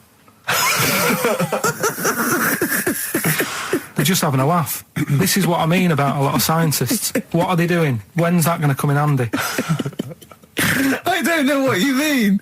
Well, they were seeing if, say if a fella loses one, right? Yeah. Hitler or whatever. And they go, well, don't worry about it. We can sort you out.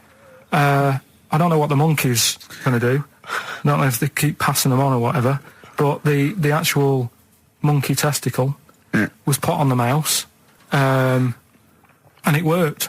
It worked for the mouse. But isn't it? I mean, isn't a monkey's testicle quite large in relation to a mouse? Would it not look like the mouse was on a space hopper or something? Oh yeah, it didn't look good. Well, they didn't put it where its testicles would be. No, they did. They put it. Well, how could it walk then? The ear was on his back, so he could just get about. Well, I don't know. But you don't know, do you? You just guessed. Did they grow the monkey's testicles where the mouse testicles would? It looked stupid anywhere else, though, wouldn't it? Oh, whereas a mouse with monkey testicles, that's fine. You'd be showing off. You'd be all right. I prefer that than the ear. When that mouse gets put back in with the other mice, do the other mice go, George, you look different. Have you had anything done? But the weird thing is, as well, apparently it still works as a monkey. What? So, like, what are you talking about? Like the sperm and that was it was still sort of monkey. Of course sperm. it was. What are you talking about? Well, that's weird. But what, Karl? What do you? It's only a thing to give it nutrients. That's all the thing they're testing. It's like grafting at that level. Right. What's your question? Because I'm right. What do you think? It would change eventually. It would have changed into a mouse testicle because it had been hanging round a mouse for so long. No, I thought the actual sperm of it though would be a mouse's. Why? Because it's hanging off a mouse. No, but your sperm is actually created in the testicles. So that's why it has to be outside your body. Otherwise, we put them in a nice little cage. But I'm guessing then that they've done this operation so that they can do it to humans. Yeah. Why would I want a monkey testicle if my kids are going to be monkeys? What use is it? No, think. That's no. That's going to happen anyway, Karl. Yeah, but think. Think of what you're saying. They've grown a monkey testicle on a mouse to see if it would still function as a monkey's testicle, okay? So they can do that to humans. So think, Karl. What they'd do is they'd grow a human testicle on a mouse and it could still be used as a human testicle. So what? To give you a testicle that you've lost. From a mouse? No, from another person who it was kept alive on a mouse. Because it's kept the nutrients alive, as opposed to keeping it in a deep freeze. Maybe bollocks go off after a week. I don't know. Maybe they get accidents. He had a little a card. Do you donate your testicles? Yeah, I'll tell you what. No one needs testicles yet. Let's keep them on a mouse. You have yours ripped off in some sort of bizarre skiing accident. You go, well, you go into a Battersea Dog Town. You pick the ones you want. They can grow them on anything. They can grow them on a Dachshund. Bulldogs are growing them usually. That's where you see a bulldog. Usually that's waiting for an operator. What don't you understand, Karl? Hang on a minute. I thought this was knob news, not testicle time. I don't understand what. Yeah, testicle time's not for another 10 minutes. Yeah. No, it's all sort of linked and that, though, isn't it? Well, sometimes it's linked to a mouse. But what do you think about, like, I don't know, testing stuff out like that? Is it worth it? Could you not just go straight from... But listen, Karl, I'm getting this information from you. No, if this was on Question Time and someone said there were, Dimbleby and Paxman or whoever said it, I'd think about it as a moral dilemma. You've just said you saw a mouse with a monkey testicle. What do you think of that? I don't think anything of it. I don't think anything of it is the answer, Karl, because I can't trust the info.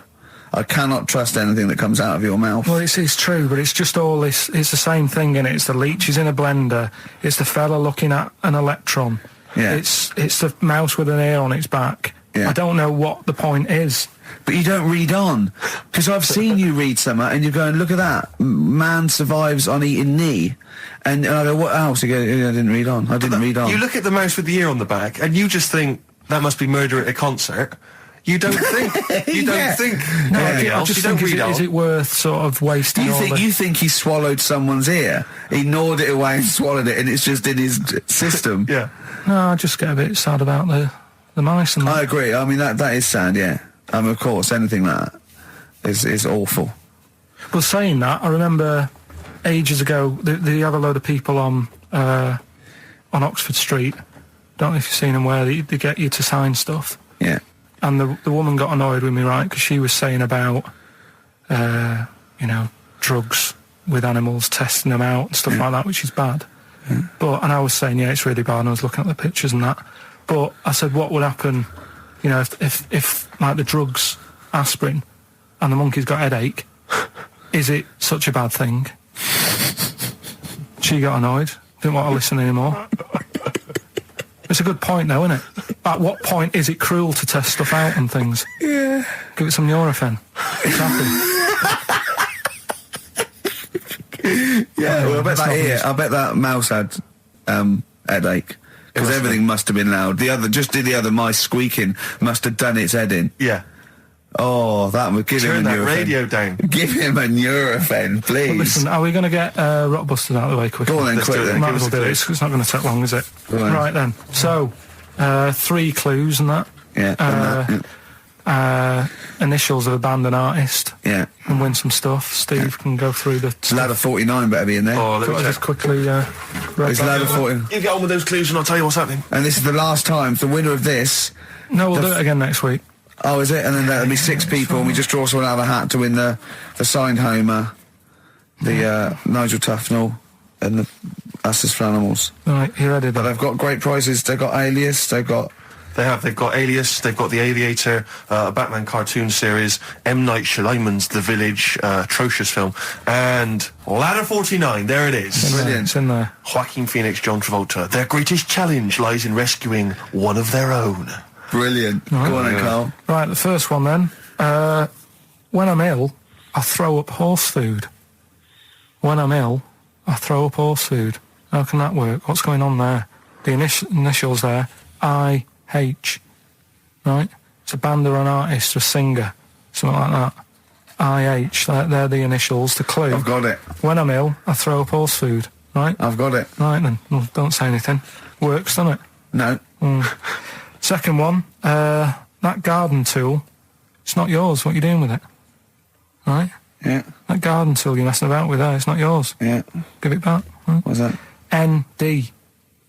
ND. Right? Artist or a band. What's going on there? Right? Third one, that male sheep sounds fed up. Why is he fed up? Right? TR. TR's the initials. That male sheep sounds fed up. What's going on? If you know the answers to them 3, email in ricky.gervais@xfm.co.uk, or you can text in 83XFM. Right? Great prizes. You can win yourself a copy of Ladder 49. Foo Fighters. Best of You on XFM 104.9. All right, Carl, you calm down now about science. It just does me head in, a lot of this stuff. I think I would have been better off sort of growing up in the 1940s or something. Why? Where there isn't as much science going on. People just live, don't they, for the moment. So you know what I mean? Well, but what if you'd had to go to war? What? What if All right, you- maybe 1945, then I'd be happier. Just after the war. Just that bit after the war and before they started What messing age? about. What year would you want to be born? When was the war over? 45. Right. 46 then. But there'd be Born rationing. 46. There's rationing for another 10 years. 56 then. But there's a lot of science going on. Oh, forget it. It just annoys me, all the messing about. They're always messing about with stuff, and I sometimes think, is it doing any good? Is what I mean. Mouse with ears, mouse with monkey's testicles. They're messing about with a mammoth now. Go on. Well, they're just saying, well, they're managing to knock one together. Who And you asked? just think, some scientist somewhere. Just messing about. Andy. No, but it's just, do we need, do you know, I mean, we've done it before about the do we need them thing, the amount of creatures and insects and that are knocking about. You've got that caterpillar that I mentioned walking about, it doesn't know where it's going. Get rid of them. The mammoth, the world's busy enough, it's crowded, it's overcrowded now. How much room are they going to take up? Do you know what I mean? Why are they doing it, Carl? Do you know? All you know is that they're trying to muck around with Because them. they can, because that's all it is, isn't it? Because they can. They're messing about. Someone's Yeah. being paid to do stuff. What else are we here for? If not to try stuff out. What else are we here for? What do you mean? Well, what are we here for? Just to enjoy life, isn't it? Well, some scientists enjoy knocking a mammoth together. No, but don't worry about the mammoth. It died out. Maybe it died out for a reason. Why didn't Noah save it if it was important? Because Noah, what do you mean? Noah's not true, is it? Oh, I don't know, there might have been some truth in it. What truth in it? That he put 2 of every animal that existed into an ark. How big was this then? Why didn't they eat each other? Yeah, I know, I'm not saying... Imagine the noise, Carl. Yeah. No, trying to get a bit of kit there. There's points to that where I go, that didn't happen, because where could he have been where there was a hamster and an elephant and a crocodile? Where was he? Do you know what I mean? But none of it's saying. true. What bit do you believe? What do you mean? It got a bit wet. What are we talking about? The mammoth or the... No. What is up with you? No, it's just that we had a lot... seriously, have you got brain damage? No, it's just that we had a lot of topics going on there. I just don't know which... We were talking about Noah. And then you suddenly go, I know where did we... What? The mammoth or Noah? What? What you did, none of it's true. What? Think of it. Oh, God. Think of the first thing. Build an ark. All right. Could I just clarify, what's an ark? It's a big boat thing. Right. I've never had any experience of carpentry. Just build a big boat thing. But I don't make... Just have a go, don't worry, you'll be alright. I'll make sure it's alright. But once I've built that, how big should I build it? What am I... Very big, it needs every animal, 2 of every animal. Go on, every animal. In the boat building, fair enough. I told you to make it big. Right. Don't worry about the fish, they can swim. Okay, but so all the birds. Get the flightless ones though, they're drowned. Get the flightless ones. They would not the penguins. They're flightless, but they can swim. But all other animals. I should be writing this down.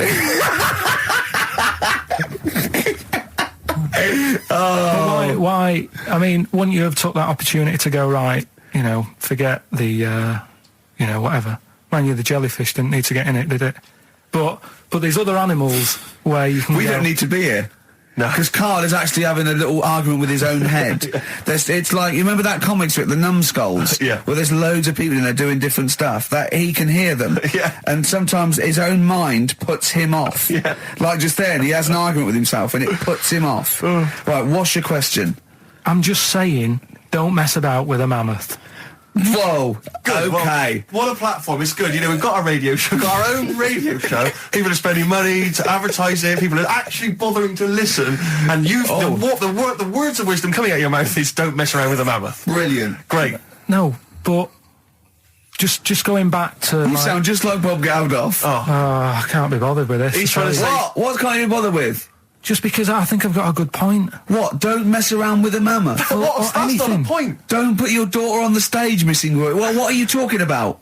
It's just that I think there's too many animals knocking about. I mean, I know you love your cat and what have you.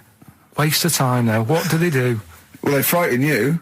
Well, yours is mental, though, isn't it? He's sitting there, and the cat right behind him, and he nearly shut himself. Well, your cat is crazy. It does go for it. It loves... It's got claws, big old claws. Of course they have. It's a cat. Yeah, but no, most cats don't come leaping at your ghoulies every time you sit down with a lovely warm hot cup of tea. Aren't they pointless, though, Steve? Well, I've always had a problem with pets generally, the idea of But pets. cats the most. I was saying to Ricky about, I don't know why, out of all the animals that Dick Whittington could have took with him on his journey. Again! Forget the cat. Forget it. What's he gonna do? Okay, you've got to walk to London because the streets are paved with gold. You can take any animal. What do you take? It wouldn't be a cat, because it would keep wandering off. You do double the distance. Try to get it back. Come here. They don't listen to you. I can't be dealing with them.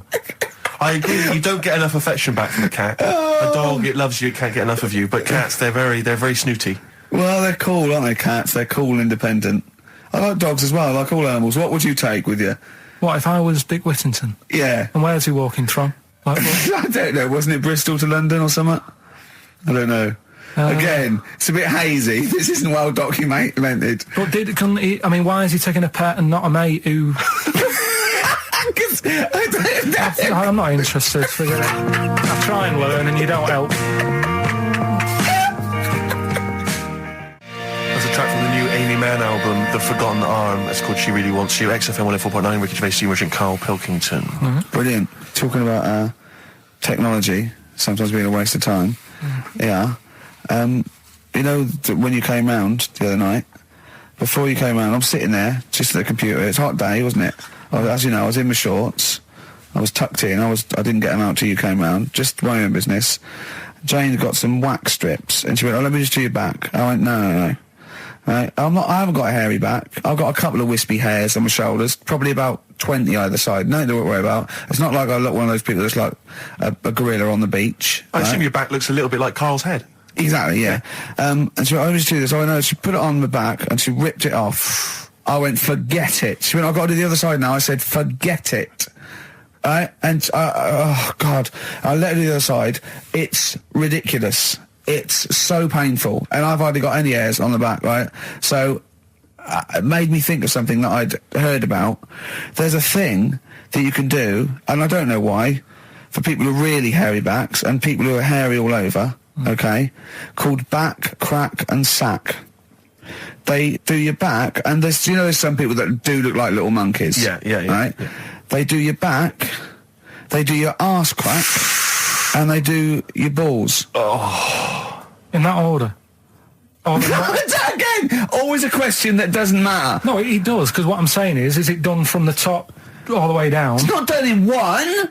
What do you think? This is huge 30-foot Band-Aid type thing that you're wrapped in and then pulled.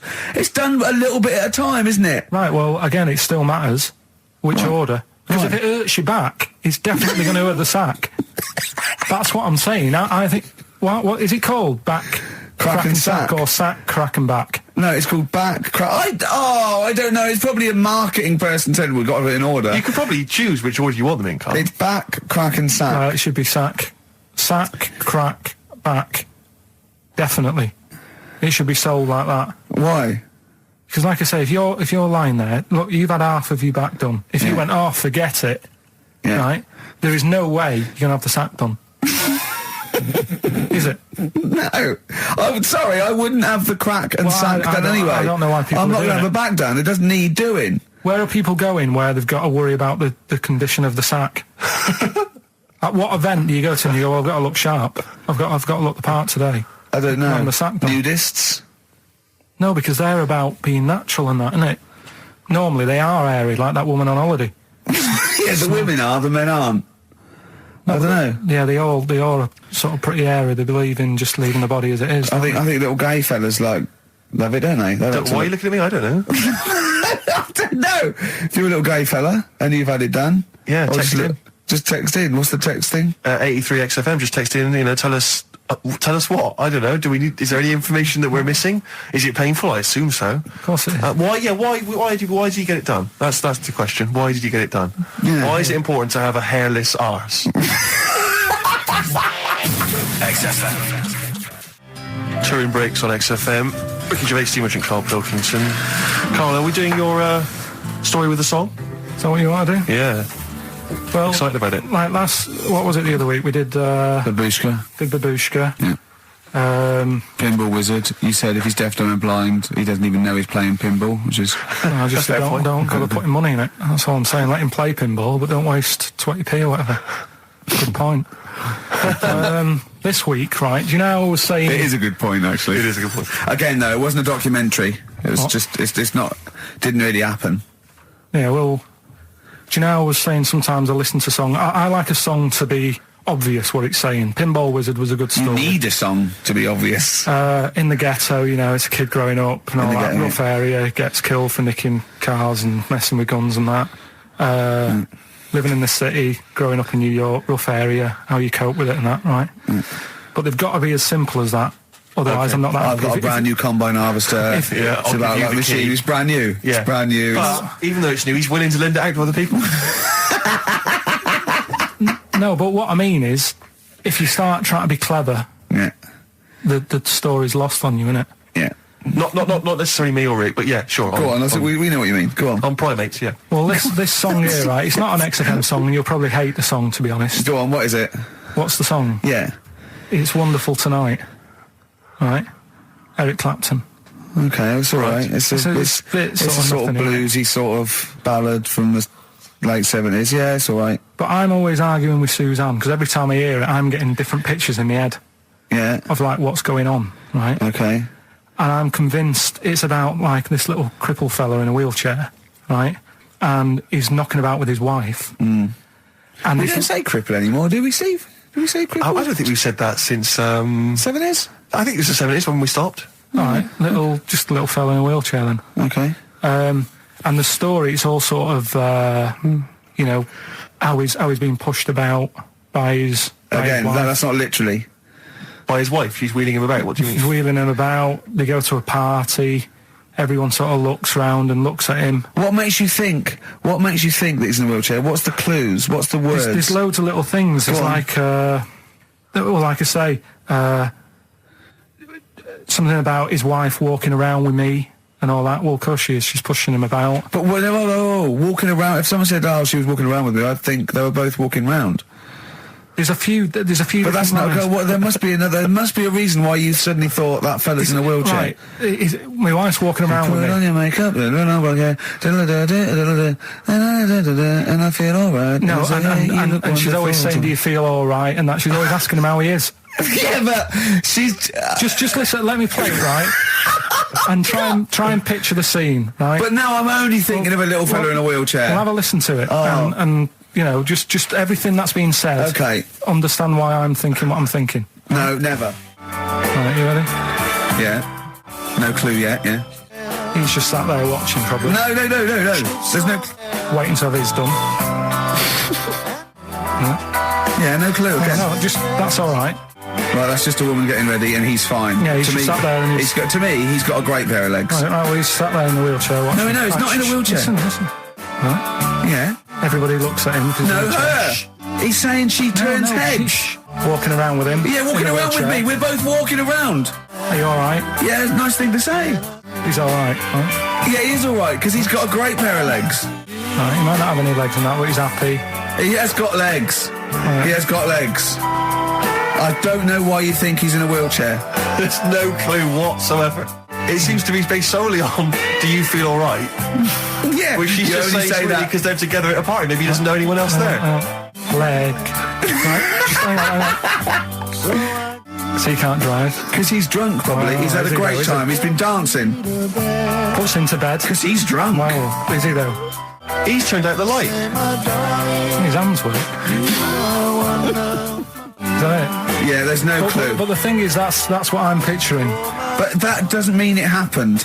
You picture people that are half man, half moth. It doesn't mean it's possible. Do you know what I mean, Carl? What you think is usually not true. Suzanne is totally right. There is no reason. I have never, ever thought that Eric Clapton was singing about a little fella in a wheelchair. And the one clue in that, there's two, isn't there? Are you all right? Oh, let me say that, little cripple. Right, and I'll give her the car keys. Oh, why is she driving? He ain't got any legs. Pushing him around and that. No, pushing him around. So we'll do one more next week then. Okay. XFM. Jack Johnson on XFM. Carl. All right. Yeah, we were talking briefly earlier about something that you'd been reading. Well, it's just that you're always having a go at me, saying, you know, you're never happy. True. You know, what cheers you up? What's the best thing that can happen for you and stuff like that, right? Yeah, sorry, I have never said to you what's the best thing that can happen for you. No, but I'm like trying to encourage you. Steve's, and you have a bit. I've started reading more and I'm doing more science stuff, even though some of it does me head in. Like I say, knowledge is almost annoying. Right, knowing about that mammoth is annoying. Think about being a quote. Yeah. Things like, if I have seen furthers clustered on the shoulder of giants, we will fight them on the beaches. E equals MC squared. Knowledge is annoying. Yeah. That's an amazing one. Karl Pilkington, 2005. No, but it can get you down, can't it? Right. Knowing stuff that's going on. Yeah, knowing stuff. But sometimes I don't want to have stuff in my head. When I read a horrible story or someone tells me, I wish I didn't know it. Yeah. Yeah, that's all I'm saying. But at the same time, there was something in the paper about things to do before you die. And it was just stuff that I sort of looked at. I thought, don't want to do that. Cross that off. Not bothering with that. At number one, you always know what's at number one. It's the same thing every time. Swim with dolphins. Yeah. Don't know why. Do you want to do that? What's going on down there that it's so good? What do we not know about? I mean, yeah, it'd be fun. I'd love to sort of encounter most animals, to be honest. I mean, there's be a few animals on the top of the list. I'd rather hang out with a bunch of chimps. I wonder if it's you're down there with dolphins and you're swimming with them, and then they click away, they click, and they tell you a secret. You go into they lead you into a cave, right? But down there, it's like being at like Rolling Stones' house in the 1970s. It's They're like smoking. There's drink, there's women, there's bars. There's like they're eating tuna. They're loving tuna. They love it, but they can speak. They go, all this clicking stuff. It's nonsense. We're having a wild time. Then they go berserk, go crazy. It's 24 hours of non-stop debauchery. I think it's spiritual, but isn't never it? mention it to anyone else. It's incredible because they're so intelligent, and you know. Do you know about dolphins though? That how intelligent they are. Well, people keep saying that, but what have they done? Do you know what I mean? Why? What's someone done that they've gone? They spoke. I've read a book by a dolphin or whatever. What have they done that makes them so bright? It's the same way they go, they look after you, they save you and that. There's got to be one bad un in that bunch. Of course there... Sorry, I wasn't suggesting they're all flipper. I'm not just they're constantly going around the oceans trying to save people. I mean, they're intelligent, In what way? What do you mean in what way? Well, what do you mean? Why because why they pass people tests? Keep saying they're bright? Because of the things they can achieve and learn. Like what? And well, they can tell shapes, objects, colours. Sorry, Carl. I mean, they're no match for you. They're not as clever as you. They're way down this that. But it's all relative, isn't it? For a non-human, they're doing okay. They're up there with chimps, So what do you want to do before you die? Anything? Any achievements you want to have? Well, if I'm ill, I'd prefer to go to the doctors than to go with the dolphins. Yeah. Why are you suddenly ill? It's not, when they say things to do before you die, they don't literally mean the day before. They mean you croak. that you want to experience life. You can do it over the next 20 years. Is that what you thought you meant? Like, literally the 24 hours before like you die? A priest there going, give me the lift. What is it, Grandad? Dolphins. No fit state, Grandad. Get me in the water. Get me down to Brighton. What do you think that list means? Well, yeah, that, before you die. You're incredible, Carl. You're all this time. Things to do before you die. That's why he doesn't want to do any of them. Didn't you think it was a bit extraordinary that you had to try and swim with dolphins and visit Disneyland and climb Mount Kilimanjaro all in the same afternoon? That's why I said to you, I would be in no mood for a dip. That's incredible! Always a new twist on things. Always a new twist on things. But you say about travelling and that, you like travelling and stuff, but why? Because I've seen and experienced extraordinary things. I went to Kenya once. I met a man who was a vigilante. He was cleaning up his neighbourhood because the police were too corrupt to do it. Carried a sword, and he was extraordinary. He'd been attacked, but he didn't care. He fought them off. He was trying in this little slum area to try and instill some law and order. He had to arrest his brother-in-law once. It was a fascinating story, and he was an extraordinary man. I went to Manchester and I saw two lads with big heads and webbed feet looking at a house. There was a horse in the living room. I mean, that's living. Leave it then. Listen, I didn't realise it's like 7 minutes to, right? Well, come on then. Well, let's do Rockbusters on. Yeah, do Rockbusters. And you got Monkey News. Well, we'll see if we've got time. No, we got to do Monkey News. Listen though, Justin, if he's out in the office. Oh, look, just quick, do the Rockbusters answers then. Have you got a winner? No, I don't even know the answers, do I? Pick one. All right, then. The first one. Right, I just dropped a plastic cup. Right, the first one was, when I'm ill, I throw up horse food. Right? Yeah. That's the clue. The initials were I-H. I got this one. And I must say that was I-sick haze, because when you're ill, you're sick. What do horses eat? They eat hay. I-sick haze. I-sick haze is the answer. You got that? Second one, that garden tool you've got, it's not yours. What are you doing with it? Right? ND. That was different. That was what's a garden tool? A rake. Right? If it's not yours, what have you done? You've nicked it. You've nicked Drake. You've nicked that rake. Nick Drake. Nick Rake. Right? So that's ND. You got that? That's fine. That's fine. The third one, that male sheep sounds well fed up. Go on. What's up with it? That was TR. Yeah. That was that ram. That's a ram. That's a male sheep. It's fed up. It's moaning. Ram moans. Ramones. The Ramones. So they got that as well. Let's give it to Jenny McKean from Isle of Wight, because she's got all three of those answers. And right, straight on to Monkey News. It better let's play a record. We've got to do Monkey News. It's only 5 minutes to go. We've got time for a record and then some Monkey News, surely. Oh. Bit of XTC. Making plans for Nigel XTC. Okay, let's play the jingle. Oh, chimpanzee that. Monkey News. Right, this happened in Pittsburgh. Right, there was a rock band, and they've got this studio in Pittsburgh and what have you, and they're laying down tracks and stuff like that. And in the studio that they use, right, there's this monkey works there.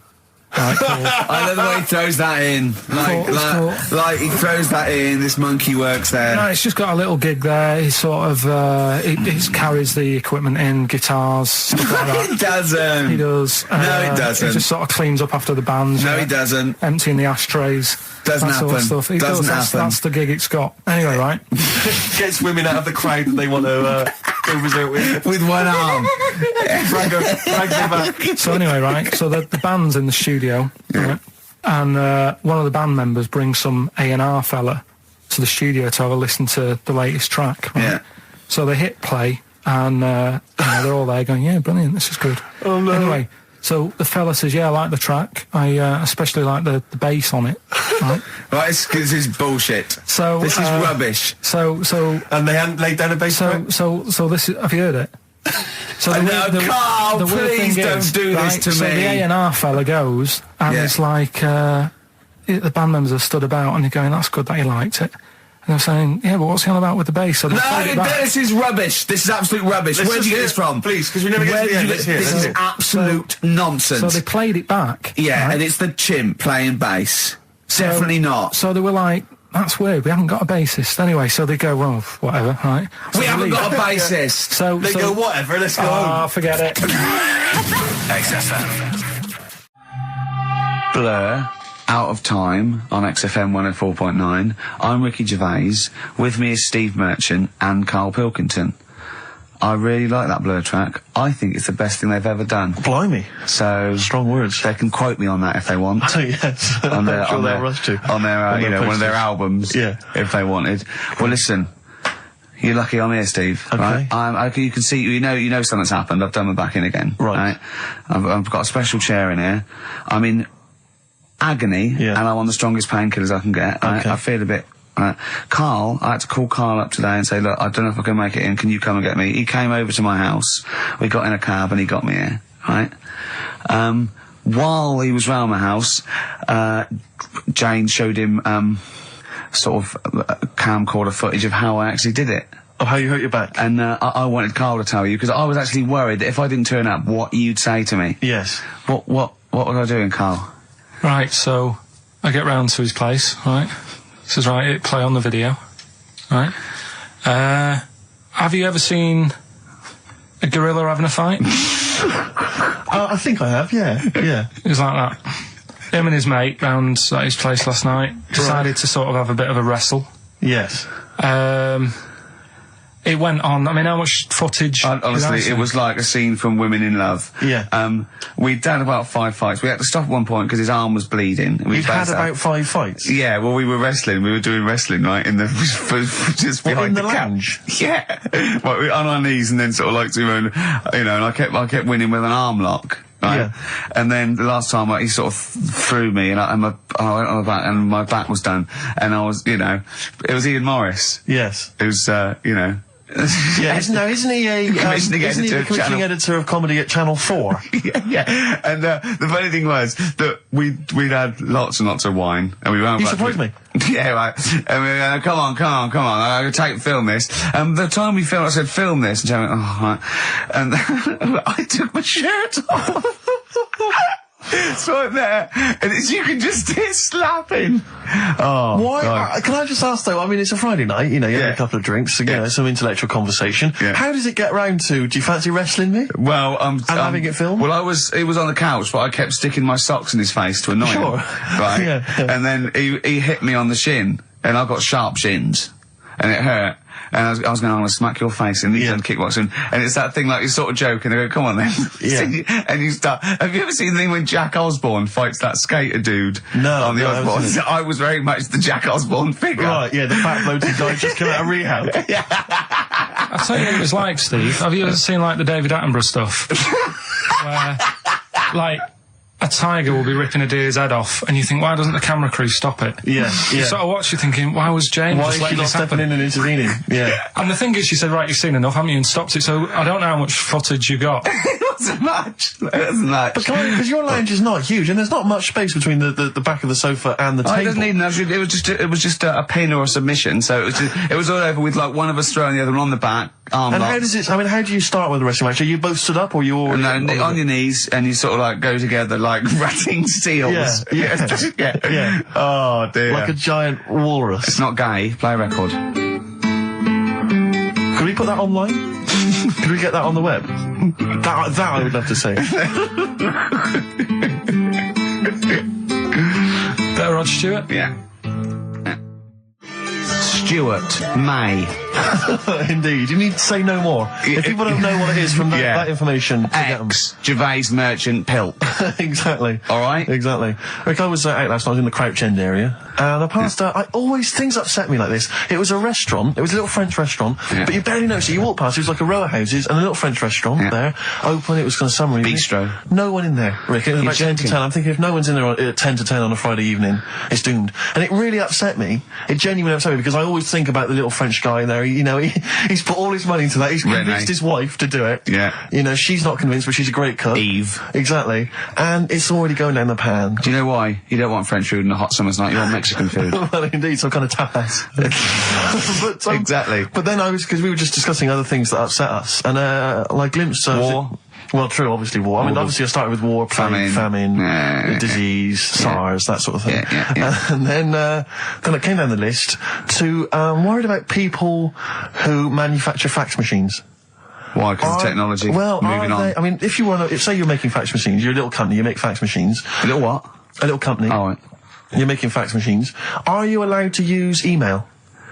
What, like, if you work for Coke, you're not allowed to drink Pepsi publicly? It just seems like I'm assuming the fax machine sales are plummeting. Now, the thing is, right, now I haven't got a fax machine, you're right, I've got email, but I much prefer a fax. Well, yeah, because you get it, it comes out the other side. Yeah, but... Do you know what I mean? It the is what they've sent, that's what's great about a fax. But you can print off your email, can't you? And then you've got it in hard copy. Wow. It's sort of instant. But, I don't look at the emails, a fax comes out, it's there, it goes, it's like someone putting a little post note into your face. Do you know what I mean? You go, oh yeah, I'll read that. Yeah. Whereas the email, you got email, you know what I mean? Well, yeah, no, but what worries me is whether I'm assuming fax machines are just, I mean, I don't know if there's anyone listening who works maybe for a fax machine organisation. 08700 800 1234. If you're in the fax industry, give us a call. Tell us, what sort of figures. Yeah. Exactly, yeah. We want to go down 17%, something like that. Those kind of stats. In the southwest. Exactly, those are the kind of stats. But have you got fax machines yet in the north, Carl? Yeah. Yeah, I mean, you're loving it, aren't you? I like getting letters. Well, no one sends letters anymore, do they? You like getting a scroll from a man on a horse. Yeah. Saying you're... When do you get letters? Just my mum still sends me the odd letter. Sure. Even though I call, she'll still, she likes sitting down at a table and... Yeah. So what, you call and ask the questions, there's no reply, and then you get a letter a day later 3 going, weeks later. Question 1, yes, I am well. Question 2, yes, your father's well. Yeah. Oh, it's nice though, isn't it? Yeah, letter's nice. It's nice to receive a letter, yeah. It's always nice to receive a letter. Particularly if, you're on a sort of expedition. But what does annoy me though, you were looking at them the other day, you were talking about the pictures on them, postcards. Yes. Don't like them. You don't like postcards? No, they annoy me.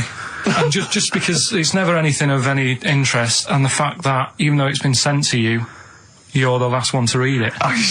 Whenever I used to send my mum a postcard, every time I send it on, I'd horrify her by putting on it, having a lovely time, does that pig of a postman still read all your letters? And she'd just be horrified, just be terrified he looked at it all the time. This is what worries me. I've always assumed that people would read a postcard. If I was a postman, I would definitely read every single postcard.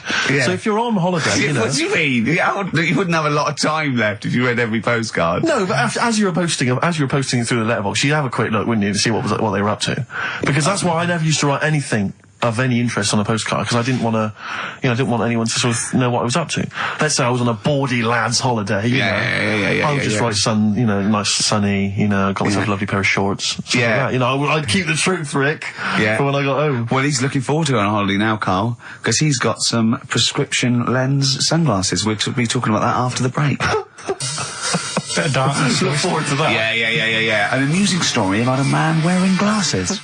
Oh, the darkness. growing on me. It certainly is on XFM 104.9. Love those boys. Keep the guitar riffs up, lads. I'm Ricky Gervais, with me Steve Merchant. Oh, it's good to see that your back pain has not impaired your DJing abilities. Yeah, I know. Well, I'm a professional. I'm a professional. You've soldiered on. Yeah. Put the glasses on for Karl. Well, see, now, because I wear glasses normally, I've always had problems with glasses. The thing about glasses is it stops you from doing so many things, and you may not realise if you're a non-glasses wearer, certain things that you can never do. If you're, like, for instance, I have never been able to go into the mosh pit at a gig and get carried above everyone. You know, when they carry you above everyone on their hands. Because I knew someone would just grab my glasses. You don't need to, you can see from the back. That's the good thing about you at a concert. Indeed, you can actually stand at the back and look over. Being able to at least jump on the stage and do a stage dive and all the rest of it. So that's one of the things I've missed out on.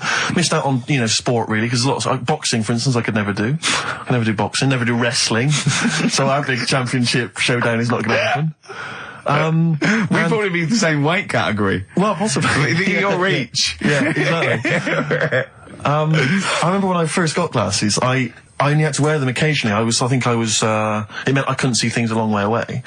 And obviously I got them, but I was at school and I was a bit self-conscious, didn't want to really tell anyone I had glasses. I didn't reveal to anyone I was wearing them.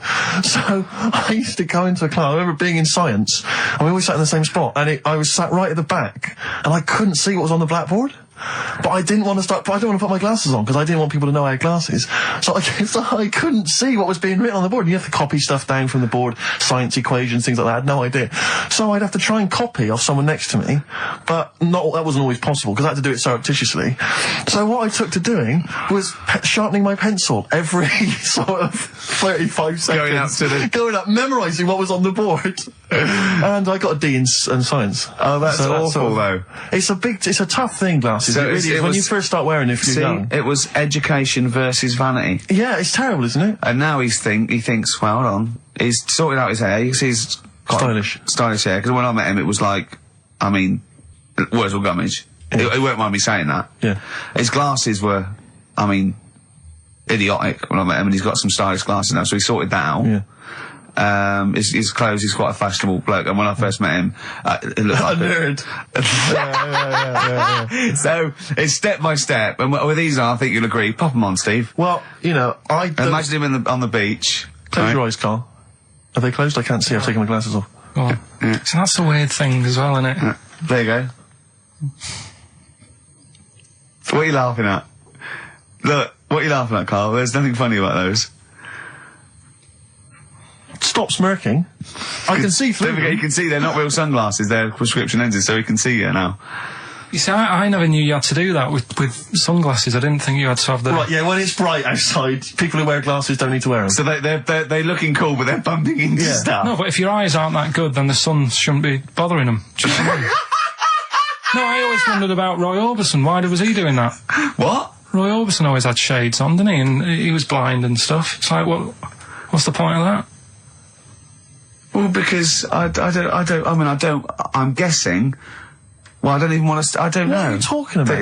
Roy Orbison was blind, wasn't he? Yeah. Was he? I thought he just had very, very bad vision. No, I think he was a blind fella. I don't think he was blind. Was he not? No, I think he had very poor vision. Wear him, you know. I don't know what this conversation is anymore. No, well, once again, we've introduced Karl into the equation. He's just gone off on a completely bizarre tangent. When he went, oh, I can pick up my prescription lenses. And we had to wait. And the bloke came and said, who's it for? And I said, oh yeah, Mr. Merchant, here they are. And as he was getting out, to try and embarrass Steve, I went to him, they are the exact ones that Keanu Reeves uses in The Matrix, are they? He went, what? I went, no, I'm joking. But, yeah. I'll tell you what frustrates me. Can I just say, as a glasses wearer, this is just a note to everyone out there who isn't a glasses wearer. When people ask constantly to try on your glasses, can I try on your glasses? And they try them on, and they always say the same thing. Oh, I can't see a thing. What were you expecting? X-ray vision? No. Yeah, I know. Don't ask. If you're a glasses wearer, you don't want people asking to try on your glasses. But I think they don't realise that what are you expecting? By going, oh God, your eyesight's bad. Yeah. It's not like going, you know what I mean? It's not like saying, let's have a go with your calipers. Right, and popping them on and going, God, bloody hell, you can't walk very well. But it's a form of disability, isn't it? Well, yeah, but it's one that doesn't impair that much. It's an inconvenience that you maybe have to put glasses on all the time. Did I mention the mosh pit thing? No, but it's not, yeah, but you're not, What's your vision? It's just blurred, is it? No, I can't see anything. It's really bad. Is it really? Bad, yeah. If I take my glasses off, you are just a blur. I see now, I can see nothing. It's just a couple of bald heads. And I know only one of you's bald, so... You're looking at Karl twice. Yeah, exactly. Yeah. All right. Karl, it's your Vision 2020. Well, there you go. That's Steve's eyes on XFM. Next week, Ricky's knees. Bit of vinyl? Yeah, now listen, I want to mention this. This is from this new Morrissey compilation. It's a new series. I'm assuming a number of different rock stars are going to do it. It's called Under the Influence, and various rock stars get to choose, obviously, songs which they grew up listening to and that have influenced them. And this is from Morrissey. He's the first person to do it. And there's some stuff on there which is a bit odd and a bit oddball, and there's some stuff which is good. And there's the Ramones on there, and Nico and Patti Smith. But this is one of them. Obviously, famously, Morrissey was a member. I think he was the president of the New York Dolls fan club in England. And this is from there. And this is Trash.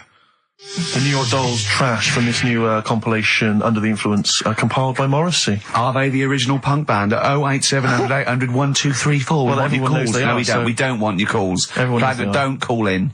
Don't call in. Please, we're not interested. No point. Rick, it's 1:30. Yeah. Adverts? Yeah. Coldplay and the Scientists on XFM 104.9, Ricky Gervais, Steve Merchant and Karl Pilkington. We saw an interesting sight on the way here, didn't we, Steve? Yeah. We came in yesterday to plan the show. To plan the show, sure. Yeah. We actually annoyed Karl for half hour and left. Yeah. But a bloke with a completely tattooed face. I don't know what stage you are in, what stage you're at in your life when tattooing your own face is a good idea. But this wasn't sort of like, tribal or religious or anything. It was a bloke just had a sort of tattoo on his forehead and around his eyes, professionally done. It looked quite old, so I don't know if tattooists do that now. I think they've probably got to watch themselves, but I just think... there's not rules about what you can tattoo. I'm assuming if you're a tattooist, you can do what you want. You can tattoo anything. I wouldn't have thought. There's probably some comeback, isn't there?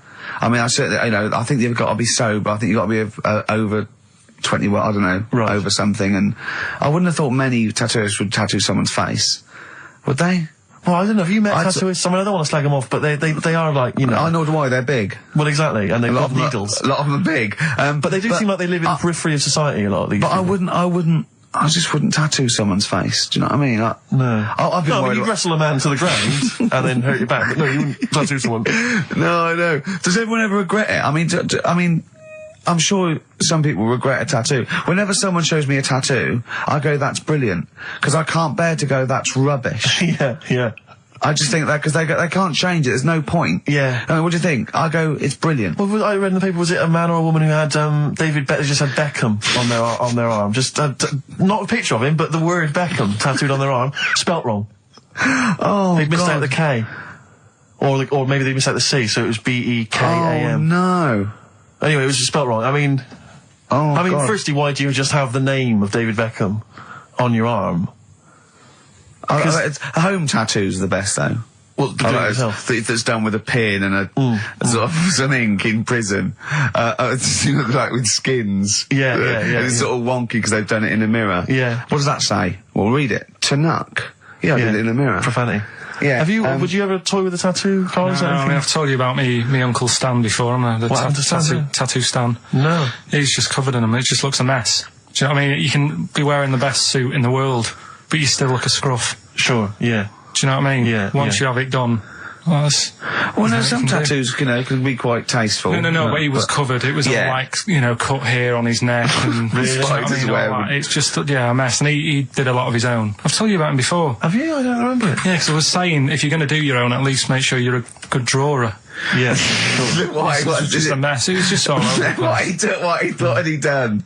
He sort of doodled snakes around. Yeah, and all his kids' names on his arms, and it's like, can't you remember them? Yeah. He might have had a lot.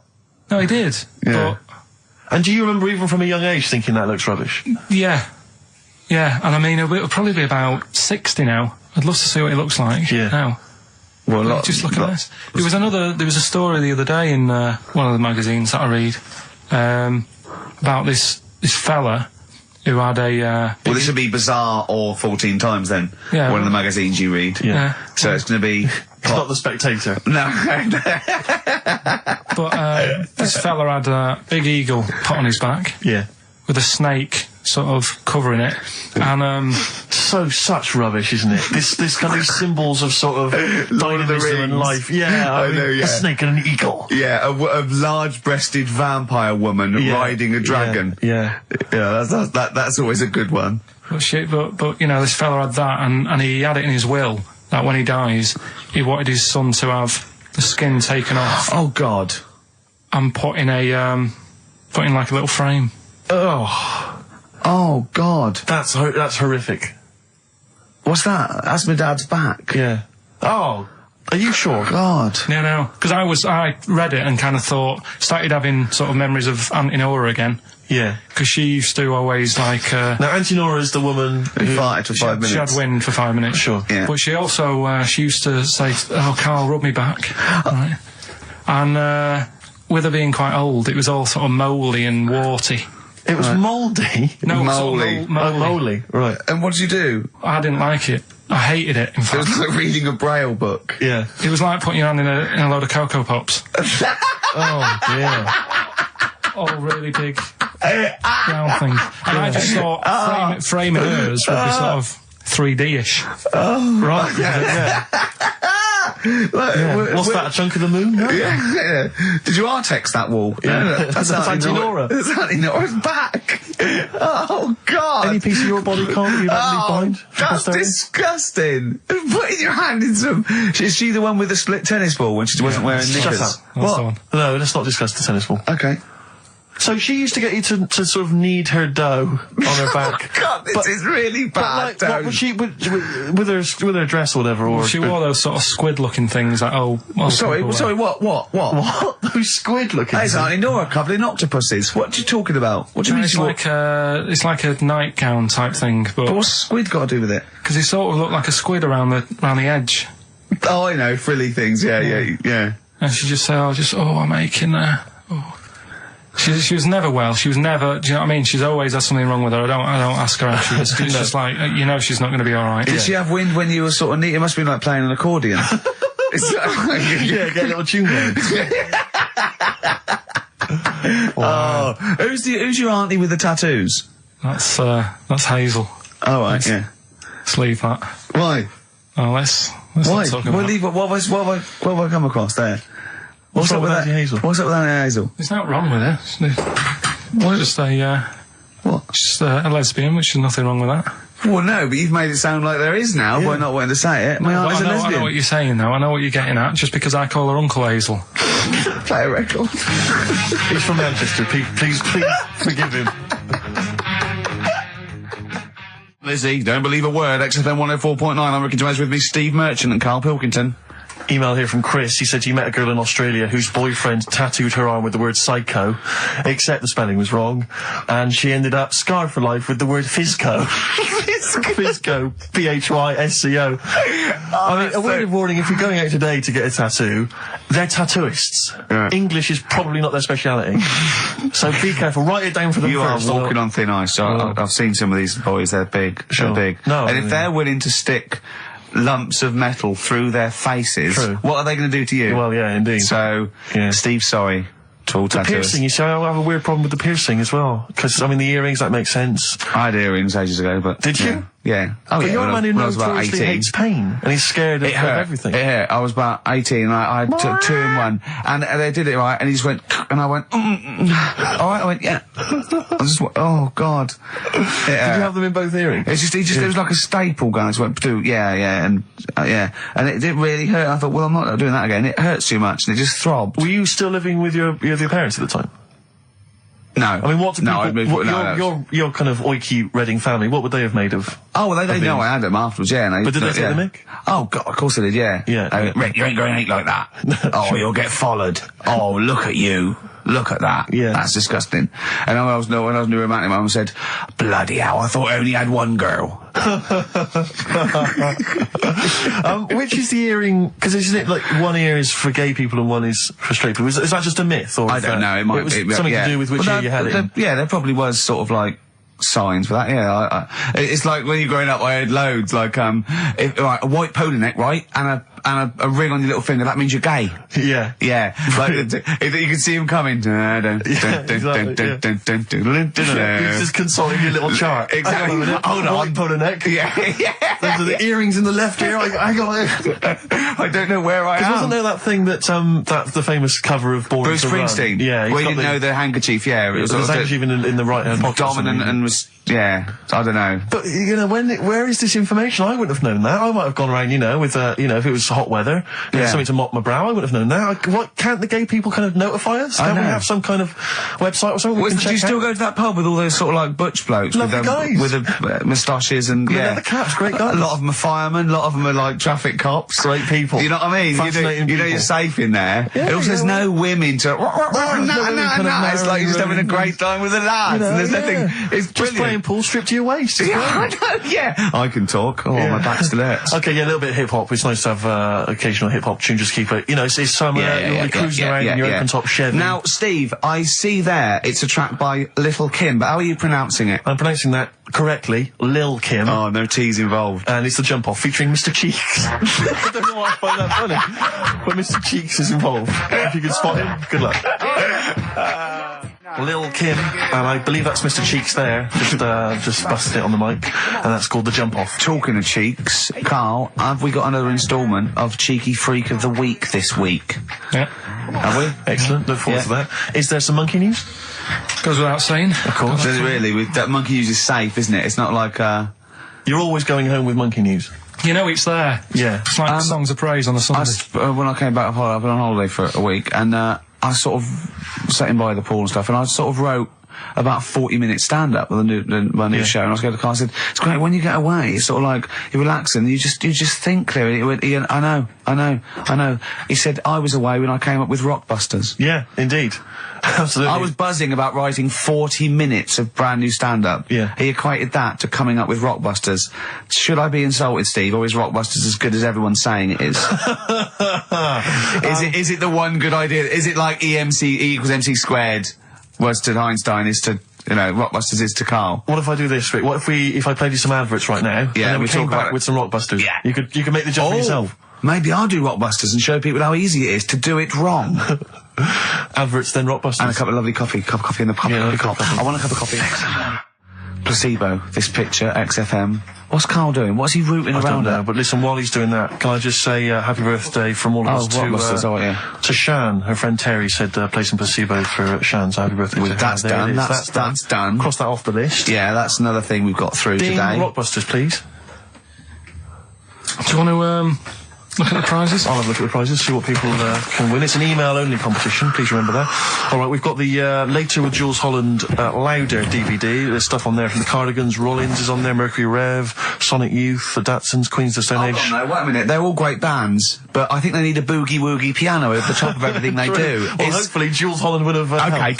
good, because that was something missing there on most of those tunes. Yeah, current album from Goldfrapp, that's there as well. What have we got this on DVD? The Life of Mammals, the complete series of that. A couple of we've got the Inspiral Carpets, again a 3 CD set of the best of the Inspiral Carpets. I don't know how they strung it over 3 CDs. And the best one-hit wonders in the world ever.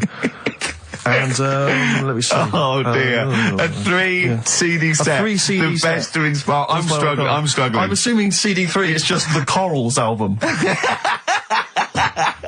Anyway, there's some good treats there. You've sourced some good stuff this week. All right. Well. All right. Yeah. Here's your here's your Rockbusters. Yeah. Right. Cryptic clue, a couple of initials, and you sort that out. Right. First one. What was Dr. Fox on about that we don't sound like proper presenters? It's mad. Go on, Carl. Right. The first one. A customer wanted some paint to darken up a room. Shop assistant knew what to do. Right. Customer wanted some paint to darken up a room. The shop assistant knew what to do. The initials there, CB. Right? CB for the first one there. Right? Second one, it'd be alright if their heads weren't that big. Right? And again? It would be alright if their heads weren't that big. And that's SF. Right? SF? Yeah. And the last one... I know that one. Yeah, go on. And the last one, Chanel have got another perfume out. N-O. Right? Chanel have got another perfume out. N-O. You email in Ricky.Gervais at XFM.co.uk. That's that done. And those prizes can be yours. Yeah. More music, please. Bit of Bob Marley. Any of these going to annoy me? Oh, I've got to stir it up. Yeah. Brilliant. Are any of these clues going to annoy me this week? Oh, they're all good. Are they really? Yeah. Right. Alright. Yeah, we'll be the judge of that. Alright. Ricky.Gervais at xfm.co.uk. Brilliant. Stir it up. Bob Marley on XFM 104.9. Ricky Gervais, Steve Merchant, Karl Pilkington. Wait, did you get up today and just see the great weather and think, do you know what, I'd love to hear some Stir It Up from Bob Marley? Yeah, I did actually. Well, I was going to play it the week before last, before I went away, and we didn't have time. So, Well, we were crammed full of features like this one. have we got a cheeky freak of the week? Do you want one? Yeah. I think we should have a jingle for this. Okay, I've got a jingle. It's very similar to Chimpanzee. Chimpanzee that? Yeah. Well, let's hear it. Okay. Oh, cheeky freak of the week. Brilliant. Yeah, no, I think that's excellent. So, Cheeky Freak of the Week, you've spotted a freak This is where somewhat, I think, offensively, you pick on someone who's not like other people and say it's your favourite freak of that week. Yeah, I remember we had the woman whose legs look like the hind legs of a dog. We've had the little fella with the aging disease with the little head playing the piano. That was your favourite. I think that's your probably freak of the year, isn't it? It's a pretty good one. So what's this? Is it a man with a horrendous injury, or is it a congenital birth defect, or what? Yeah, but you put it like that, and now it sounds like I'm being tight. It sounds like I'm being out of order. But I'm just giving him a mention. Just giving him a big shout out. Right. There's quite a lot going on in the freak world. There always is. You've been visiting hospitals the last week, have you, when we were away? No, there was a thing on a website. This isn't even the one that I've picked, so... So this is just a bonus? This is a bonus freak. Yeah. Yeah, go on then. This is a free freak, right? It's a fella called the Lobster Man. The Lobster Man, of course. Again, good name, you know what you're going to get. Yeah. What are you going to get? Some succulent meat. I like the idea that the vicar on the christening suggested that. I know you want to call him Mark. Can I make a suggestion? Yeah. Look at his hands. What's his name? Mark Michael Webster. Right. Right. Have you thought about a nickname? Not really, no. Have you looked at his hands? Yeah, we don't want to talk about that because do you know they look a little bit like lobsters? Well, yeah, but it's quite deformed. It's like, you know, we Can can't... I suggest Lobster Man? That's terrible, Vicar. That is terrible, Vicar. We're Go on then. We're gonna see. This is what the sort of feature you come up with, Karl. So Lobster Man. There's probably people listening now with, you know, lobster feet. Right. Lobster hands. So, Squid Boy. So Lobster Man, what does Lobster Man do? Does he fight crime? Not that much. Okay. Apparently he got into a bit of trouble. He was in a restaurant, and this was years ago, by the way. And someone picked him to eat him. No, so apparently the waiter said, "Oh, you shouldn't be sat here. You should be in my pan." Or something. Oh dear. And they had a fight, got out of hand. Yeah. Got out of claw. And yeah. So that was. What do you mean they had a fight? What did he do? A waiter took the mickey out of someone with. No. No, can I just make clear? I'm assuming his hands look a bit like those of a lobster. Yeah. Yeah, well, it's fused, so it's just like two big fingers. They're fused, I assume, probably in the womb, and they're just like, instead of like having five digits, they're fused in it. But he can pick stuff up, can't he? Yeah. What does he pick up? He mainly eats crabs and jellyfish, doesn't he? Yeah. Yeah. So he was having a fight with the waiter, he snipped off his nose. Right, so anyway, he just held on to the waiter's bib. Yeah, and the waiter was screaming, "Go and get him off me!" Yeah. So anyway, does he eat other lobsters? Does he typically would eat lobster, or is it kind of? Would he feel bad about eating lobster? Right. The little cheek of the freak that we've gone for anyway. The what? The little freak of the week, cheeky freak of the week. We've gone for this Siamese lad. Okay. Right. Happened back in. You can't have a Siamese lad, can you? All right. Yeah. This Siamese twins happened back in 1693. Oh, he's got a date. Blimey, that's the first time ever. Yeah. And all it was, he was doing all right for himself. He used to go on those circus things he used to do. They're two people you're talking about, Karl. So we're going to him. All right then. All right. They did this circus show, right? Yeah. And everything's going well. They're selling out the tents and stuff. People coming to see them. Yeah. who was doing all right for himself. Yeah. Right. Sorry, before I said that, did you think a Siamese twin was a man with two heads?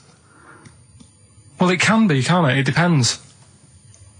There's two people. They're conjoined. No. But it depends, doesn't it? The one that I shown you in that book that time was a fellow with two heads. No, it wasn't. That was a stupid picture in one of your stupid books that he had a growth that looked a little bit like it had a face on it. It wasn't a man with two heads. You're the same sort of people who send potato chips to restaurants and say, "Doesn't it look like Norman Cook?" Yeah. It's not two heads. We'll bin this feature. No, they're two people. They're two people. Conjoined twins. Right, so these... They just happen to have a similar taste in clothes. Okay. Anyway, so they were doing all right, and it all went wrong when he crossed the road, got run over. The lad with two heads got run over. That's it. What? How is that Cheeky Freak of the Week? Just because he got my interest, and I kind of thought, why didn't he just look both ways?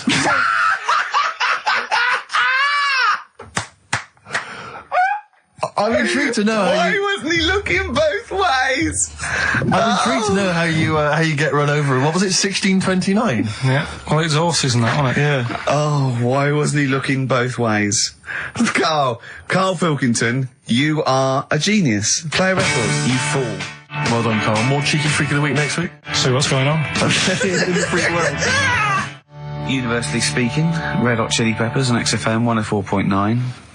So, I've got a lot of Rockbusters coming in. Yeah, all right, actually. People obviously seem at long last to have tuned into your wavelength, Karl. Which is, of course, 104.9. Yeah. Thanks very much. Exactly. Yeah. Should we give the clues again, briefly? We just had an email, actually, to be honest with you, let's not, because we've already had a load of answers. I know, so, yeah. you know, Oh, yeah. if you didn't get it first time round, you don't deserve to win.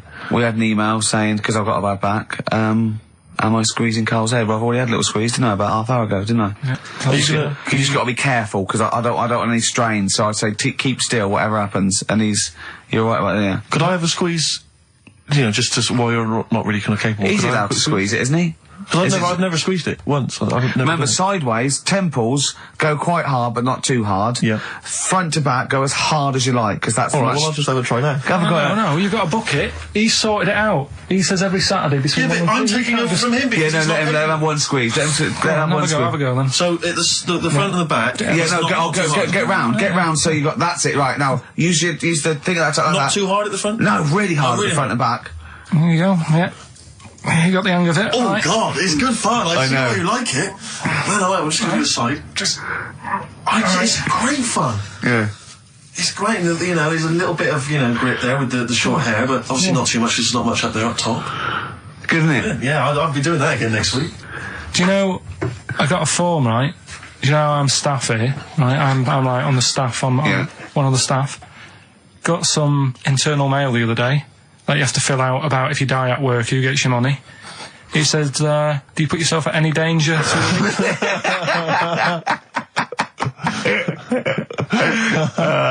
What did you say? Well, I asked Suzanne, I said, does that, head squeezing, is that in but my leg lock round your ribs that time when I had you, it was like a little alligator, like a python and an alligator, didn't I? You get quite some...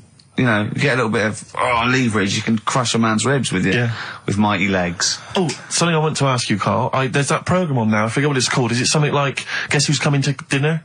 Does that... I did the non-broadcast pilot for that, because my mate was the Phil Balker was producing it. And I did it, And the premise of it is that it's one of those things about, a conversation piece, the ultimate dinner party. I think you can have invite people, 6 guests. Dead, alive, or fictional. Or fictional, yeah. You choose where you want it, and yeah. And anyway, I was just intrigued to know what Karl's ultimate dinner party, who would pop round? Any of your cheeky freaks? So what's this? I'm putting on a... You're putting on an imaginary dinner party. Anne Robinson's there. She's got to be there. I said I didn't invite you. She said, well, I'm there anyway. Yeah. So it was actually me, Anne Robinson, and 6 people. Yeah. And I chose people like heroes, like Muhammad Ali, Homer Simpson, or stuff like that. James Randi. Yeah. So you could choose anyone. Living or dead, say why. fictional or otherwise. Right. Would it look like a circus from the 18th century? I'll have like a few freaks in there. Like what? Who would you have? Well, the first person I'd have is probably, probably have Elvis. I had Elvis. I chose Elvis. Why would you have Elvis? It's just good, wasn't he? He was good at what he did. Right. But once you'd said that to him, what were the rest of the I'd say conversation? sing us a song. Right, so you make him sing a song? Yeah, he'd be like the entertainment for the night. When he's not on the stage performing, I'd probably have the Elephant Man there. Right. Well, so John Merrick, yeah? Yeah, John Merrick. Okay, I've got Elvis, John Merrick. If anyone's out there and, you know, you haven't got anything to do, can you write down everything Karl says from now to a year and send it to me and Steve, because we might want to put it in a book? Yes. Would that be good? Just maybe someone keep a journal of everything Karl does and says. I'm going to try and keep a scrapbook of pictures. Tell you who I would have. Who? Peter Kay. Right. He'd be good, he'd be brilliant. I'd want to be sat next to him, because he's... Well, you're friends with Ricky Gervais, why would you want to... No, but... Do you know what I mean? Yeah, Peter Kay. All right, Peter Kay. Which one, would you do him as himself or one of his characters he does? Just as he is. Yeah. He's funny, he's a funny man. Yeah. Love him. What else? Probably, that fella who lost his arm when he was climbing that mountain. Remember? He had to cut off his few own weeks arm. ago. Yeah. Right, why would you have him? I'd just like to have a chat with him and say, you know, what happened there then? Yeah. Well, we know what happened there. He cut his arm off. What would you say? Did it hurt? Yes, it hurt. But I don't think it would hurt. That's one of the questions. What are you talking about? I reckon the shock cancelled any pain out. If you're stuck there with a boulder on your arm, you've probably got bad pins and needles, right? Yeah. With a big rock on your arm. Yeah. And you'd say, right, so how long were you sat there before you said, well, I've got to cut this off? Did you read about it? It was amazing. What do you think the other people would be doing when you were talking about this bloke about cutting his own arm? John Merrick wouldn't mind. Elvis would probably be off his head on something. Elephant Man will be having a couple of bums. I hope Peter Kay didn't make a funny comment. I hope he doesn't make a funny comment. Yeah. Right? Can I just, a quick warning? I'll just put bloke with one arm, bloke with... Be careful, Karl, what you serve for dinner. Yeah. Because he's only got the one arm. Yeah. So, you know, certain things. I mean, maybe suggest something you can eat with chopsticks. Or a hamburger. A hamburger. But don't go with something like lobster. Tricky, you need both hands for that. Unless him and John Merrick teamed up. I think they've got one good arm each. Yeah. Soup, maybe. What would you give John Merrick? Buns? Couple of buns. Mm-hmm.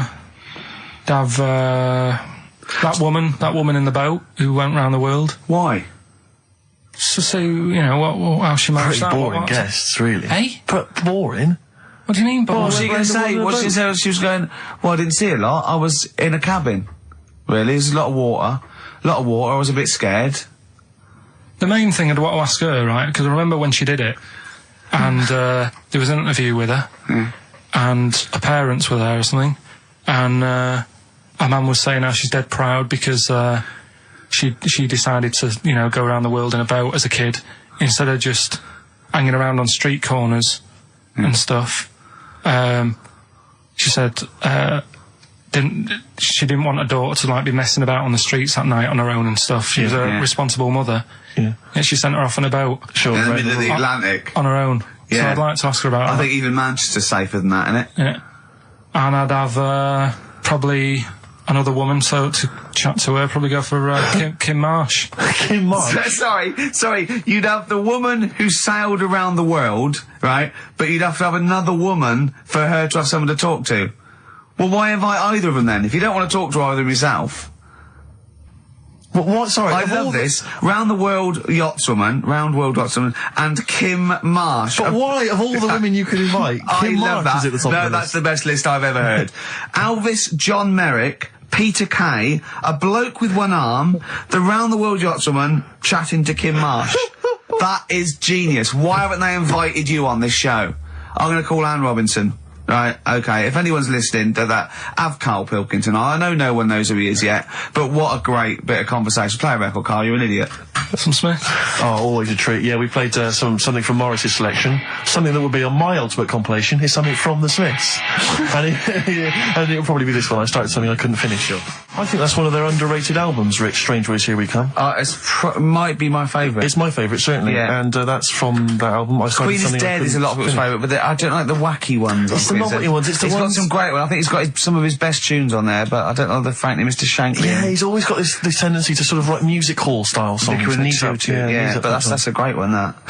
So there you go. Elvis, John Merrick, Peter Kay, bloke with one arm, woman who sailed around the world, Kim Marsh. What I like about those two, numbers 4 and 5, he doesn't even know their names. Yeah. I'm hoping he'll just write on the invitation, dear bloke with one arm. Yeah. Having a dinner party. Yeah. It's better than most people. I imagine most people, when they do this, if they go, Nelson Mandela. I know, of course, yeah. I think I read an interview with Mick Hucknall where it was something like, who do you admire? Nelson Mandela. Brilliant. I don't read papers when I'm in this country. When I was on holiday, I read one, and there was an article in there about Beckham meeting him. And the article was about how many people have met him. And I was thinking, we are the only 3 people that haven't met him. Nelson Mandela, yeah. It's just like, does he rent himself out? Do you know what I mean? It's like the back of in the back of the stage when you can get a Caprice lookalike to wander around. They go, is that a lookalike? No, that's really him. It's 40 quid, he'll come to your party. I think what it is that he was locked up for so long. Yeah, he's now just he's never home. He's just so shocked. It's like Salman Rushdie, he's running around. I've seen him twice. Yeah. His house must be a tip. He's never in. God. Well, I think it is if you stay indoors for a long time. Yeah. You've got to get out there. You've got to get out You there. get a bit stir crazy, I suppose. But he's met some of the great names in world events. Obviously, he's met the Spice Girls. Alan Titchmarsh. He's met him, yeah. They did his garden, didn't they? Yeah, David Beckham. Yeah. Oh, that must have been great. But I mean, maybe we could hold out and never meet him. Yeah, this is like even if we get invited to one of them, we're like, no. Yeah. Not really. We're the only 3 people who've never met Nelson Mandela. I'm not meeting him, so I'll make sure he's definitely going straight. Exactly. You know what I mean? I don't really. Careful, I don't like to hang out with people who don't. No, well, I wouldn't invite him to my ultimate dinner party in case, the silverware went missing. Oh! Well, you don't know, he was inside for a long time. They pick up things in these places. You can pick stuff up. It's usually Karl that comes out with those sort of things. Karl, what do you think of that? What, Nelson not having him around because he's nicking? Well, let's back out now. Let's back out now while we're ahead. We got in Celebrity Big Brother. Yeah. Being used to being locked up and that. We could, wouldn't he? Yeah. I started something. I couldn't finish. Yeah. Should we play another record, or should we talk about some, on a lighter note, Muffy the hamster had a narrow escape with a, play a song, let's have the Rockbusters answer. Oh, God. Martina Topley Bird, Need One. Alright, XFM 104.9. Well, it's that time. It's getting exciting, we've got Rockbusters results, but before that, a little bit of monkey news with, chimpanzee that monkey news. Karl Pilkington. Brilliant. Nice to have outread that for a couple of weeks. Go on then. Alright, so it's like this little monkey. Oh, yeah. Who lives in Morocco. Right, I'll just warn you now, you're on thin ice from last time, okay? So, make sure, is this real? It's been Don't say anything stupid. Think about it. As you're saying it, think to yourself, is that true? Do monkeys do that? Do they think like that? So, go on then. So anyway, so there's this magician in Morocco, right? He's got a little monkey working with him, right? The way it used to work, magician used to do his thing on stage, do a little bit of magic, people loved it. Then the monkey came out, had a little cap, walked around the crowd and stuff, got the money, had a good little team thing going on, right? Yeah. So anyway, the monkey's name was 86. Right. Because back then there was so many monkeys, it was like, what names, do you know what I mean? What names do you use, what do you do? So they just named them, right? So this little monkey... What, he had 86 other monkeys?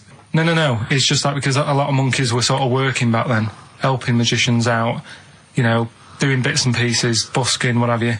Well, Rick, you know how there's so many... why would there be a confusion with that? If he only had one monkey, where's the confusion? People would go, I'm not going to go and see that, I want to see 86, he's the better monkey. Do you know what I mean? What does it matter? I don't know what you mean. Well, why do they need... Where was the confusion? With people going to the circus and going, what monkey are you going to see tonight? I don't know. It wasn't a billing, was it, with a monkey? But Rick, it's just the same with humans. There's so many humans now that we can't give them names anymore. Yeah, they all have to have numbers. Exactly, yeah. There's so many humans, with 5 billion people. We can't give them names. It's impossible. But, with a few monkeys anyway, number working... 22, go on. So, anyway, there he is. 86. 86. With his hat. With his hat, walking around, getting the money. Yeah. Anyway, the magician sort of, thinking about moving on. Because in Morocco, he'd sort of done all the tourist traps. Sure. So he had a word with the monkey, said, how about we... See? No, let him continue. Think. Let him continue. He didn't have a word with the monkey. Let him continue. So what do you think about going over to Spain? Yes. Sure. So, the monkey was in agreement? So he said, all right, go on then. Right, so they get in the car, and, the magician knew he'd have a bit of a problem on his hands, because you're not meant to take monkeys out of the country. Yeah. Right? So he thought, right, what I'll do, I'll get a car, right? Right. Stick the monkey in a boot, right? get on the boat and hopefully sort of, you know, stick it in some luggage and what have you. Yeah. We'll be over there, we'll be earning big money, everything's going to be great. So the monkey was like, brilliant. So they get in the car, they're on the way to the boat, and pull over at a petrol station. And just before filling it up, he opens up the boot and he goes, "You all right in there?" And it's like, yeah, it's sound. So he leaves the boot open so it can breathe and get a bit of fresh air whilst it's filling up. Goes in to pay the money. Yep. Pays the money, goes, I'm just paying for the... Right, this monkey is not going to drive away in that car, or we're never doing this feature again. Carl, what happens? What's number 86 up to? So...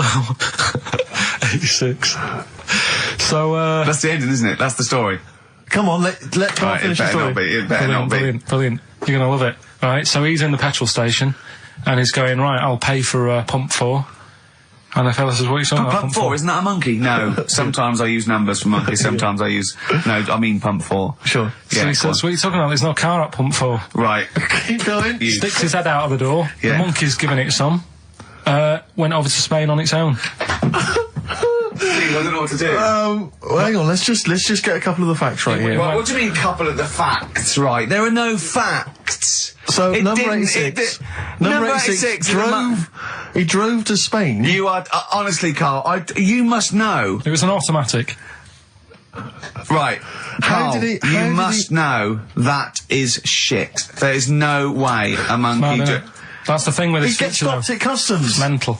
How did he get through customs, Carl? Has he got a passport? No, he was sneaking about because he didn't have a passport. So he parked and then snuck through. Do you want the facts? Let me see it. Right, I'll examine this, Rick, and we'll play a record. Play a record, because I can't... Facts, That's nearly as bad as the armed robbery. Right, go on. Yeah. Play a record. Better Suede. Yeah, Stay Together. My favourite. One of 86's favourites. Yeah, brilliant. My favourite Suede track. Stay Together. XFM. Well, nearly time to go.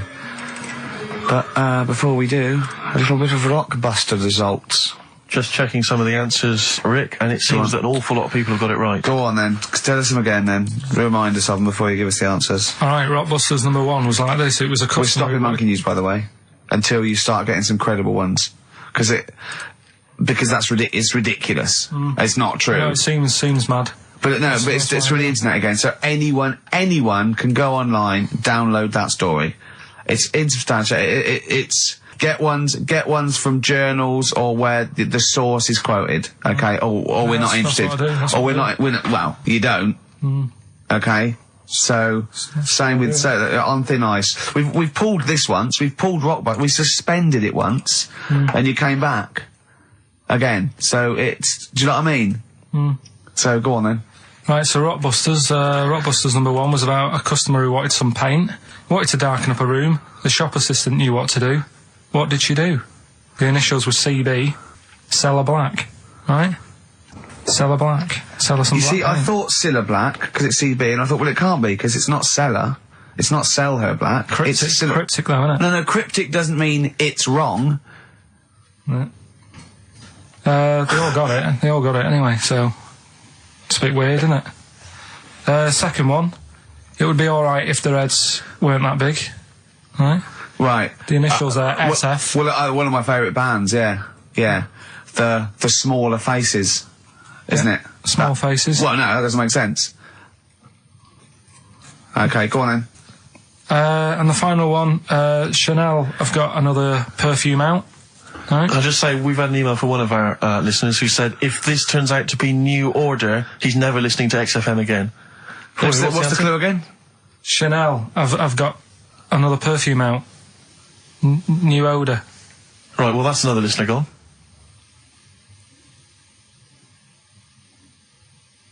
What do you mean? There's not a group called New Odour. No, it's cryptic. It's not, that doesn't mean cryptic! Wrong doesn't mean cryptic. It's like saying what animal I'm thinking of. Frog. That doesn't mean cryptic. Sell Her Black. What artist is that? Small Faces works. Just about. If I say what animal I'm thinking of, what am I Monkey. thinking? Well, there you go then. So it does work. Play a record. Right? Play a record. So who's a winner? Ah, yes. Now I'm going to give it to someone who emailed in with the correct answer, and his name is Steve Martin. Really? And I'm giving it. I don't know if you've noticed over the last few weeks, I've been giving the prize to people with just a kooky element to them. You know, if they got people to start amusing name. sending their name in, like Barry Bumpfreud. Well, don't worry, because I can spot if it's a fake comedy name. Or What was that last one we laughed at? I can't remember what it was. I think it was Gerald something. Yeah, it was. It was just like Gerald Smethurst or something. What's it? Preston? Gerald Preston. Why is that a funny name? Jerry Preston, a great guy, but for some Gerald reason Preston, we laughed at that. he caught my attention. So this week, Steve Martin's caught my attention. Right. Yeah. When was the last time Steve Martin made you laugh? This Steve Martin? Dickers hasn't been... Yeah, we've had no correspondence from Dickie Anderson for some time, which saddens me. Little Dickmeister General, what is he doing out there? Yeah. Has he got... What? He's got something better to do? Ridiculous. Pathetic, Right, Well, that's the end. We've got the last song, so is there anything It's the you end, want it's to the say? end of Rockbusters, and it's the end of Monkey News. Monkey News will give you one more go for it, and it's got to be credible, it's got to be real, it's got to be true. We need to see your sources. It needs to be corroborated. Okay. Rockbusters, they've got to be real band names. New Odour. New Odour. New Odour. Just anything. Just brilliant. Well done to Steve, he got them all. So is that it then? Yeah. Brilliant. Well, Cheers. I've enjoyed that. I hope your back's better, Rick. Yeah. And, Carl, I hope you buck up your ideas. Your brain's better. Yeah. Got something interesting about a brain, we can talk about it next week. Tell it now. No, I'll Quickly, what is it? No, we'll leave it. Oh, like that's a hook. Like people will be going for a week. Oh, I wonder what things are a Carl's brain. Was it a brain that drove a motorbike across to Switzerland? You've heard it.